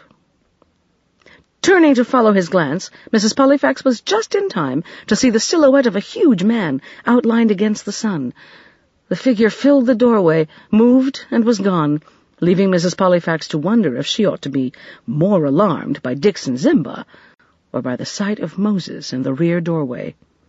And then the front door opened, and a black man in a brightly colored robe walked in. When he said, "Mr. Zimba, you be customer?" Mrs. Pollifax breathed a sigh of relief. The moment was over. The shopkeeper had arrived, but she remained shaken. Dixon Zimba spoke to the man in Ubangiban. Mr. Mbuzu opened the rusty safe and drew out a tall cup that had been carved out of a satiny brown wood, a full 10 inches in height. The stem between the cup and its base had been sculpted into a marvelously carved and gentle face. "Esau's work," breathed Katy. "He's carved a ceremonial cup. Please, how much would you sell it to me for?" "Not cheap," said Mr. Mbuzu, and a little bargaining followed, but not much, because both of them knew that outside of Ubangiba the cup would be of significant value. It was delicately, smoothly, and sensitively carved, a true work of art, and knowing how little money Katy had, Mrs. Pollifax entered into the discussion and added her own money to the deal. The purchase was made. Katy courteously thanked both the shopkeeper and Dixon Zimba, and they walked out into the hot noon sunshine. "But please," Katy said, "what were you thinking back there, Annie Reed? You looked... She fumbled for words. Mrs. Pollifax could only repeat what had occurred to her at that earlier moment. "I realized we were exactly where we shouldn't be, in a shop with no shopkeeper, cut off from the street, and in the company of a man—" "Don't finish," Katy said quietly. "I know what you're going to say. It suddenly came to me, too. How could we have been so careless? You really think that maybe Dixon Zimba—" Mrs. Pollifax sighed. "I have a lively imagination, Katy." "But he did have an awfully strange look on his face," Katy said, frowning. "Do you think he was just embarrassed at no one being there? And then came that spooky figure at the back door, a giant. I wish I could have seen his face. He really did frighten me. But then he just disappeared. Did you see him?" "I saw him," said Mrs. Pollifax, and thought, "Yes, and saw him 2 days ago staring at us through the window of the Bang Bang snack shop. And an hour later his gate was closing after we had found Esau murdered. Obviously he was just returning. And all the time that I waited beside Esau's body, I was being watched. I know this because I heard the crackle of dried twigs and branches when the watcher left." Had it been Moses? Who was Moses? She'd asked him this, and he'd said, "Nobody." She remembered that when she first saw his hostile glare and that terrible rope of scar tissue across his face, she had nearly retreated from his gate. She had been tempted to flee, but only an innate stubbornness had insisted that she hold her ground. Yet after meeting him, she had ended up liking Moses very much indeed. She had always trusted her instincts, but now Mrs. Pollifax asked herself which instinct she ought to trust. That first urge to withdraw after glimpsing him, or the warmth with which they talked later. She thought unhappily, perhaps it's time now to ask how sane a man may be after being imprisoned and tortured for 7 years. I don't want to think it, but I must. She knew what torture could do to a person. She had experienced it herself at the hands of the Liberation 80s men in Hong Kong. But if she had endured it for only a few hours, it had needed weeks, months, for the nightmares to end. What might 7 years of nightmare do to a man? She felt a sudden urgent need to call Cyrus and to talk of sane and familiar things with him, such as Mrs. Lupacek, soap operas, and whether it had snowed since the morning she left. "Has it snowed?" she asked Cyrus, when at last her call was put through to Connecticut. "Emily," he said, "why the hell are you calling me from Africa to ask if it's snowed? Don't like the sound of your voice, either. You're in trouble. You alone now? Can you talk?" "Guardedly," she told him. "But please, for just a few minutes, you talk." Mercifully, he understood. He said there had been an inch of snowfall during the night, that Mrs. Lupacek was sure that in the soap opera Time and Tide, the blonde woman named Winsome Aubrey couldn't possibly be a thief, while he argued that in his view, anyone named Winsome couldn't be trusted out of sight. That Mrs. Lupacek had sternly removed eggs from his diet, and that in spite of the snow, the daffodils were sending up brave green shoots in the garden. "Is that mundane enough for you?" he asked. "Your turn now. Speak." But Mrs. Pollifax had already received, quite selfishly she admitted, what she had so much needed, perspective and contact with a different, even soothingly mundane reality. And now she carefully edited what she had been going to say. Aware that Cyrus felt helpless enough without adding worry to his circumstances, she explained more clearly what it meant in Ubangiba to be rumored a sorcerer, that in rapid succession there had been several odd deaths, and that Samat was becoming less and less his radiant old self. Katie had scratched her arm, and there had been some fear of infection, but she was fine now, and they had shopped for a present for him today. He said gently, "Doesn't quite explain why you were upset a few minutes ago." "I was upset," she admitted. "I was suddenly and acutely homesick." He accepted this, at least she thought he did, until he said, "May just have a word with Mrs. Lupacek about this." "Mrs. Lupacek?" she echoed. "Goes to Mass every morning," he said. "Must run out of people to pray for every day. Do her good to pray for Samat and Ubangiba." "Oh," she said. "Kind of you to edit your copy, my dear," he said. "But damn it, I can read between the lines. Odd deaths indeed. Be careful, Em. You hear?"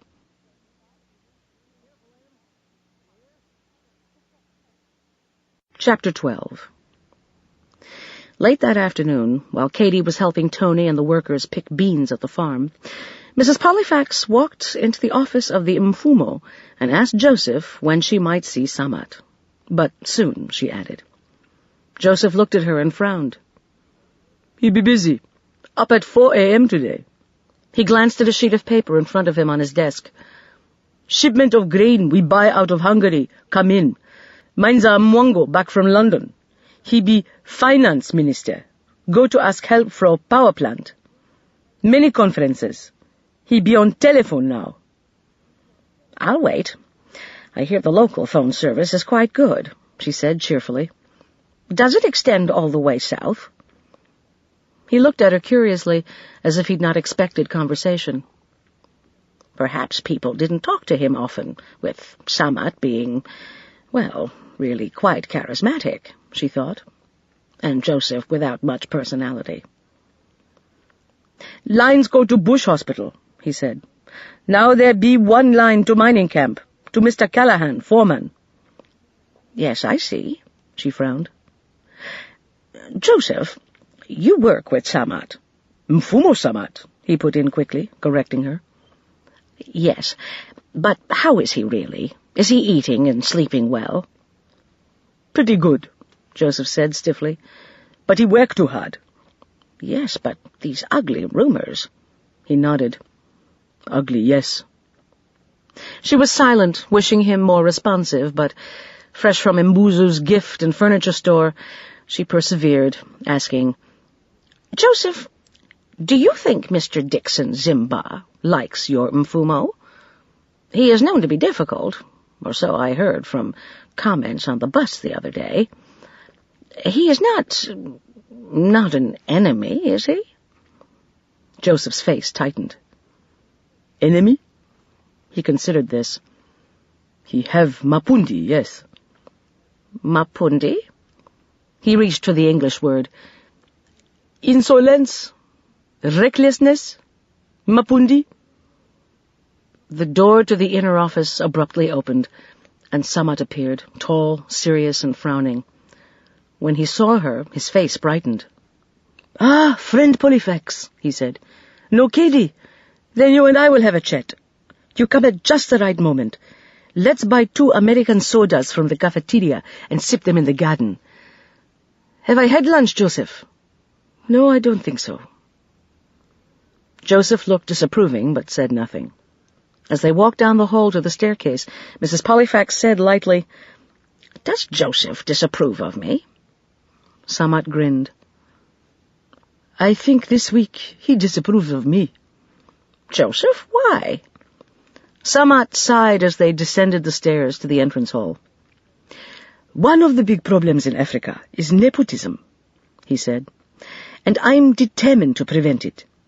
Joseph is testing me, once again approaching me about a cousin of his needing a job. He's sure that he would do well as assistant to our future Minister of Public Works, when the young man, his cousin, hasn't even completed school. No, he doesn't disapprove of you. Reaching the cafeteria, he insisted on paying for 2 sodas and led her out to the table and chairs beside the low wall of bougainvillea. It's insidious, continued Samat. Very slowly, a country's bureaucracy is overloaded. Just one man's brother, father, uncles, cousins, and then it's his wife's relatives, uncles, brothers and cousins, etc., who want jobs. You multiply this by the hundreds, and presently nothing in the country works, and nothing gets done. Ernest Bonzu is going to be Minister of Public Works, he said firmly. He graduates from engineering school in America in June, and he wants to come home, and I'm delighted. He'll design the power plant, pave the road south, and create earth dams in the proper places. He smiled. And he has promised me not to appoint any cousins, brothers, sisters, uncles, or fathers. His smile abruptly disappeared, and he added, If, of course, I am still here. There's that, yes, said Mrs. Pollifax, watching him. Which is why I asked to see you. Has Inspector Banda any suspect or suspects yet? Have there been any promising leads, as they say, about the murders? Samat's lips tightened. About the murder of Eso Matoka, a few shreds from the lion mask were caught on the branches of the underbrush behind the workshop. They are synthetic, fake. The mask has been made by hand, then, she suggested, with local material that could be traced? He hoped so. Frowning, Mrs. Pollifax said, But it's the motive behind the murders that interests me, as it must you, she added carefully. It began after the decision was made that you be crowned? Oh, yes, said Samat. Everything was going very well until then. Someone objects, then, to your increased power. You must have made enemies. You must know of someone you've affronted. He sighed. It is a question I have time to ask myself only at night, when I retire to bed, which doesn't make for an easy sleep. So I continue very busy, and go every day to visit the shrine of my ancestors. But still I cannot name an enemy.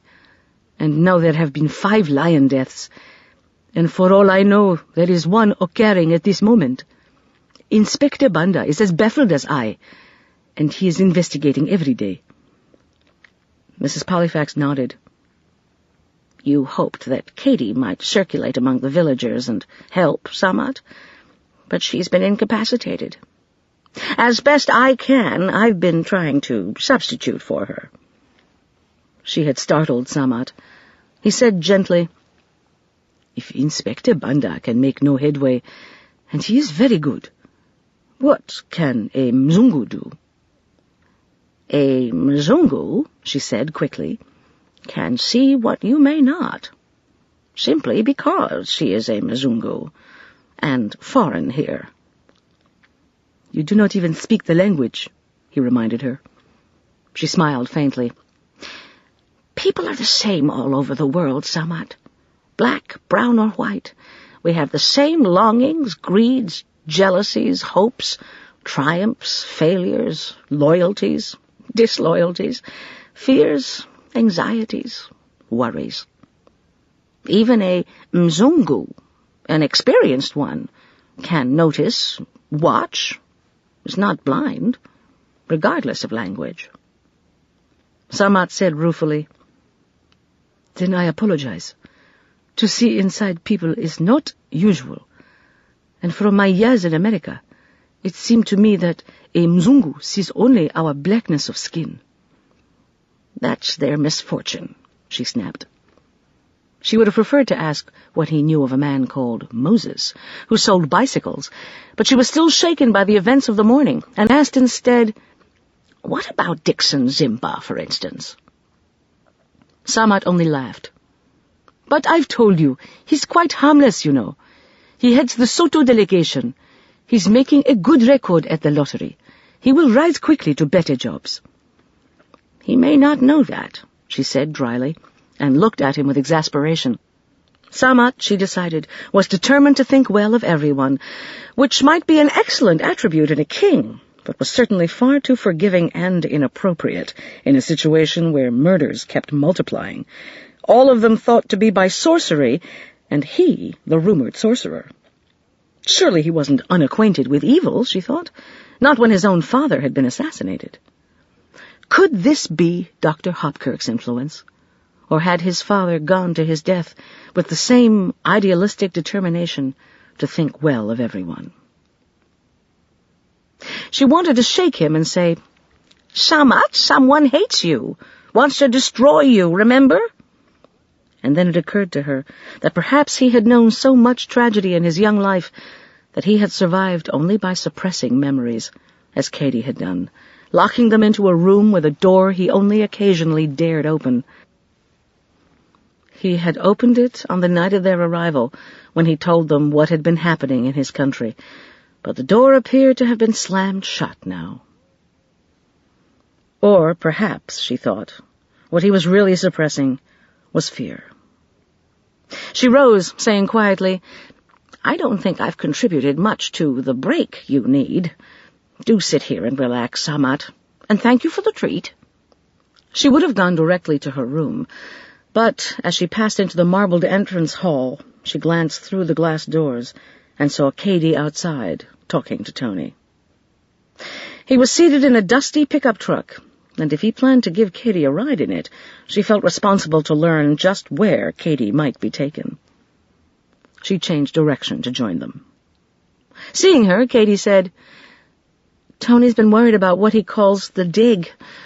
Would you believe it? After work yesterday, he borrowed this World Aid truck, drove south and camped out there for the night? Tony said, Yes, and heard voices. I turned on my flashlight and scared them. They'd been poking around our trench. I saw 3 shadowy figures run away.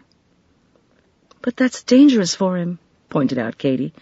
And now he's leaving again to guard the site tonight. Do you think I could lend... She was going to mention her pistol, and to forestall this, Mrs. Pollifax said firmly, No, Katie. Tony, that's a long drive after a full day's work. Why don't you speak to the mine foreman down there, explain the situation, and ask if some of the tents the workers live in could be moved closer to the site? Originally, he hoped they'd be there because it's closer to the well. There's no reason why a few of them couldn't pitch a tent there and keep an eye out for prowlers. Good thinking, said Tony. Do we need an order from Sammy? I mean, Mfumo Samat for that? Mrs. Pollifax considered Samat's lack of interest in the site and smiled. Try the foreman first. Tony nodded and switched on the engine. I'll reach the site before dark, so there should be time to move a few tents, platforms and all. Don't worry, Katie, he said with a grin. I was champion wrestler at college. He revved up the motor and drove away, leaving a cloud of dust behind him. Katie said sadly, We should never have shown all those shards in the infirmary so publicly. I suppose now everyone knows about them, what with news traveling so fast in Africa, finished Mrs. Pollifax dryly. Yes, and probably everyone thinks there's gold buried there. Not good, agreed Mrs. Pollifax, but it's done. Let's have dinner now, shall we? I'm hungry. Chapter 13. Katie had enjoyed picking beans at the farm on Monday, but she'd torn her blue jeans on a nail in the warehouse, and the next morning Mrs. Pollifax watched with amusement as Katie sewed up the long tear with bright red wool borrowed from Rakia in the infirmary. The stitches on her arm were to be removed this morning in Dr. Merrick's office. It seemed ironic that she should now wear a matching scarlet gash down the leg of her jeans. You'll begin a new style, commented Mrs. Pollifax. Ha, sniffed Katie. I just wish I'd brought more clothes. She sat back and said thoughtfully, You know, I do hope no one steals anything from what they call the dig. Such a funny word, isn't it? I mean, it's exciting to think what it could mean, especially for Ubangiba, if it turns out they find something really important. It would be hard if anybody should dig there carelessly and steal what's there. Agreed, said Mrs. Pollifax. Perhaps Samat can be persuaded to send a few police or soldiers there to guard it. Katie sighed. He's so feverishly busy. I know he has to be, but he ought to be excited about a possible archaeological find, yet he isn't. She brightened. Emmy Reed, you know what would be fun? If the mine foreman moved some of his men nearer the road to guard Tony's dig. It would be fun to borrow another truck and go down and camp out in that truck for the night. Make a real picnic excursion out of it, and on the way back the next morning we could stop at my village, where I grew up, and I could show it to you. But first joining Tony at the site for a camp-out, Mrs. Pollifax said with a smile. Katie blushed. I don't know why not. I wouldn't have to worry about stitches in my arm after today. We could sleep in the back of the truck, and it would be quite safe, wouldn't it? I'd have my pistol, and you'd have your karate. And in the morning, visiting my village, she pointed out, I'd be doing just what Samat hoped I would do. Talk to people and learn things. Mrs. Pollifax said with a twinkle, Your mention of Samat clinching the argument? Katie knotted her thread, trimmed it, and said coolly, To visit my village at any time, we'd have to borrow a Land Rover or a truck, you know. What difference does it make when? This was a new Katie, impaled by first love or infatuation, thought Mrs. Pollifax, and she briefly lamented the exigencies of being chaperone as well as guardian for a teenaged girl. It felt a long time since she'd gone through this with her daughter Jane, but there had never been the complication with Jane of guarding her against someone with a knife and a propensity for dark gardens. Katie was a darling, but vulnerable. Tony was older, well into his 20s, capable, and very nice indeed. They met on Katie's turf. He couldn't help but find it interesting that Katie was the daughter of revered and martyred missionary doctors. In turn, Katie must be delighted to find a young man working in the country of her birth, who was drawn to it by a zeal not unlike missionary work, and who was also knowledgeable and more experienced. The problem, thought Mrs. Pollifax, was how to guard Katie without imprisoning her, and she found herself wishing that Dr. Gibbons would hurry along his report on the objects he'd taken away with him. If they were of no value, then there would be no attraction from looters to the site. And if they proved of value, then Samat would certainly have to post official security guards with guns, or have a fence built around the site. Choosing a neutral subject while she thought about this, she said, "In any case, it's high time you find out what friends in your village are feeling and saying about Samat." Katie nodded. "Rakia was there on Saturday. She lives here now, of course. They moved to the capital soon after I left the country, but her parents and the rest of her relatives are still back in the village, and she visits them once a month. Takes food to them and clothes." "Has she said how they're reacting to rumors that Samat's behind these murders? Are they turning against him?" "The rumors trouble them," Katie acknowledged. "It's hard for them. Sorcery's a terrible thing. But Sammy's the grandson of King Zamat, and superstitious they may be, but King Zamat was really loved. Oh, he was regal, but so kind. Wise, too." "Did you know him?" Mrs. Pollifax asked, curious. "Only when he was already old. To me, at least. When he was much less formal. I'm told he used to be very remote and only rarely left the royal compound. He held to the old ways, as my father put it, in spite of having gone to university in England. Sammy thinks he loosened up as he grew older because of his books. He had this wonderful library, you see. But I think he must always have wanted to be more, well, contemporary. After all, it's he who negotiated Ubangiba's independence from the British." She giggled. "It was about that time that he rode a bicycle up the boulevard and back." "Did what?" "Rode a bicycle. It really startled everyone. But in a way it sort of liberated them, and they loved him for it. He did it on purpose. He was involved in negotiations with an English company to move here and build their bikes. He even sent 3 men to London to learn how they're built," she sighed. "Unfortunately, nothing came of it. But the company did open up an outlet here for a while to sell them, and at least the 3 men sent to London learned how to repair them. Everyone who could afford a bicycle bought one, and the king gave away hundreds to people who couldn't." She was silent, and then, "A king, you know, has always been the heart and the soul of the country. It's why the people, in my village at least, are very disturbed and don't know what to think." She added sadly, "But I don't know how long it'll be before the rumors win and they turn on him. Or riot." "I can't believe they'd kill Sammy," she said. "Not when he's the last of the royal line." Mrs. Pollifax thought, "Yes, and we must soon leave the country. There will still be deaths, and it takes only one person to assassinate a chief or a king, and it will surely be the man who hides behind a lion mask." Katie gave her a pleading glance. "But what about the overnight camping trip?" Mrs. Pollifax sighed, thinking how natural a picnic and a camping trip would be in the United States. But for Katie, and in Ubangiba? She said carefully, "I have nothing against such an expedition, Katie, but I have to add one stipulation. No, don't look at me like that. I quite sympathize with your having spent 2 of our 8 days here in the infirmary, but it would be foolhardy to go without added protection. If Samat will assign a soldier or 2, or a pair of armed and trustworthy men, only then."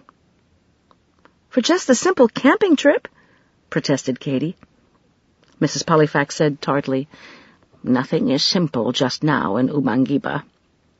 Think of Esau, Katie. And this," she added, leaning over and touching her bandaged arm. Katie turned to face her. "I'm sorry," she said contritely. "I wasn't thinking, was I? It's just that I so wanted—" "To be young," said Mrs. Pollifax, smiling. "I understand. So, have your stitches removed and then talk to Samat. And who knows, he might even like to go too. It would be just the change he needs." It was possible that Samat felt a twinge of guilt at refusing to accompany 2 guests that he'd personally invited to his country. With apologies, he told Katie that he was too busy to join them for an overnight trip, but he agreed at once to assign 2 armed security guards, Bristol Tanko and Roy Siwali, to accompany them. After joyfully telling Mrs. Pollifax this news, Katie raced off to the experimental farm, to politely ask Tony what he'd found at the site last night, and to enthusiastically bring up the possibility of their joining him for an overnight campout, with 2 security men to guard them. While she was gone, Mrs. Pollifax put in a call to Cyrus, borrowing Joseph's office again, but this time his presence was of no concern. She wanted only to learn of Cyrus's visit to the doctor, and whether he had shed his cumbersome plaster cast, and when he could join her in Ubangiba. This time her call went through quickly, although the connection was poor and Cyrus's voice muffled. "Casts off," he announced in triumph. "And you found a leg there after all?" she teased. "Cyrus, I'm so glad. When can you travel?" "Damn it, not for a few more days," he growled. "Muscles flaccid, he tells me. Stupid word. Checked it in the dictionary. It says weak and ineffective. Might as well have said flabby. 3 days of intense physical therapy ahead." "Flaccid or not, can you walk?" "Gingerly. No problem here, just a doctor who envisions me falling flat in every airport." "Not coming home yet, I take it?" She winced. "Not quite yet. Katie isn't ready yet, so—" "Right." She could picture him nodding his head. "This is Tuesday. I'll make reservations today and hope to be on the Monday flight into Languka.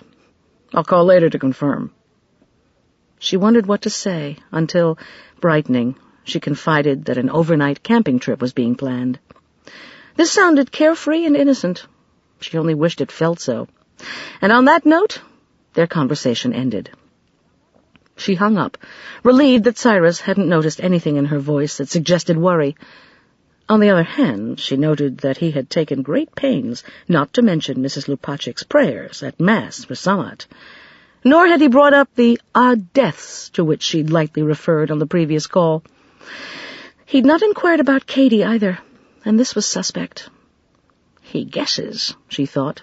Guesses but doesn't know, and is hurrying now to arrive here and learn for himself what's been happening. Nevertheless, she found that she regretted their bland and guarded conversation. While she had been closeted in Joseph's office to call Cyrus, she found that decisions and plans had been quickly made. Tony was going to steal half a day from his weekly day off, and they were to leave for the south tomorrow, Wednesday, after lunch. They would go in 2 pickup trucks loaded with bedrolls and sleeping bags, and picnic dinners for themselves and the 2 guards, and they would experience a very American camping trip, returning Thursday to Languka by 9 o'clock in the morning. Tony would also, at the last minute, add a volleyball. Mrs. Pollifax would remember that volleyball for a very long time.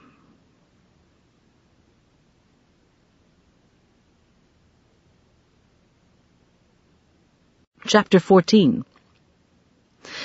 The 2 guards, Roy and Bristol, were cheerful young men drawn from Sammat's palace guard. Each had been well trained, and recently, in the military school of a neighboring country, Tony said. And being posted at the palace, they knew Tony and had an easy, bantering relationship with him. Introduced to Katie, Mrs. Pollifax was touched by their respect, even awe, at meeting her, and she realized that Dr. and Mrs. Hopkirk had become icons among even those too young to have known them. She felt that it must go beyond their martyrdom.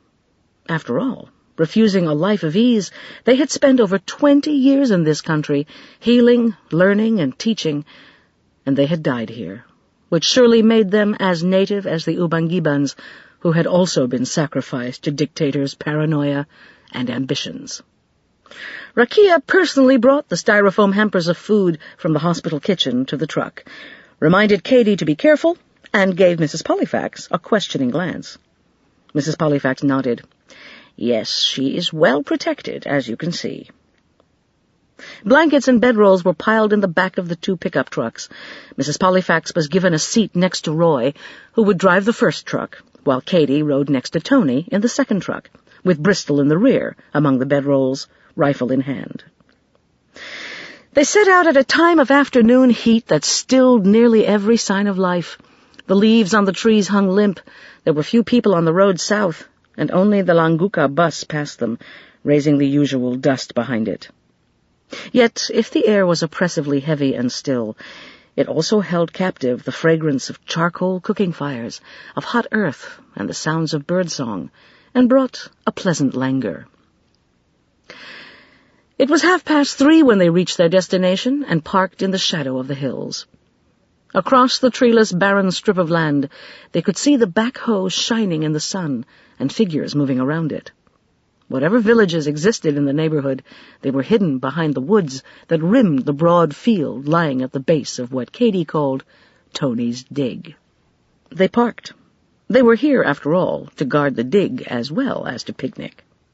A fire was kindled, and Tony produced a grill on which chicken could be cooked. Bristol had brought millet flour, ready to mix with water and bake overnight in the ashes of the fire.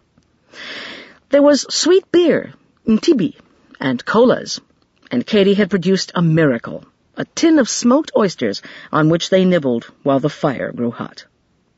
They inspected the dig, and Mrs. Pollifax noted how wistfully Tony stared at it, and how regretfully he left it.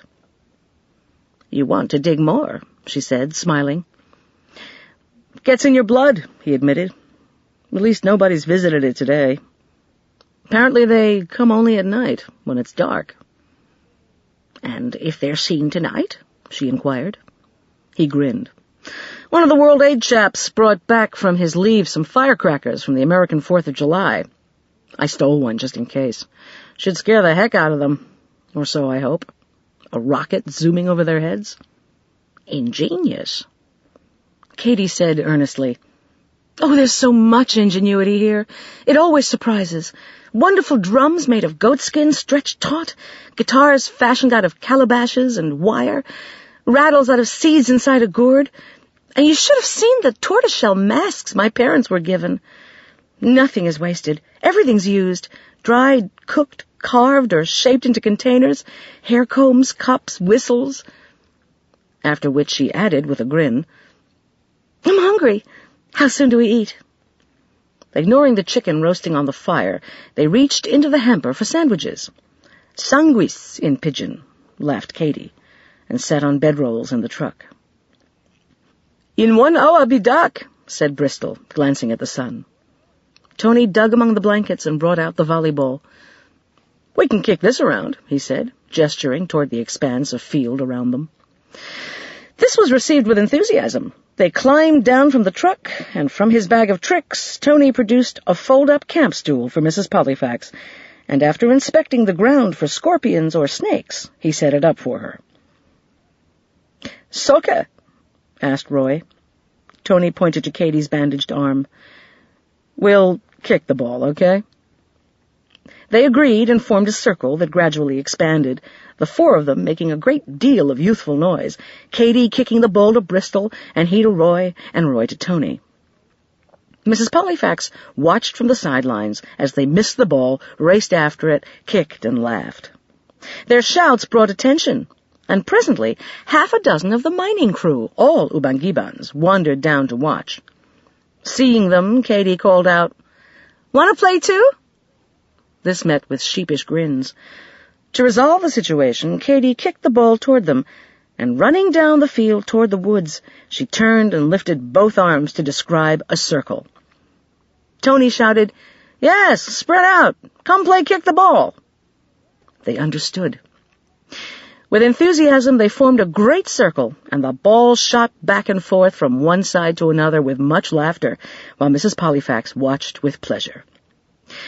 Callahan, strolling down to see what was happening, commented, "They're a good lot of men. I've had worse, I can tell you. The girl yours?" Mrs. Pollifax glanced toward Katie, where she had established herself near the woods. She could wish that Katie was not at such a distance from her and from the guards. But a young man from Callahan's crew was not far away from her, and seemed attentive. As she watched, the ball came rushing toward Katie, and she kicked it away, laughing. Mrs. Pollifax heard her neighbor shout, "Good show!" "Katie's a good friend. She grew up in Ubangiba," she told Callahan, and winced as the ball hit one of the players on the head, which met with fresh shouts of laughter. "But it will soon be dark. I think they should stop." Already she could see a pale crescent moon in the darkening sky. She glanced again toward Katy and was startled to see no sign of her. Her eyes moved quickly around the field looking for her, and she felt a first clutch of fear. "Where's Katy?" she called to Tony. He turned toward her, laughing, until he saw the expression on her face. Holding up a hand, he shouted to the players to stop the game, but already Mrs. Pollifax was running across the field, frightened now because the light might be dimming, but it was still light enough to see that Katy had vanished. "Oh, my God," she was thinking. "Oh, my God." To the young man who had called "Good show," she cried, "Where is she? Where's Katy?" Hearing only her panic, she looked bewildered. Tony, catching up with her, said more calmly, "What's your name?" "Jacob Buonosi." "Jacob, the girl, Katy, where's she gone?" Callahan, panting up behind them, spoke to the young man in pidgin English. "Baby, young woman, who say?" Jacob replied with dignity, "I see her turn." He turned, too, to face the trees. "I think somebody must call her, maybe. I don't know. She go thus." He pointed toward the woods, and to demonstrate, he walked quickly to the edge of the field to look in among the trees. "I hear her call out, in very happy voice, 'Philemon, it's really you?' Then, ball is kicked to me, and—" He returned to where he had stood before. "I kick it to Willie. When I look back, she be gone. This be all I know." "A happy voice?" echoed Mrs. Pollifax. Jacob nodded. "This I hear. She sing it like a song." "She can't be far," gasped Tony. "Callahan, can we borrow your men?" "You already have 'em," he said dryly, and shouted orders. But it was Mrs. Pollifax who led the way, preceding even Tony, and repeating over and over to herself what Jacob had said, that Katy's voice had been happy at the sight of whomever she'd seen. But where was she now, and who on earth was Philemon? And if he wasn't dangerous to her, then why had he been hiding in the woods? And if Katy hadn't wanted to go, why hadn't she used the gun she wore in the ankle holster they'd so carefully made? In spite of her frightened thoughts, her experienced eye was noting how the tall grass had flattened to form a path. Someone had walked here to the field and watched them playing, and had made himself known to Katy. But Katy would never go with a stranger. Why had she trusted the man who had called to her?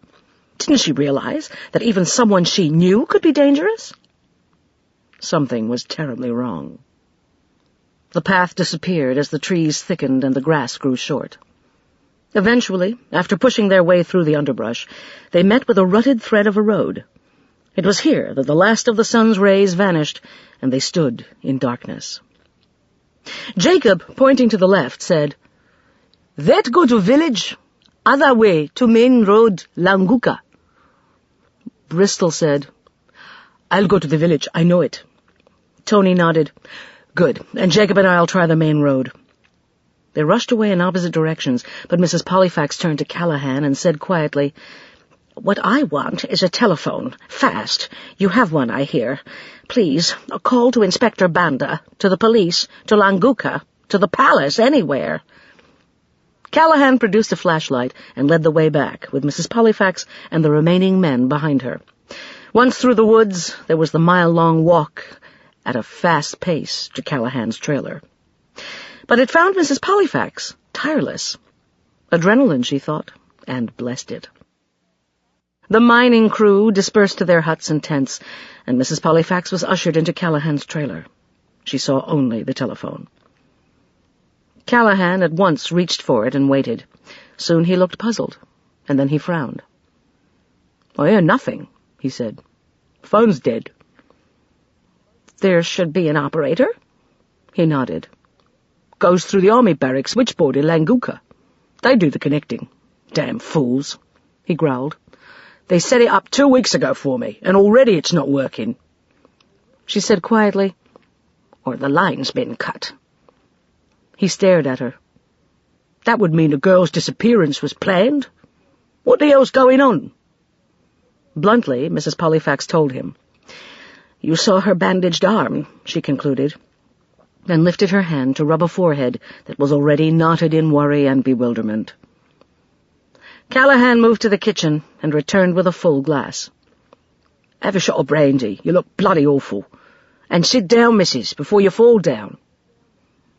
She gave him a faint smile, but shook her head. "A little brandy, yes. But sit, no. I've got to find her. Get back to the capital." He nodded.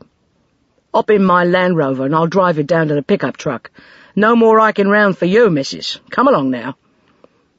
"Yes," she said. And then, "But why?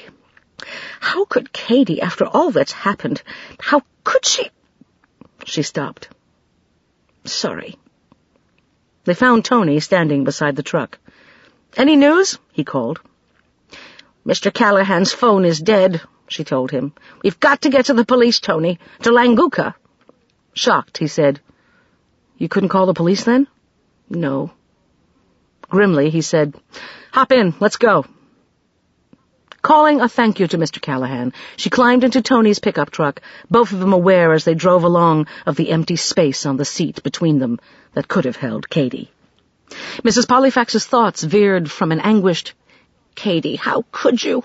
to a furious, "And why on earth did I ever allow this disastrous excursion to the south?"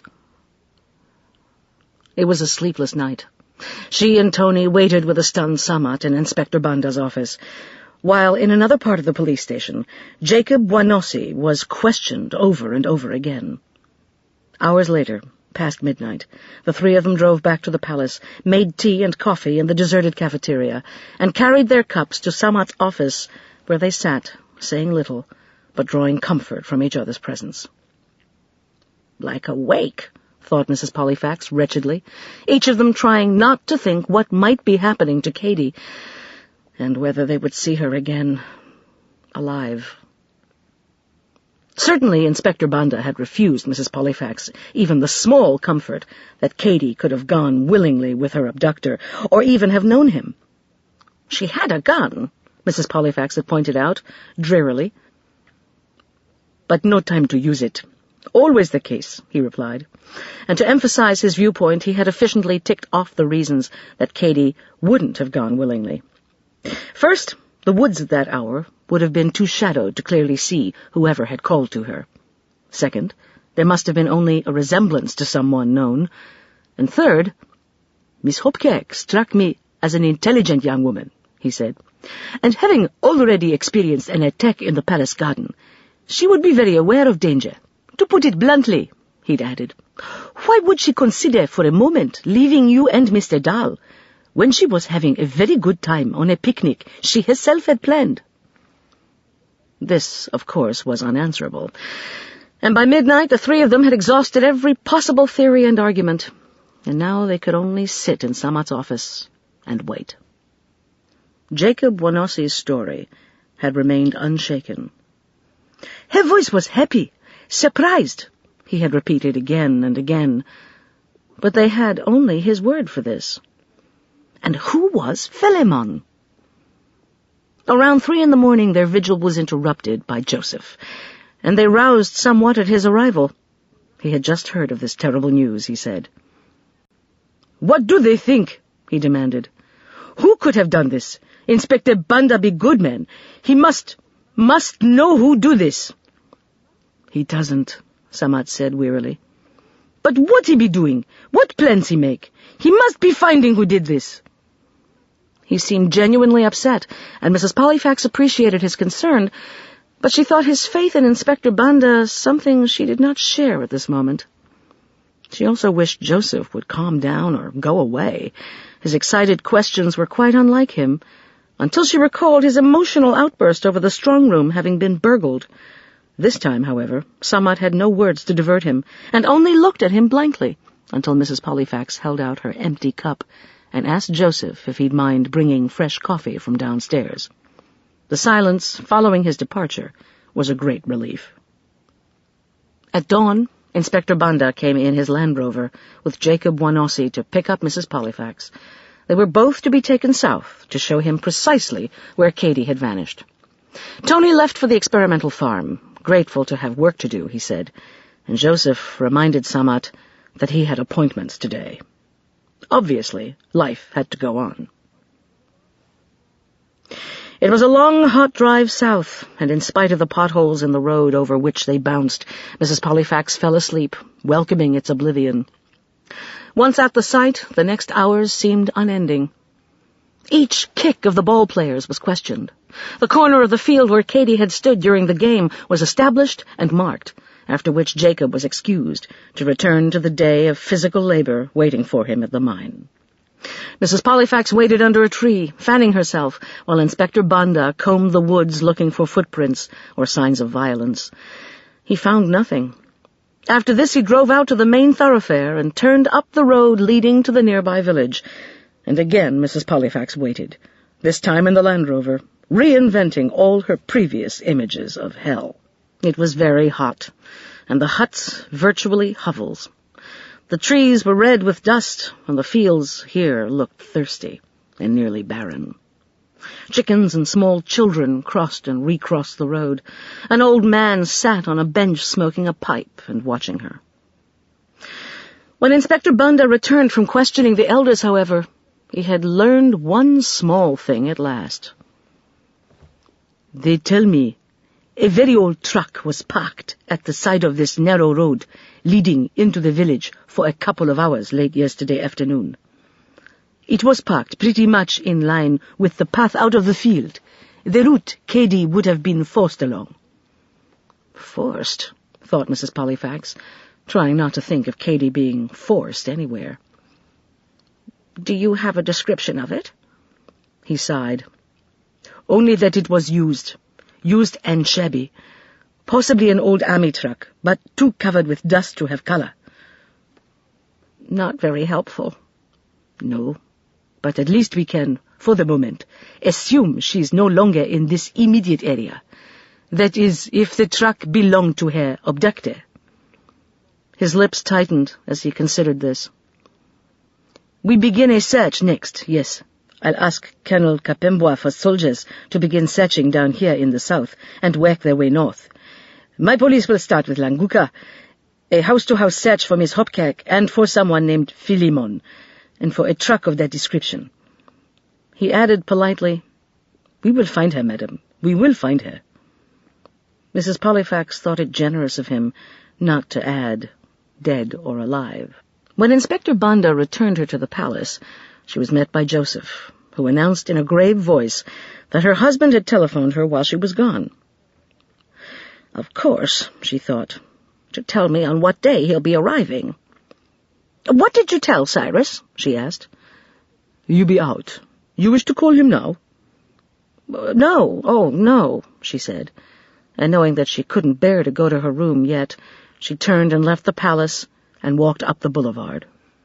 She walked the 4 miles to the airport, and after returning to the palace, and only then, reluctantly, did she enter the bedroom that she had been sharing with Katie, and where Katie's luggage and clothes were scattered everywhere. That evening, Dr. Merrick knocked on Mrs. Pollifax's door and walked in carrying a tray. He said, "Nobody saw you at dinner, but I caught a glimpse of you this afternoon, and you looked awful." He pulled the small table over to the chair in which she'd been sitting and placed the tray on it. "You have here the miracle of 1 boiled egg," he said cheerfully, "plus 1 slice of home-baked bread, 1 chicken breast, and 1 cup of hot tea. And don't you dare tell me you're not hungry." She smiled at him. "I'm not hungry." He perched on the edge of her bed and shook his head. "I'll force-feed you if necessary. Start with the hot tea, now." She lifted the cup to her lips and sipped. "Good," he said.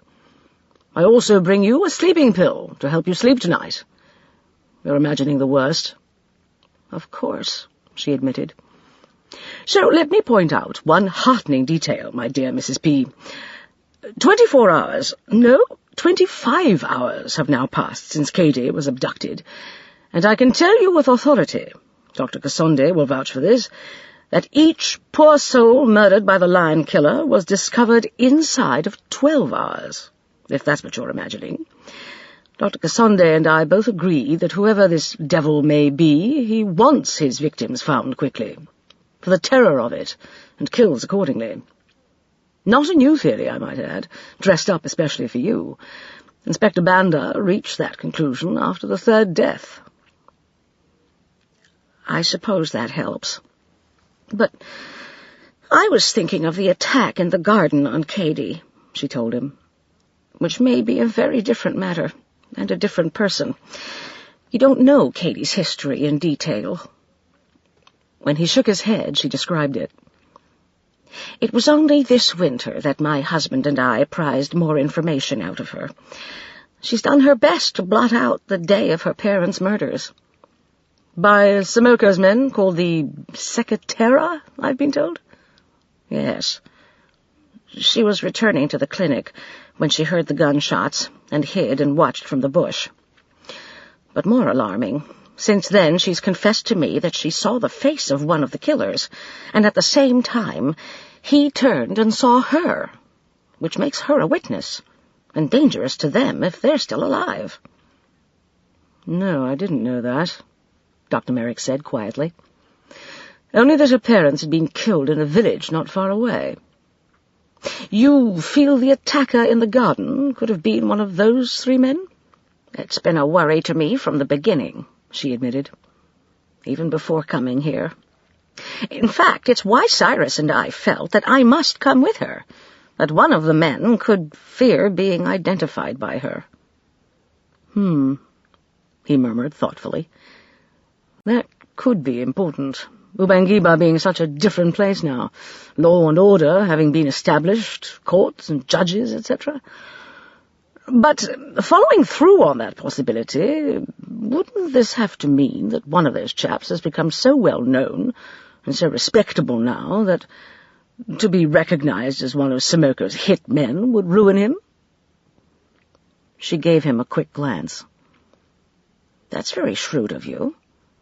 It would certainly explain motivation this many years after the murders, wouldn't it? She nodded. Someone quite ordinary, living an inconspicuous and ordinary life, might not even know Cady was here, and would scarcely be alarmed about her. But not, he emphasized, if a man has a reputation to protect, guard, uphold, and sustain. She thought about this with interest. A man of reputation, she repeated. Dr. Merrick, you've given me something graspable at last, and I thank you. Until this moment, a stranger here, I felt utterly helpless and useless. She nodded, satisfied, and began peeling the boiled egg. I'll take the sleeping pill that you so kindly brought and finish this dinner, because I see that I've a busy day ahead tomorrow. Dr. Merrick grinned. You don't care to tell me what doing? I haven't the faintest idea, yet, she admitted cheerfully. But you've reminded me of something a doctor once told me, when my children were small and given to collecting splinters and bits of glass in their knees that needed digging out. Dr. Merrick looked amused. And what did he tell you? He said, never bleed for the patient. Let him do the bleeding. You just get the job done. I've been very busy, torturing myself over Cady, bleeding, so to speak, for the patient. But now it's time to stop and get the job done, using, of course, the experience I've accumulated from certain other dangerous situations, she added without explanation, and at once displayed her revived spirit by attacking her chicken breast with a knife, and so fiercely that Dr. Merrick looked at her with alarm.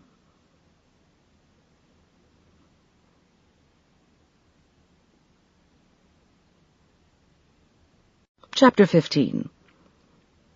Being unaccustomed to a sleeping pill, the effect of it carried Mrs. Pollifax beyond her usual 8 o'clock.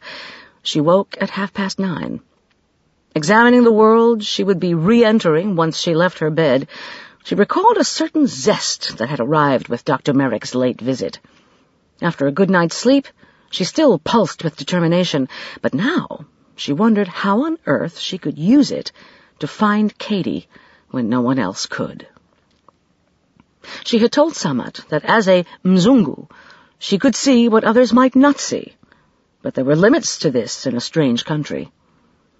Well, she thought, lying here in bed and thinking doesn't help. It was time to nurse this small flame of resolution, visit Sharma, talk with Inspector Banda and with Samat, ask questions. Quickly dressing, she began her trip downstairs to fortify herself with whatever the cafeteria might offer at this late hour. But on reaching the second-floor balcony, she was surprised to hear a hive-like buzz of angry voices below. Looking down into the huge lobby, she was even more startled. This was not the usual mix of mothers and babies waiting to see a doctor, but small groups of men talking among themselves, and with angry gestures. Working men with worn and dusty faces. She thought in panic, is this how a coup begins? Or a riot? Have they come for Samat? Has there been a sixth death?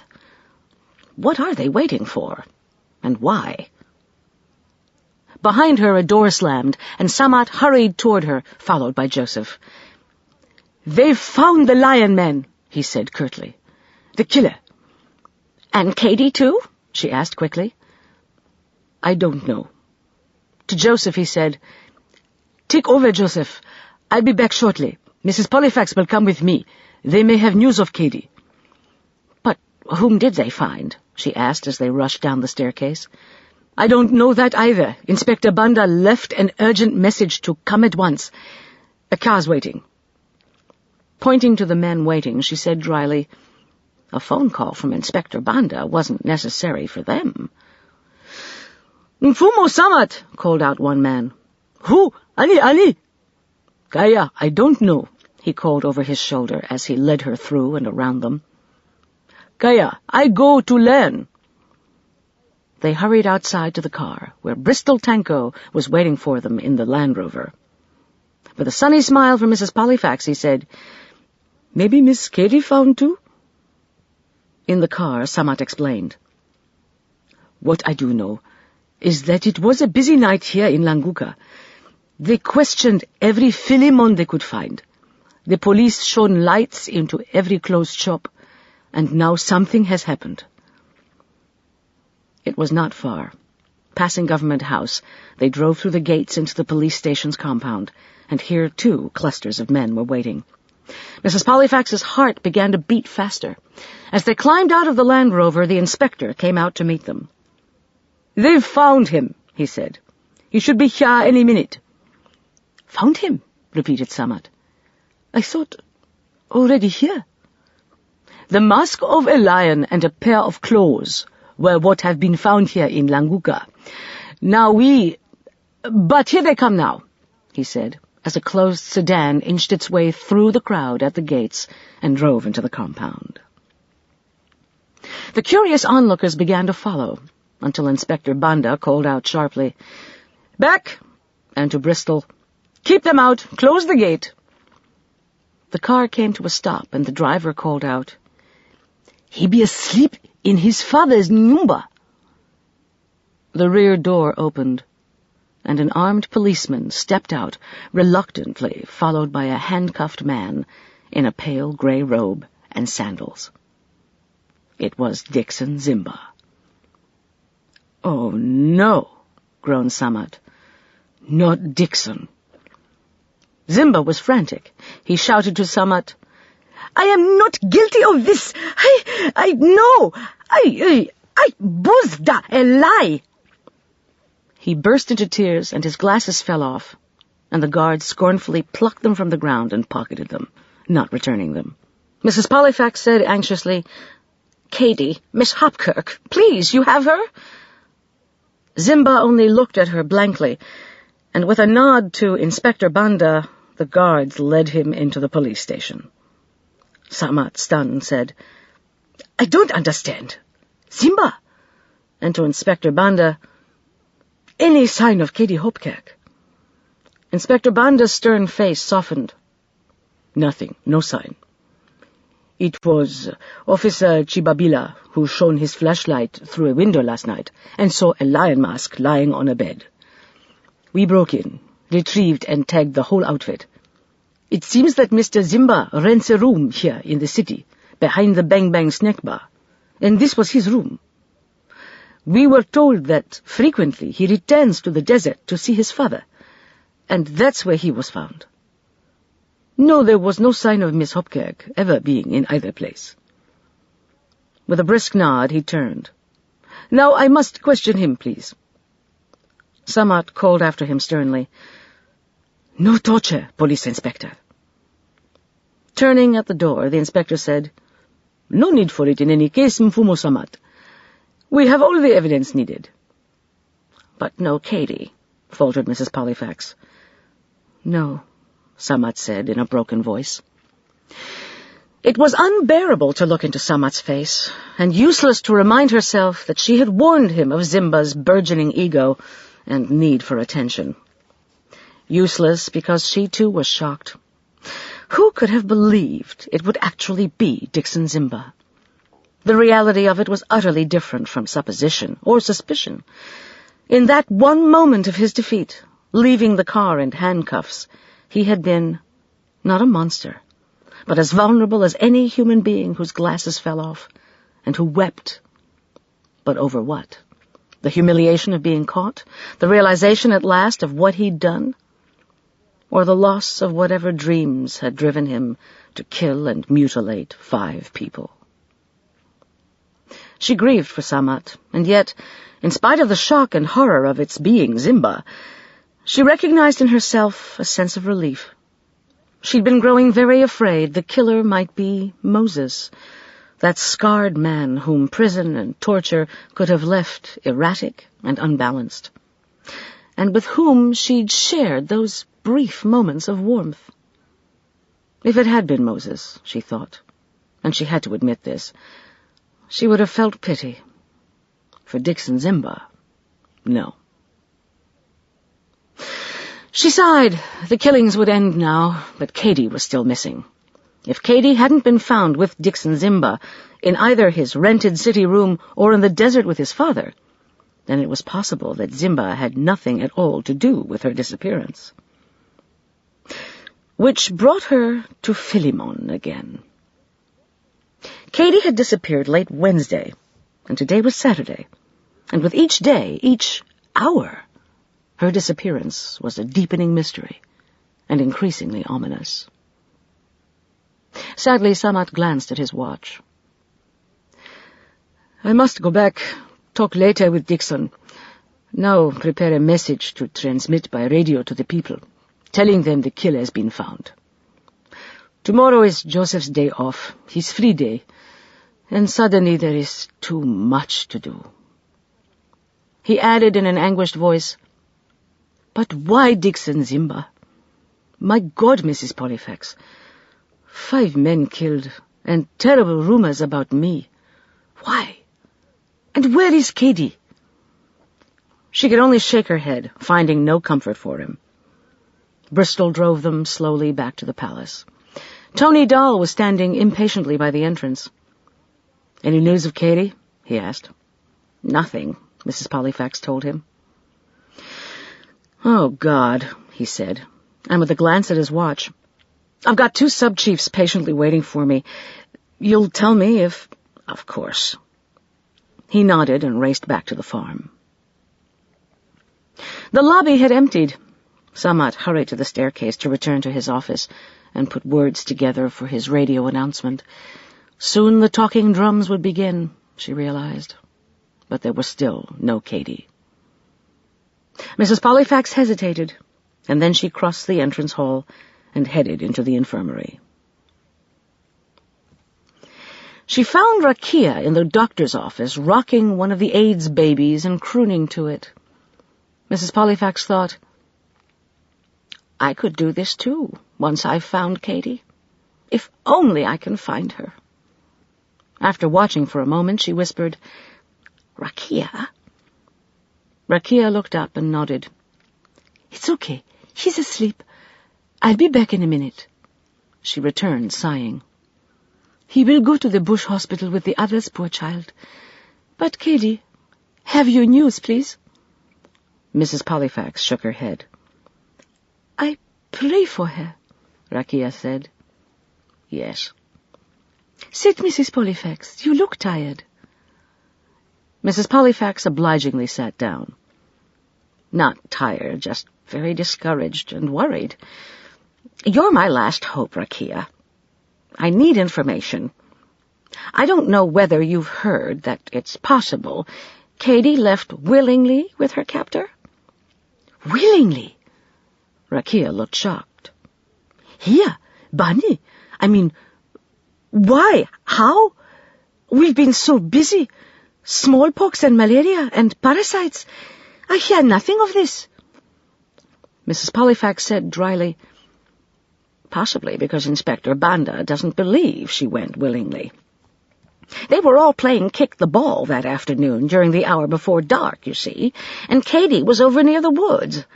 The young man nearest saw her walk to the edge of the woods, as if called there by someone. He heard her say, and he swears she said it in a happy voice, "Philemon, it's really you." And when he looked again, she was gone. A happy voice, repeated Rakia in astonishment. The young man insists this was so. A trick, gasped Rakia. A diva, trap. It sounds that way now, admitted Mrs. Pollifax. But this Philemon, who could that be? Mrs. Pollifax sighed. The police and the soldiers have questioned every Philemon they could find in the villages down south and here in Languka. Now I come to you, Rakia, because I think and think and think about how she sounded to this young man, Jacob Wanossi. Happy. Surprised, he said, and to sound surprised it must surely be someone she'd not seen in a long time. Perhaps someone she knew back in the old days. In the old days, repeated Rakia wistfully.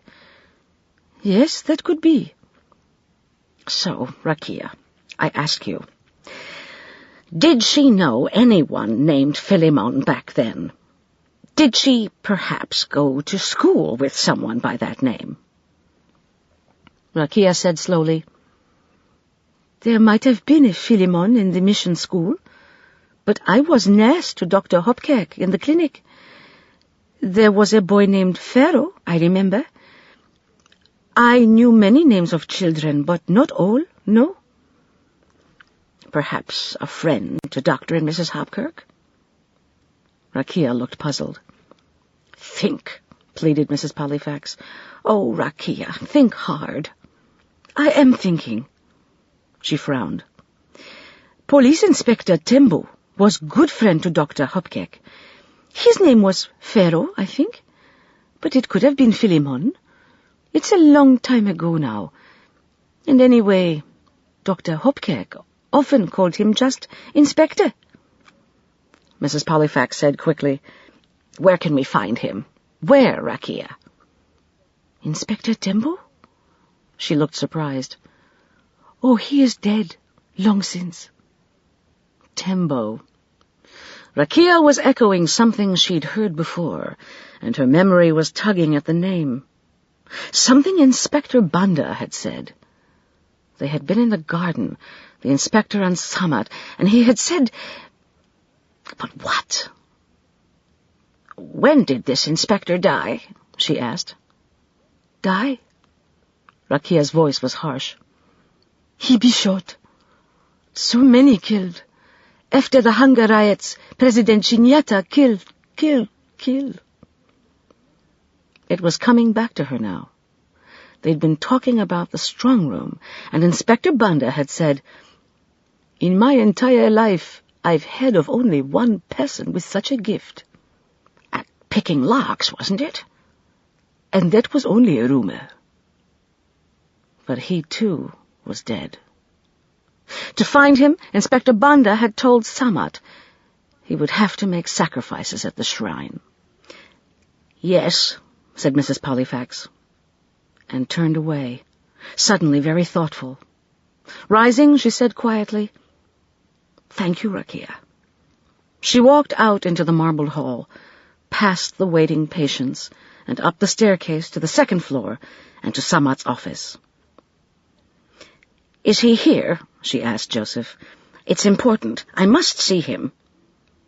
Samat had said the other day that Joseph might disapprove of him for not hiring his cousin, but definitely, just now, it was Mrs. Pollifax of whom Joseph disapproved. "He be very sad," he told her reproachfully. "At Mr. Zimba." "So am I," she said tartly.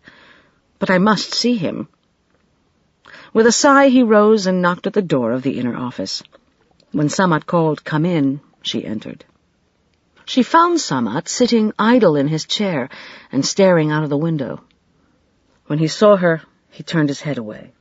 "As you see, I am not writing my radio announcement." "No." "I have been wrong about Dixon Zimba. It is like a wound in me, but worst of all is no news of Katie." He turned in his chair to look at her. "I feel helpless," he said. "To think of her." He shuddered, and tears glistened in his eyes. "It is I who begged her to return here to Ubangiba, and now, one way or another, I can be destroyed. But not this way. Not this way. What are rumors of sorcery compared to this?" "I came to ask for the keys to the strong room," she told him. "The strong room?" He looked blank. "Yes, the records there. I want to see them again." With a sigh, he rose and, without question, went to a wall safe next to his desk, dialed the combination, opened it, and withdrew the set of keys. "Return only to me," he said in a dull voice. Reaching the door, she turned and saw that once again he was seated staring out of the window. Samat too, she thought. All of us. There was no guard at the door to the strong room on this trip. Mrs. Pollifax waited until no one was in sight before unlocking the hall door and slipping inside.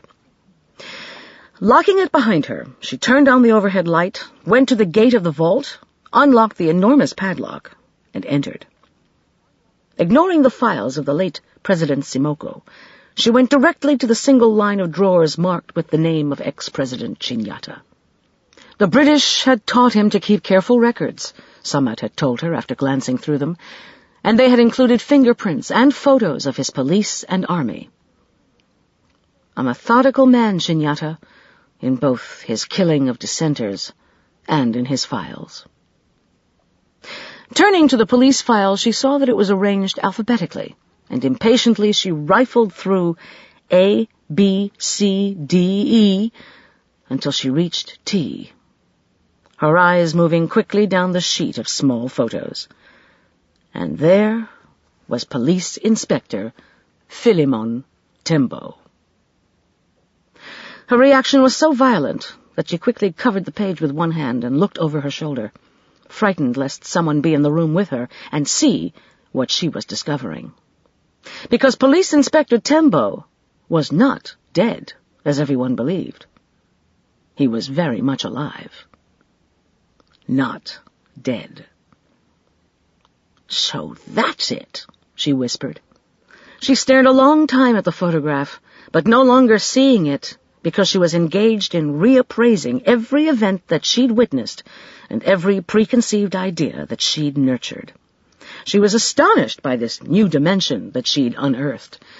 It solved nothing, and yet it changed everything. When she left the vault and the room, carefully locking both gate and door behind her, several people passed her in the hall and greeted her, but she neither saw nor heard them. Sharma had said, "You have already brushed against evil, but without recognizing it." He had also said, "There are watchers, and there are watchers." After returning the keys, she would go to see Sharma. She must. Chapter 16. Mrs. Pollifax unlocked her bicycle from the palace rack and set off down Government Road to the path that would take her to Sharma's. At the police station, she saw a crowd of people milling around the gates. The words they were shouting were angry, and those in English were ominous. "Kill! Murderer! Beast! Traitor!" She could only hope that Inspector Banda's men were prepared to cope with violence. The well-worn path to Sharma's hut had been preempted by a family of guinea fowl, and it was necessary to keep sounding the trusty horn on her bicycle to gain passage. She thought they looked like plump and indignant matrons in pinstriped suits as they moved from the side of the path to its very center. "That's ridiculous," she told them, repeatedly sounding the horn until they made a final exodus into the brush. At first glance, Sharma's compound was empty. She leaned her bicycle against a tree and called out, "Hello? Hello!" and walked up to the door and peered inside. The girl, Laraba, came around the corner of the house behind her, a live chicken tucked under one arm. "Whew," she said, and smiled. "The Mzungu." Mrs. Pollifax smiled back at her. "Yes, is Sharma here?" Laraba shook her head, and glancing beyond Mrs. Pollifax at her bicycle, she said, "He have a bike too? He's gone." "Where can I find him? It's important." "Oh, well, he take a flat tire to bicycle repair. There is place next to Bang Bang snack shop, with sign, bikes sold cheap." "Moses?" Laraba brightened. "You know? You maybe buy your bike there? That is where he will be." It was by now mid-afternoon, and the overhead sun was searing. Mrs. Pollifax anchored her straw hat more securely on her head, thanked Laraba, rode back to Government Road, and turned up the boulevard. Ahead of her, the road looked very long, shadeless and hot, but she persevered, remembering that on her return there would be a tilt downhill to the palace. She was already anticipating the coolness of night when she reached Moses's gate and found it ajar. Dismounting, she pushed the gate open and wheeled her bike inside. Moses was leaning over a bicycle in the center of his compound. Beside him stood Miss Verstoffel, the Swiss midwife from World Aid, and both were surrounded by a handful of small, barefooted black boys. There was, however, no Sharma. She called out, "Moses, is Sharma here? I'm looking for him." Moses straightened and looked at her as if he had never seen her before. Beaming, Miss Verstoffel called gaily, "I'm buying a bike, this red one." "Sharma come, Sharma go," Moses said gruffly. "I see," murmured Mrs. Pollifax. "Know where or when I can find him?" Her glance drifted past him to a clothesline from which hung 2 pairs of blue jeans of different sizes. "No, Sharma come, Sharma go," he repeated testily, seeing her eyes fixed with interest on his clothesline. "He be back early morning for new tire, is all I know." She nodded. She was beginning to understand why she was not welcome, and turning away, she wheeled her bicycle out of his compound. But as she rode back down the boulevard, she knew that her visit hadn't been wasted. She had learned why Moses didn't want her there, and this interested her very much. It was 5 o'clock when she entered the cafeteria. She'd missed breakfast completely, and her lunch had consisted of a chocolate bar that she'd brought with her from home. It had been a busy day, and an emotional one. She was hailed by Dr. Merrick, who called out cheerfully, "Chicken's not fried tonight, it's barbecued for a change. Did you hear Chief Samat's announcement at 4 o'clock? "Oh, dear, no," she said. "Actually, I forgot about it. I was busy trying to find Sharma, but without any luck." "The speech was very moving," he told her. "Pity it turned out to be Dixon." He frowned. "I confess I never did like him, pompous chap, very insecure. But when people cover up their insecurities with arrogance, it simply doesn't occur to them how unpopular they become. He'll find he had few friends. He looked at her. You strike me as being hellishly tired. Katie, of course. Katie, yes, she said, but added dryly, a bit too much bicycling to and fro in the afternoon heat didn't help. He nodded. Probably 100 degrees in the shade today. Word has it that Dixon Zimba's still claiming innocence, which unfortunately means that if he knows anything about Katie, he's not going to admit to that either.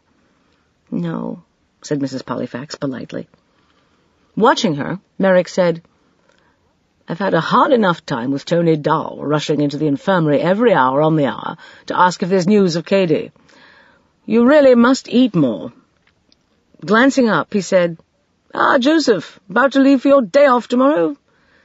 Yes. Joseph was very formal. I have message for Mrs. Pollifax. Removing a slip of paper from his pocket, he said, It be from your husband. On his way, he say. And see you Monday morning airplane. Message came 3:10, Languka time. Mrs. Pollifax thought, he's coming too soon.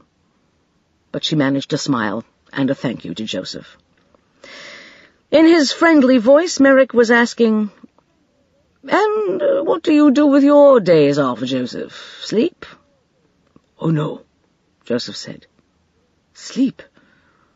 He looked affronted at the idea and said with dignity, I have many books to study that Mfumo Samat lent me.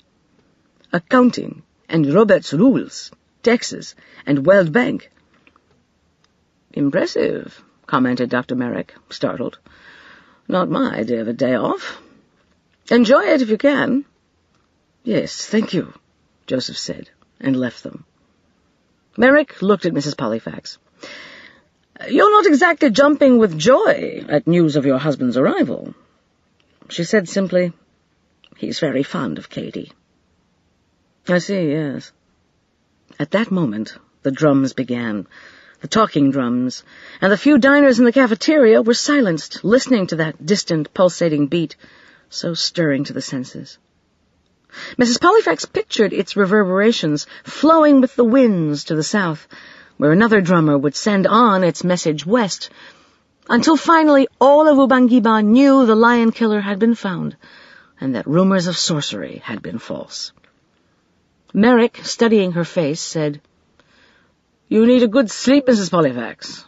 Want another sleeping pill? She smiled at him. Thank you, but no.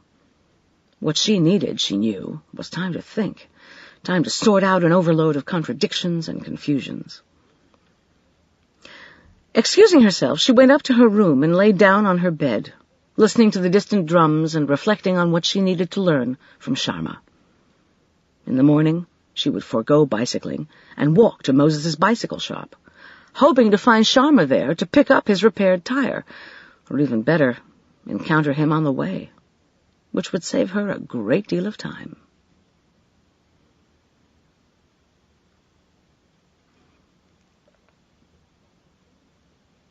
Chapter 17. In the morning, Mrs. Pollifax was glad to find that her appetite had returned. She ate a hearty breakfast of porridge and eggs in the nearly empty cafeteria, and set out on foot at 8:30, hoping that she might intercept Sharma on the boulevard. It was blessedly cool, and it seemed to her the boulevard pulsed with new life, as if the shock of Dixon Zimba's arrest had been followed by a profound relief that the dreadful murders had ended, the culprit was in prison, and their chief cleared of rumor. Violet Kamangu stopped to greet her and ask if there was any news yet of Katie. Mr. Mbuzu, of gifts, furniture, bowed and smiled. She was even acknowledged by Jim Jim, the black market dealer, who said cheerfully, "No Mkambo, eh?" and gave her a small, secret smile. The great wooden gate to the bicycle shop was closed. Mrs. Pollifax rang the bell and waited. When there was no response, she rang it again, but still it was not opened to her. She began pounding hard on the gate, then tugging again at the bell, and at last called out Moses's name. Peering through a minute crack in the wood, she saw only a sun-scalded compound, but no Moses. It was by now 9 o'clock, and the shop was obviously closed, to herself and to Sharma, and to anyone else, and she felt a rush of anger at this. Moses had said he expected Sharma in the morning. He had said this. Why then was he not here?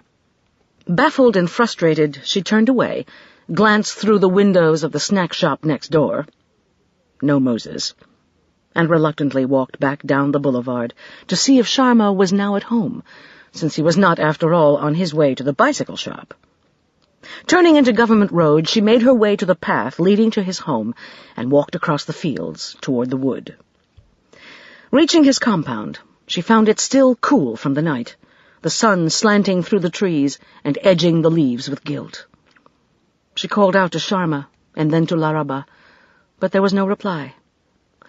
She walked around the 2 thatch-roofed buildings and was greeted by chickens, but no human voices, and finally, exasperated, she sat down on the bench outside Sharma's house to wait. A gray pigeon alighted on a nearby branch and then fluttered away. It was very quiet, but she didn't feel at all quiet. She felt abandoned, which was idiotic. But where, she wondered, had everyone gone? She had done a great deal of walking, all to no avail, and tomorrow Cyrus would arrive. Thank heaven, she thought, cheered by this, and then realized that since today was Sunday, Cyrus must have reached Paris by this hour. She wondered if he had left word with Joseph at what hotel he'd be staying before his morning flight to Ubangiba. And then she remembered that it was Joseph's day off, and she couldn't ask him. He might, of course, have left a memo on his desk. It was equally as possible that Cyrus might call her from Paris. At this rate, we'll miss connection still again, she realized. She decided to give up waiting and return to the palace. If he calls from Paris, she thought, I will this time tell him about Katie. When she had made her first visit to Sharma, she remembered that she had been preceded by a young man in uniform who had left the compound, and Sharma, by way of a path running off to the south, whereas she had approached with her bicycle from Government Road. She thought that, with luck, the path would take her to the edge of the experimental farm that lay behind the palace, making it a pleasing shortcut. Definitely this was a frustrating morning. Moses's gate locked, with no Moses answering the ring of the bell, and now Sharma gone from his compound again. She set off down the narrow path, grateful to the trees overhead that provided welcome shade. Soon the trees thinned, replaced by a virtual hedge of thick, high, leafless brush. This was annoying, but presently she was even more annoyed when the path divided, giving her 2 to choose between. She stopped, weighing choices. 2 roads diverged in a wood, she murmured, but in this case decided the more traveled path was the wiser, and she turned off to the right.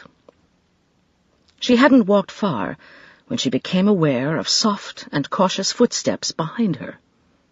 She stopped to listen, waiting for a friendly "Moni" at any minute. But unfortunately, when she stopped, the soft pad of feet stopped too. This was irritating. It also produced a feeling of dismay. She told herself there was no reason to feel uneasy. The Lion Man was safely imprisoned. But this brought her to the question of why the footsteps paused when she did, and why didn't this companion on the path hail her cheerfully, catch up with her, and walk with her?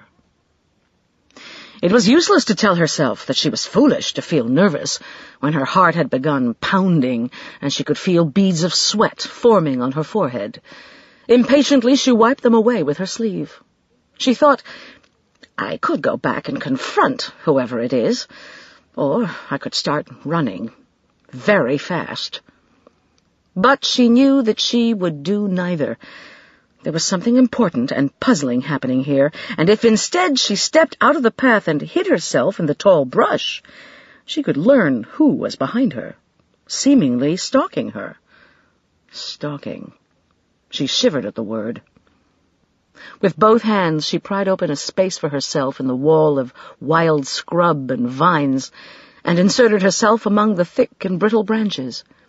Silence followed, a heavy and oppressive silence, as if all the birds in the wood had been stilled. But no one came down the path. There was no one at all. Until abruptly there came the sound of steps crashing through the forest of brush behind her, not by the path, but behind her. She turned and screamed in terror. He stood only 4 feet away from her, both hands lifted to kill, the fingers clothed in long, terrifyingly sharp claws, the face concealed behind a huge, obscene mask of tawny fur with 2 slits for eyes, a ruff of pale wool crowning the lion's head, and that pair of carved wooden claws sharpened to knife point and poised to tear at her throat. Not in prison. Not, raced her thoughts, and then, no screaming. Fight! Fight, damn it, fight! She waited, eyes narrowed and concentrated only on those terrible claws. The man took a step closer, so close that she could hear now the heavy breathing behind the mask. Trembling, she steadied herself. Nerves taut, weight distributed.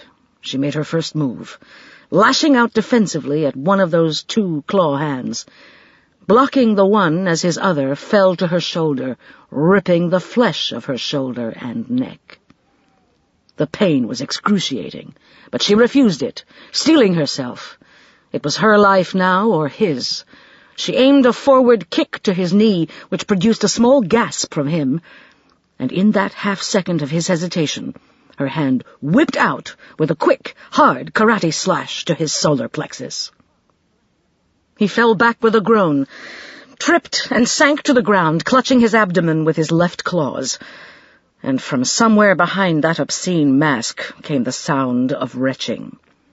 She watched, fascinated, as he lifted the right hand to his mouth, and with his teeth savagely tore away the glove of claws, freeing the hand to begin fumbling among the folds of the dark cloak that he wore. She stood rooted, dazed and bleeding, mesmerized by the sight of that one brown human hand emerging from those claw-like talons with its 5 groping human fingers. She marveled that he could still move after such a savage blow to his abdomen.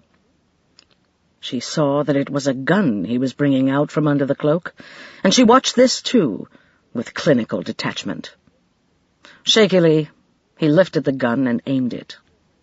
"Move!" she told herself. "Move!" But she stood frozen. The noise of the gun firing shocked her out of her unholy trance.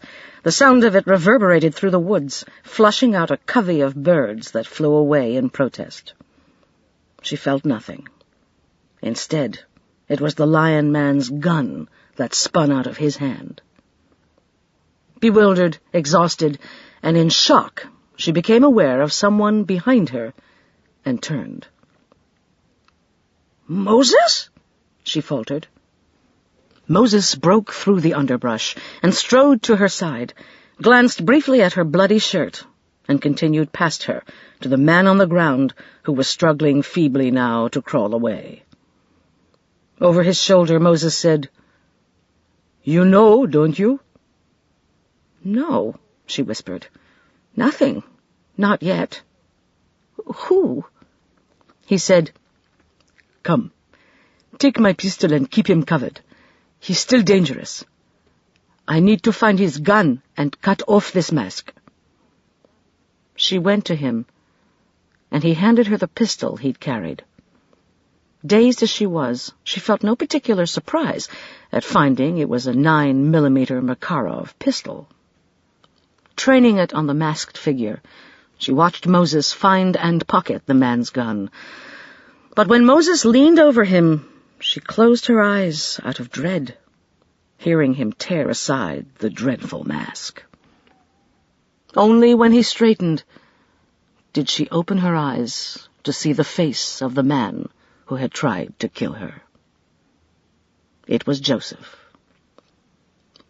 "Oh, dear God," she whispered. His face twisted in a grimace of pain. Joseph turned his head away from her. Moses was bringing out a length of rope from his pocket. "Help me," he said. She nodded, and when he lifted Joseph, she was at least able to slide the rope under him, the blood from her bleeding shoulder falling drop by drop over Joseph's face, which struck her as so insanely appropriate that she didn't know whether to laugh or to cry. Once Joseph was firmly trussed, Moses rose to his feet. Looking down at her from his great height, his scarred face was stern. "You're hurt. I've got to carry him. Can you make it to my truck?" "I'm not going to faint this time," she told him with a wry smile, and with a glance at the pistol he'd given her to hold, she said, "Would you like Katie's pistol back now?" His smile lit up his scarred, dark face, but he didn't reply. Joseph had slipped into unconsciousness. Moses plucked him from the ground as if he were a child, slung him over his shoulder, and together they limped out of the woods, a sorry, bloody sight. It was Roy Siwali, driving from Government House to the palace, who first noticed them. He saw Moses, the bicycle man, walking across the field carrying a man on his shoulder, followed by a white woman in a blood-stained shirt, and then he saw that it was Mrs. Pollifax, dragging behind her what looked to be the head of a furry animal, and he gasped, "Here!" Stopping the car, he jumped out and raced across the field toward them. Behind him, at the Farmers' Cooperative, a man came to the door and stood watching, and then he too rushed across the road. Two young women leaving the milling company office stopped in surprise, then strolled across the road to watch, followed by 3 small boys. Seeing Roy run toward them, Moses said, "Be firm. You and I take Joseph to the infirmary in my truck. This young man must tell Inspector Banda to come to the infirmary with guards." She gave him a quick, curious glance. "You won't issue that order yourself?"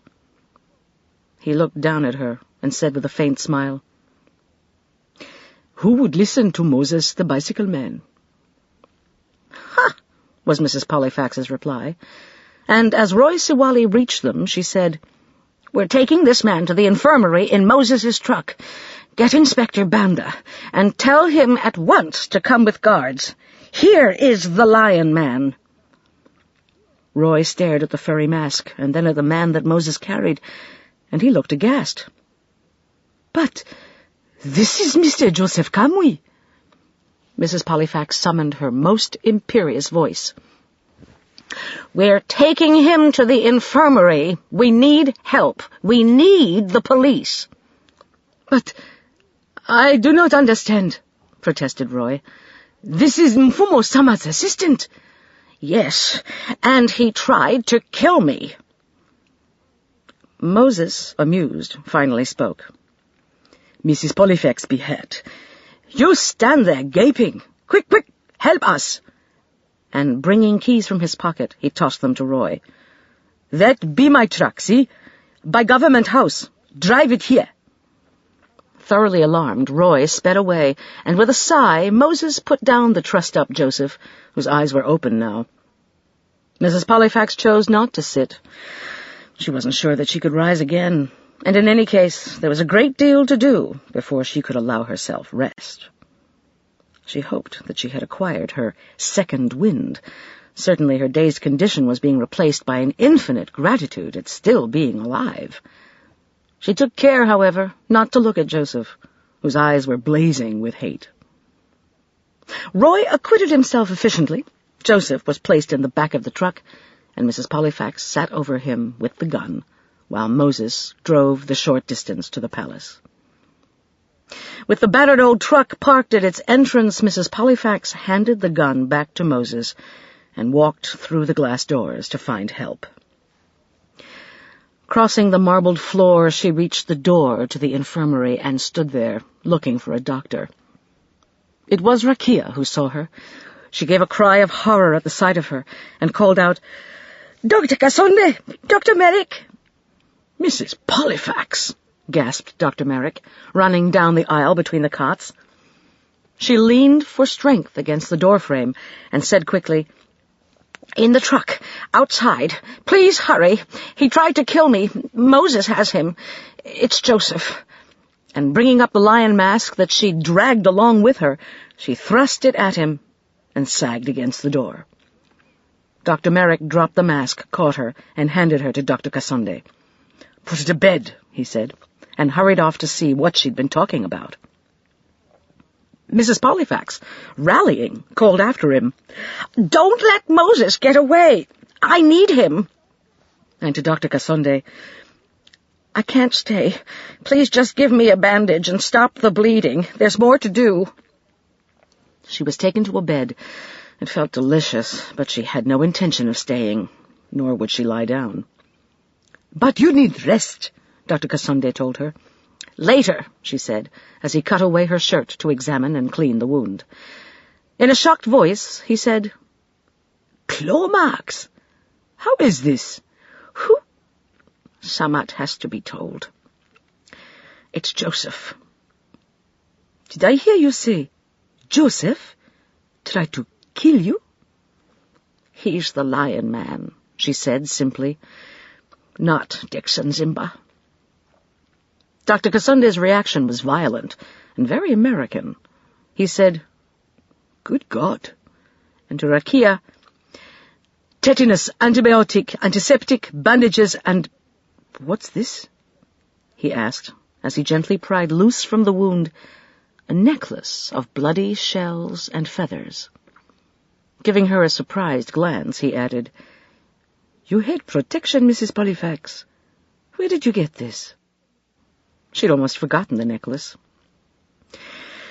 "Sharma," she told him, adding softly as he worked, "When I told him I'd rather Katie have it, he said, strange, isn't it? He said it would be I who would need it more." "A very wise man," Dr. Kasonde said, nodding, and she winced as he injected a needle into her arm. "A fine mloli, or prophet. You may perhaps prefer—" He looked up as Moses and Dr. Merrick carried Joseph past the bed and down the aisle. "You speak truth, Mrs. Pollifax. Verily that is Joseph Kamui. And I thought myself beyond surprises." "Yes, but are you through now?" she asked, as he knotted the last bandage. And seeing Moses approach, she told the doctor, "Inspector Banda will be coming soon. Moses has a truck. Please tell the inspector, Samat too, that I'll be found at Moses's bicycle shop." Dr. Kasonde gave big, shabby Moses a startled glance and said only, "But of course."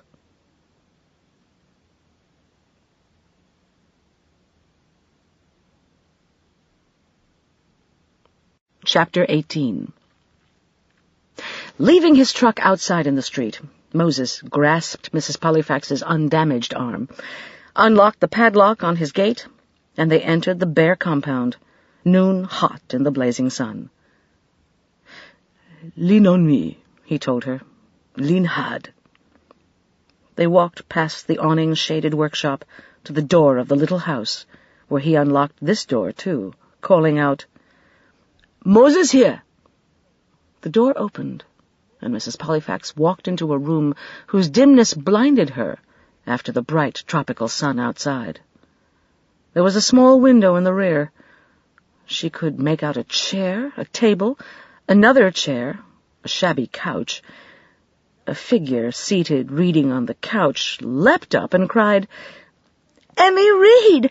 Oh, thank God, we were so afraid for you." Racing toward her, Katie stopped, seeing the bloodied shirt and bandaged throat, and looked at Moses questioningly. He nodded. "I follow Joseph. Joseph followed her, and found her. But she is great fighter, Katie. And she knew you were here. Katy burst into tears and flung herself at Mrs. Pollifax, narrowly avoiding her bandaged shoulder, until Moses tactfully removed her. Gently, gently, she's hurt, he said. He brought Mrs. Pollifax a chair, and she was relieved to sit down. Katy's face was tear-stained. But to leave you, Emmy Reed, to know how you'd worry, it was awful. And we did worry. Terribly, Mrs. Pollifax told her, and her voice was unsteady, remembering. It never occurred to us, or to me, until yesterday, that a mysterious man named Philemon could have kidnapped you, removed you, to save your life. Katy smiled. I've cooked for him, and read his books, and he made a new drum for me, and we talked of the old days. But how did you know I was here? She asked. Philemon says you already guessed? Because certain references to a police inspector, Timbo, long since dead, began to interest me very much, said Mrs. Pollifax. Because I made another trip to the strong room and found his photograph in President Chinyata's old files, and discovered that he was very much alive. There was a twinkle in her eye as she added, and when I paid a call on Moses yesterday, I noted a line of bright red on one of the pairs of blue jeans drying in the sun. Katy laughed. Oh, I wish I could hug you. When I heard that Dixon Zimba was arrested, and Joseph still free, and nobody suspecting him, I was so worried. We were both afraid for you. I don't think you realized how vulnerable you were. Tell her, Philemon. You knew. Moses said gravely, It was my fear that he'd planned to use you as bait, harm you, to bring Katy out of hiding. He was desperate to find her. It must have been a great shock to him when Katy returned to Ubangiba a week ago. He believed he would never see her again. Who knows what he feared? That she'd already recognized him, but was saying nothing yet? Or that at any minute a word, a gesture, would give him away and she'd remember him? From what Katy has told me, those 3 murderers never knew how much she saw that day. Just as Mrs. Pollifax pointed out, Katy said sadly. Yet I would never have recognized him. I saw the face of only the one man, and it wasn't Joseph. But he didn't know this. To Mrs. Pollifax, Moses said, You have to understand how it was in those days. Hundreds were executed, but openly, in the public market. The shooting of Dr. and Mrs. Hopkirk was secret, hidden, a mystery. And they were revered. Their lives touched everyone. People still curse their murderers and wonder who they were. If anyone learned that Joseph was one of the killers, you understand how dangerous Katy has been for him. But to become the Lion Man, said Mrs. Pollifax with a shudder, not studying accounting or taxes or the World Bank on his days off, but stalking people with those terrible claws. He must have gone mad, utterly. She bit her lip. Sorry. I must try to remember it's over now, except, of course, for Inspector Banda. Moses, glancing out the window, said, And here he is now, with Mfumo Samad, who is looking most upset. We must go to meet them. But not Katy. Not immediately, urged Mrs. Pollifax. One thing at a time. Poor Samad has had so many shocks, and I suspect Inspector Banda is furious at having to come here, to a bicycle shop, to find me. Her prediction proved to be right. As she advanced into the yard, an angry Inspector Banda said curtly, I would have expected you, Mrs. Pollifax, to come to the police station once you left the infirmary. Samat, glancing around the barren yard, said, "Oh, to me, to break the news to me, to tell me—" He closed his eyes to conceal his pain, and when he opened them, he had regained his composure. "What I don't understand is what you are doing here, of all places. They said you left the infirmary in a great hurry, and you are hurt." Inspector Banda nodded. "My car is outside. We've come to drive you to my office, where you should have gone in the first place to make your statement." Mrs. Pollifax smiled at him benevolently. "In a few minutes, Inspector Banda. In a few minutes." Pointing, she said, "It's shaded over there under the awning, and there are benches. For myself, I need to sit down, being hurt," she added with deliberate reproach. She at once sat down, in effect forcing them to seat themselves on the opposite bench, while Moses stood protectively behind her. Inspector Banda gave Moses an annoyed glance and said dismissively, "You can leave us now." "Oh, no," she said pleasantly, "because the story you have to hear is Moses' story, and has been all along. You insist on standing, Moses?" Moses looked amused. "Yes," he drawled.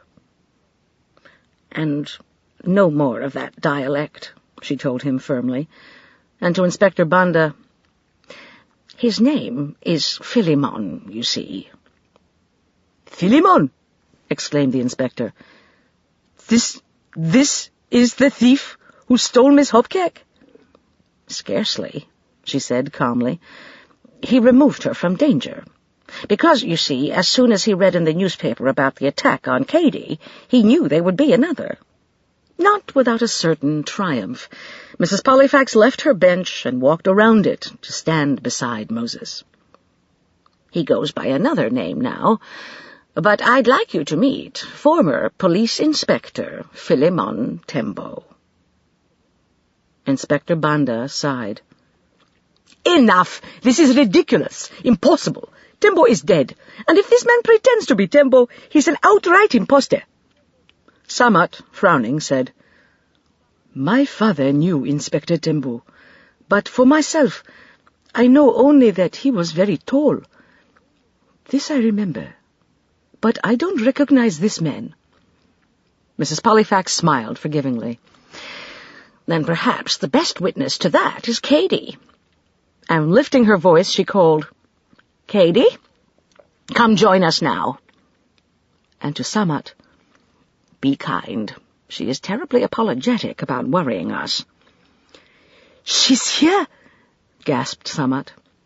"She's been here all the time, quite safe, thanks to Moses, or to Police Inspector Timbo." The door to Moses's house opened, and a subdued Katie walked out into the sunshine to say shyly, "Hello, Samat.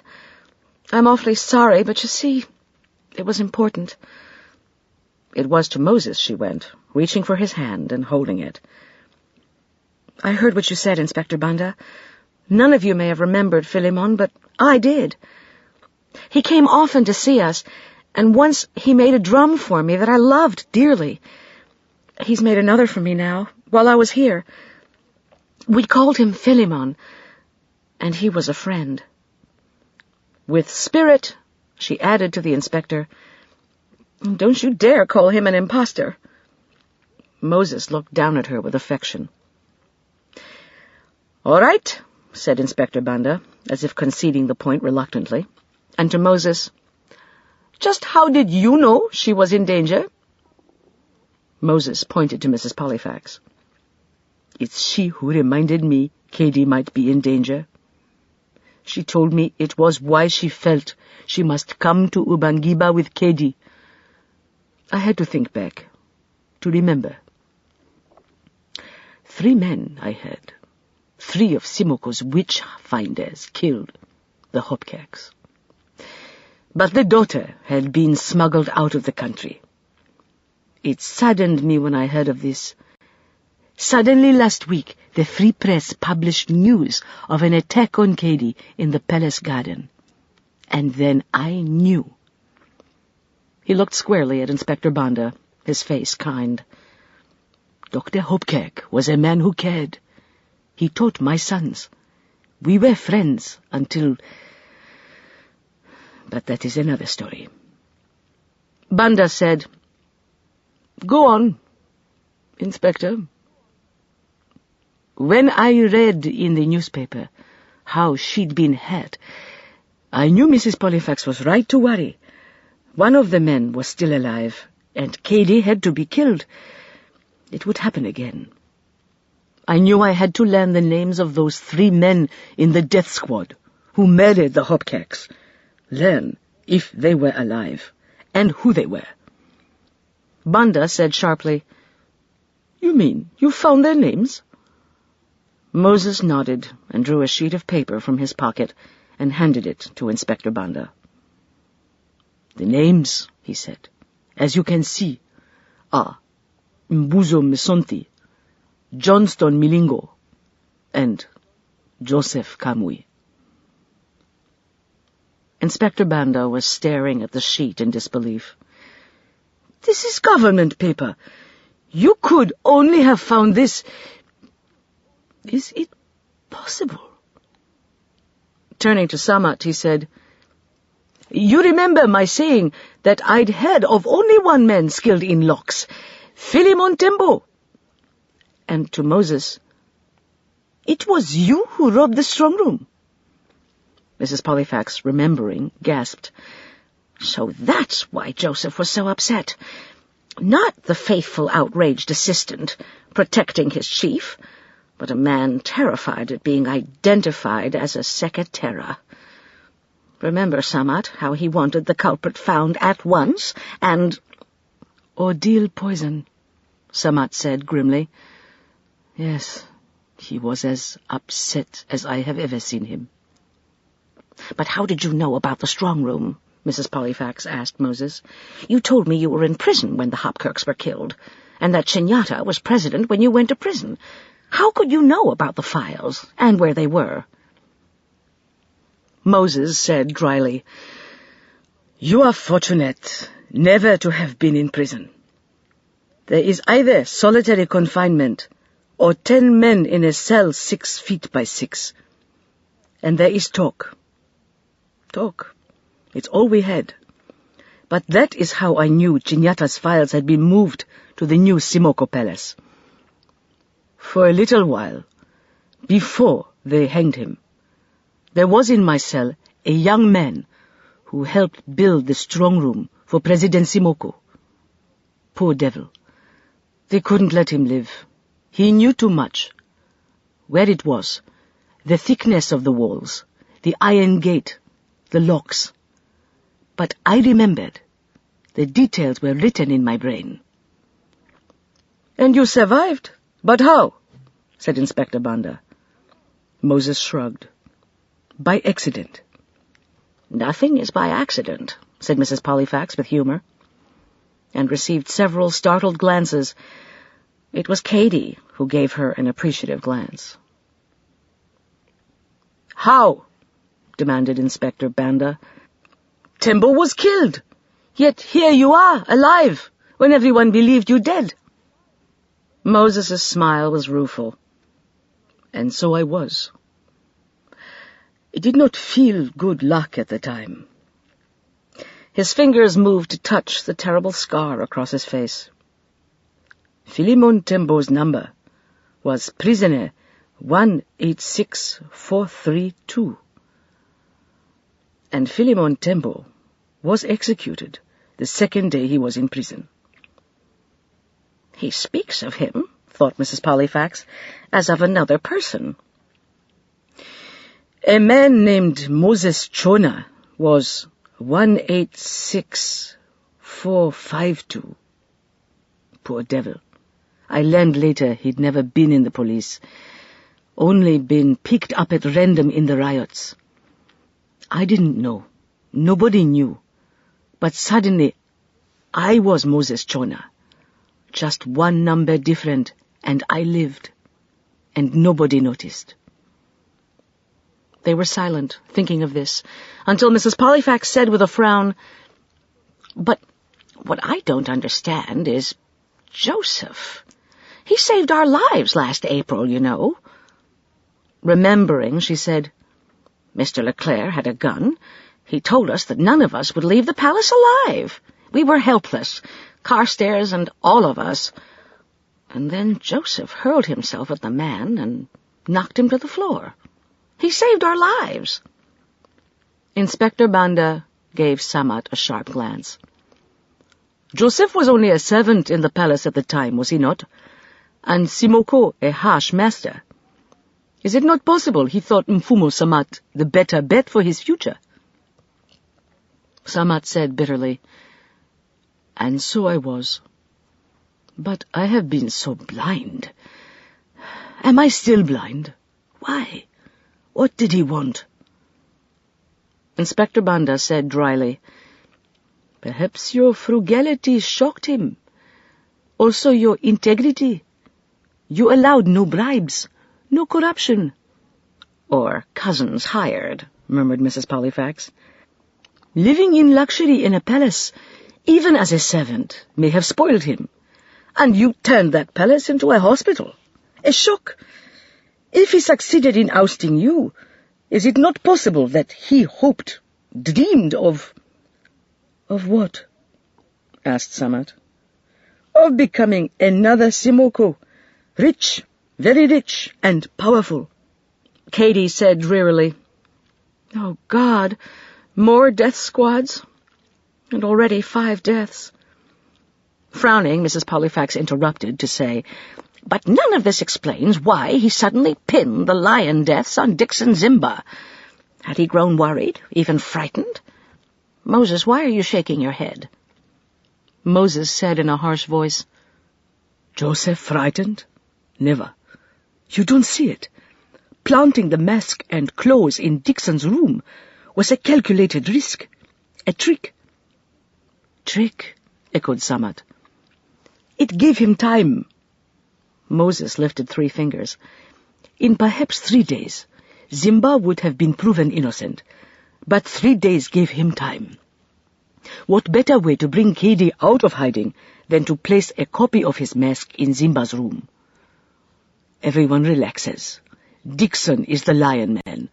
Mrs. Pollifax relaxes, perhaps grows careless, because he assumes that she knows where Katie is and will lead him to her. If not—" He hesitated. It was Inspector Banda who said, "And if not?" Moses sighed. "Once Katie was safe, I followed Joseph each evening. 2 nights ago, I watched him as he dug a grave out in the woods." Startled, Mrs. Pollifax said, "Whose grave? Katie's?" He shook his head. "Yours, I think. Obviously, he planned a death that had to be hidden. If you didn't lead him to Katie, and you were showing no signs of knowing where she was, his only hope of bringing her out of hiding was to have you mysteriously disappear and never reappear. And by the time Katie had been dealt with, and Samat blamed for it, Samat would have been lucky to flee the country before he was assassinated. And his accuser, Joseph, would have become the savior of Ubangiba." There was silence, and then Inspector Banda turned to Moses accusingly. "Why, once you guessed, and later when you knew, why didn't you bring the information to me? As a former police inspector—" Moses interrupted him to say gently, "Please, what evidence could I bring you? I had no idea he was the lion man. Could I prove that he had tried to kill young Katie in the palace garden? Could you? And would you have listened to Moses, the bicycle man? You could have told me who you are?" "Where?" Moses smiled faintly. Philemon Timbo died in prison, Inspector Banda. It is only among the 5 of us that I resurrect him. I am old. I am tired. I prefer to remain Moses. But to save the daughter of my dear friend Dr. Hopkirk, yes, I could still manage a little detective work. But I did it best with no one knowing who I used to be. Inspector Banda said dryly, "Clumsy as I have been, I see that I need not fear for my job." Moses's smile was broad. "From Moses? No worry. I give you all the success of it. And it was never the Lion Man I hunted down," he reminded him. "I was only after the men who killed my friends, the Hopkirks, and now wanted to kill their daughter." With rueful humor he added, "To learn the same man was the lion killer was a total accident, believe me." "Still another accident," said Mrs. Pollifax with a twinkle. Banda's tense face relaxed for the moment. "And what did you so magically tell Miss Hopkirk to persuade her to go with you?" Moses said simply, "That I knew who attacked her. It was Joseph. That he would try again to kill her, but no one would believe me. I could only say to her, 'Trust me,' to hide her for a little time, to be safe." "And I did trust him," put in Katy, giving him a glowing smile. Mrs. Pollifax said humorously, "But you should never have hung her jeans on the line in your compound. The jeans she'd mended with bright red wool loaned her by Rakia. It's true that I'd already found your police photo in the Chinyata files, Moses, but until I saw those blue jeans. You were selling a bike to Miss Verstoffel, do you remember? Until then, I couldn't be sure, really sure, that Katy remained willingly with you." "And that I was not the Lion Man," said Moses gravely. "All right, yes," she conceded. "And I did not know either, until today. Only that Joseph was dangerous, and that once Katy disappeared, it was you he followed." Mrs. Pollifax shivered. "I certainly felt watched." Moses nodded. "While Katy was safe in the infirmary, I kept an eye on you when I could. I felt, as I have said, that you could be in danger, useful to Mr. Kamui." She remembered Sharma's saying calmly, "There are watchers and there are watchers." And she asked, "Was it you I felt watching me the first time I visited Sharma?" When he nodded, she said, "And you followed me even after hiding Katy in your house?" He shook his head. "Oh, no. Once she was safe, it was Joseph I followed. Joseph I watched. On his free days, and every evening, like 2 nights ago, when he dug a grave." "And today?" "Yes." To Samat he said, "She be one grand fighter, this lady, yes. She sent him to ground. Bow!" "But Moses rescued me," she said, touching his hand. "Once Joseph reached for a gun, I was so dazed, so tired, I couldn't bear to hurt him again." Moses said stoutly, "He was dazed and tired too. I do not think he could have hit anything except a tree, or maybe his own foot." She laughed. "Gallant Moses." Frowning, Katy said, "What about the other 2 men, the men who killed my parents?" "I have made inquiries," Moses told her. "Dead, both of them. Under very strange circumstances, frankly. I would suspect that Joseph silenced them, just as he needed to silence you, Katy." Samat stirred with a sigh and stood up. "It has been a terrible 3 weeks, but now that it's finished, I am thinking of Dixon Zimba, who has suffered enough. Inspector Banda, we must see that he's released now. The inspector nodded. Yes, of course, we must go. But I think we take Mrs. Pollifax with us, he said, looking at her closely and with sympathy. Dr. Cassonde said he gave her codeine for the pain, but I think she is in pain now. Only a little, she admitted, but I'll go quietly. Of course, Dixon will cry, Samat said gloomily. He'll weep on my shoulder again, just as he did when I visited him in prison. Perhaps he'll have been sufficiently humbled now to be of more help to you, suggested Mrs. Pollifax. Inspector Banda walked over to Moses and said gravely, I will see you again, Inspector. I think I, too, have been a little humbled. I see that I can learn much from you, please. I will be here, Moses assured him with a smile.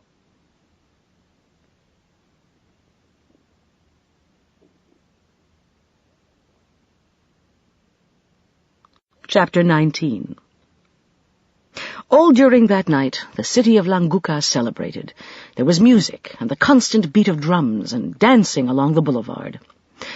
Dr. Merrick, watching from the balcony of the palace, said, If I were a psychiatrist, I'd say that for the past 10 months this country's been recovering from a nervous breakdown, a recovery interrupted by those hellish murders. I'd call tonight's festival a purification rite. Katie grinned. You sound like Sharma. He's the psychiatrist, said Dr. Merrick. Anxiety, tension, fear. He'll listen gravely to his client and then make an incision in his or her belly to let out the bad spirits. Then sometimes, like this, there's dancing, shouting, the beating of drums. It's catharsis, and it astonishes me how often it works. All I'd be able to offer, he said ruefully, is a tranquilizer pill. They were interrupted by Tony Dahl shouting, I've been looking all over for you. Waving a cablegram, he said, It's just come from Dr. Gibbons, and it's great news. Katie, snatching the cable from him, read it and agreed excitedly. Sammy has to see this. It really should cheer him up no end. Come on, let's find him. It seemed that Dr. Gibbons was to return the next morning on the same plane as Cyrus. 2 of the artifacts from the dig had been found to date back to the 14th century. The remaining shards and objects were still in the process of being cleaned and dated, but there was no doubt that Ubangiba had a promising archaeological site to be excavated. I think, Samat said slowly, after reading the cable, I think I can be interested in this now. Even, perhaps, excited. Mrs. Pollifax said dryly, And Dr. Gibbons can retrieve the trench coat that he left behind. And no doubt leave something else in its place, Tony said with a grin. Samat, looking 10 years younger and his old self again, responded at once to Katie's mischievous suggestion that Cyrus and Dr. Gibbons be met with a band. Piccadilly Popcorn Rock Band, he said with a grin. Sure, why not? And so it was that in the morning a larger-than-usual welcoming committee lined up on the tarmac to meet the 11 o'clock plane.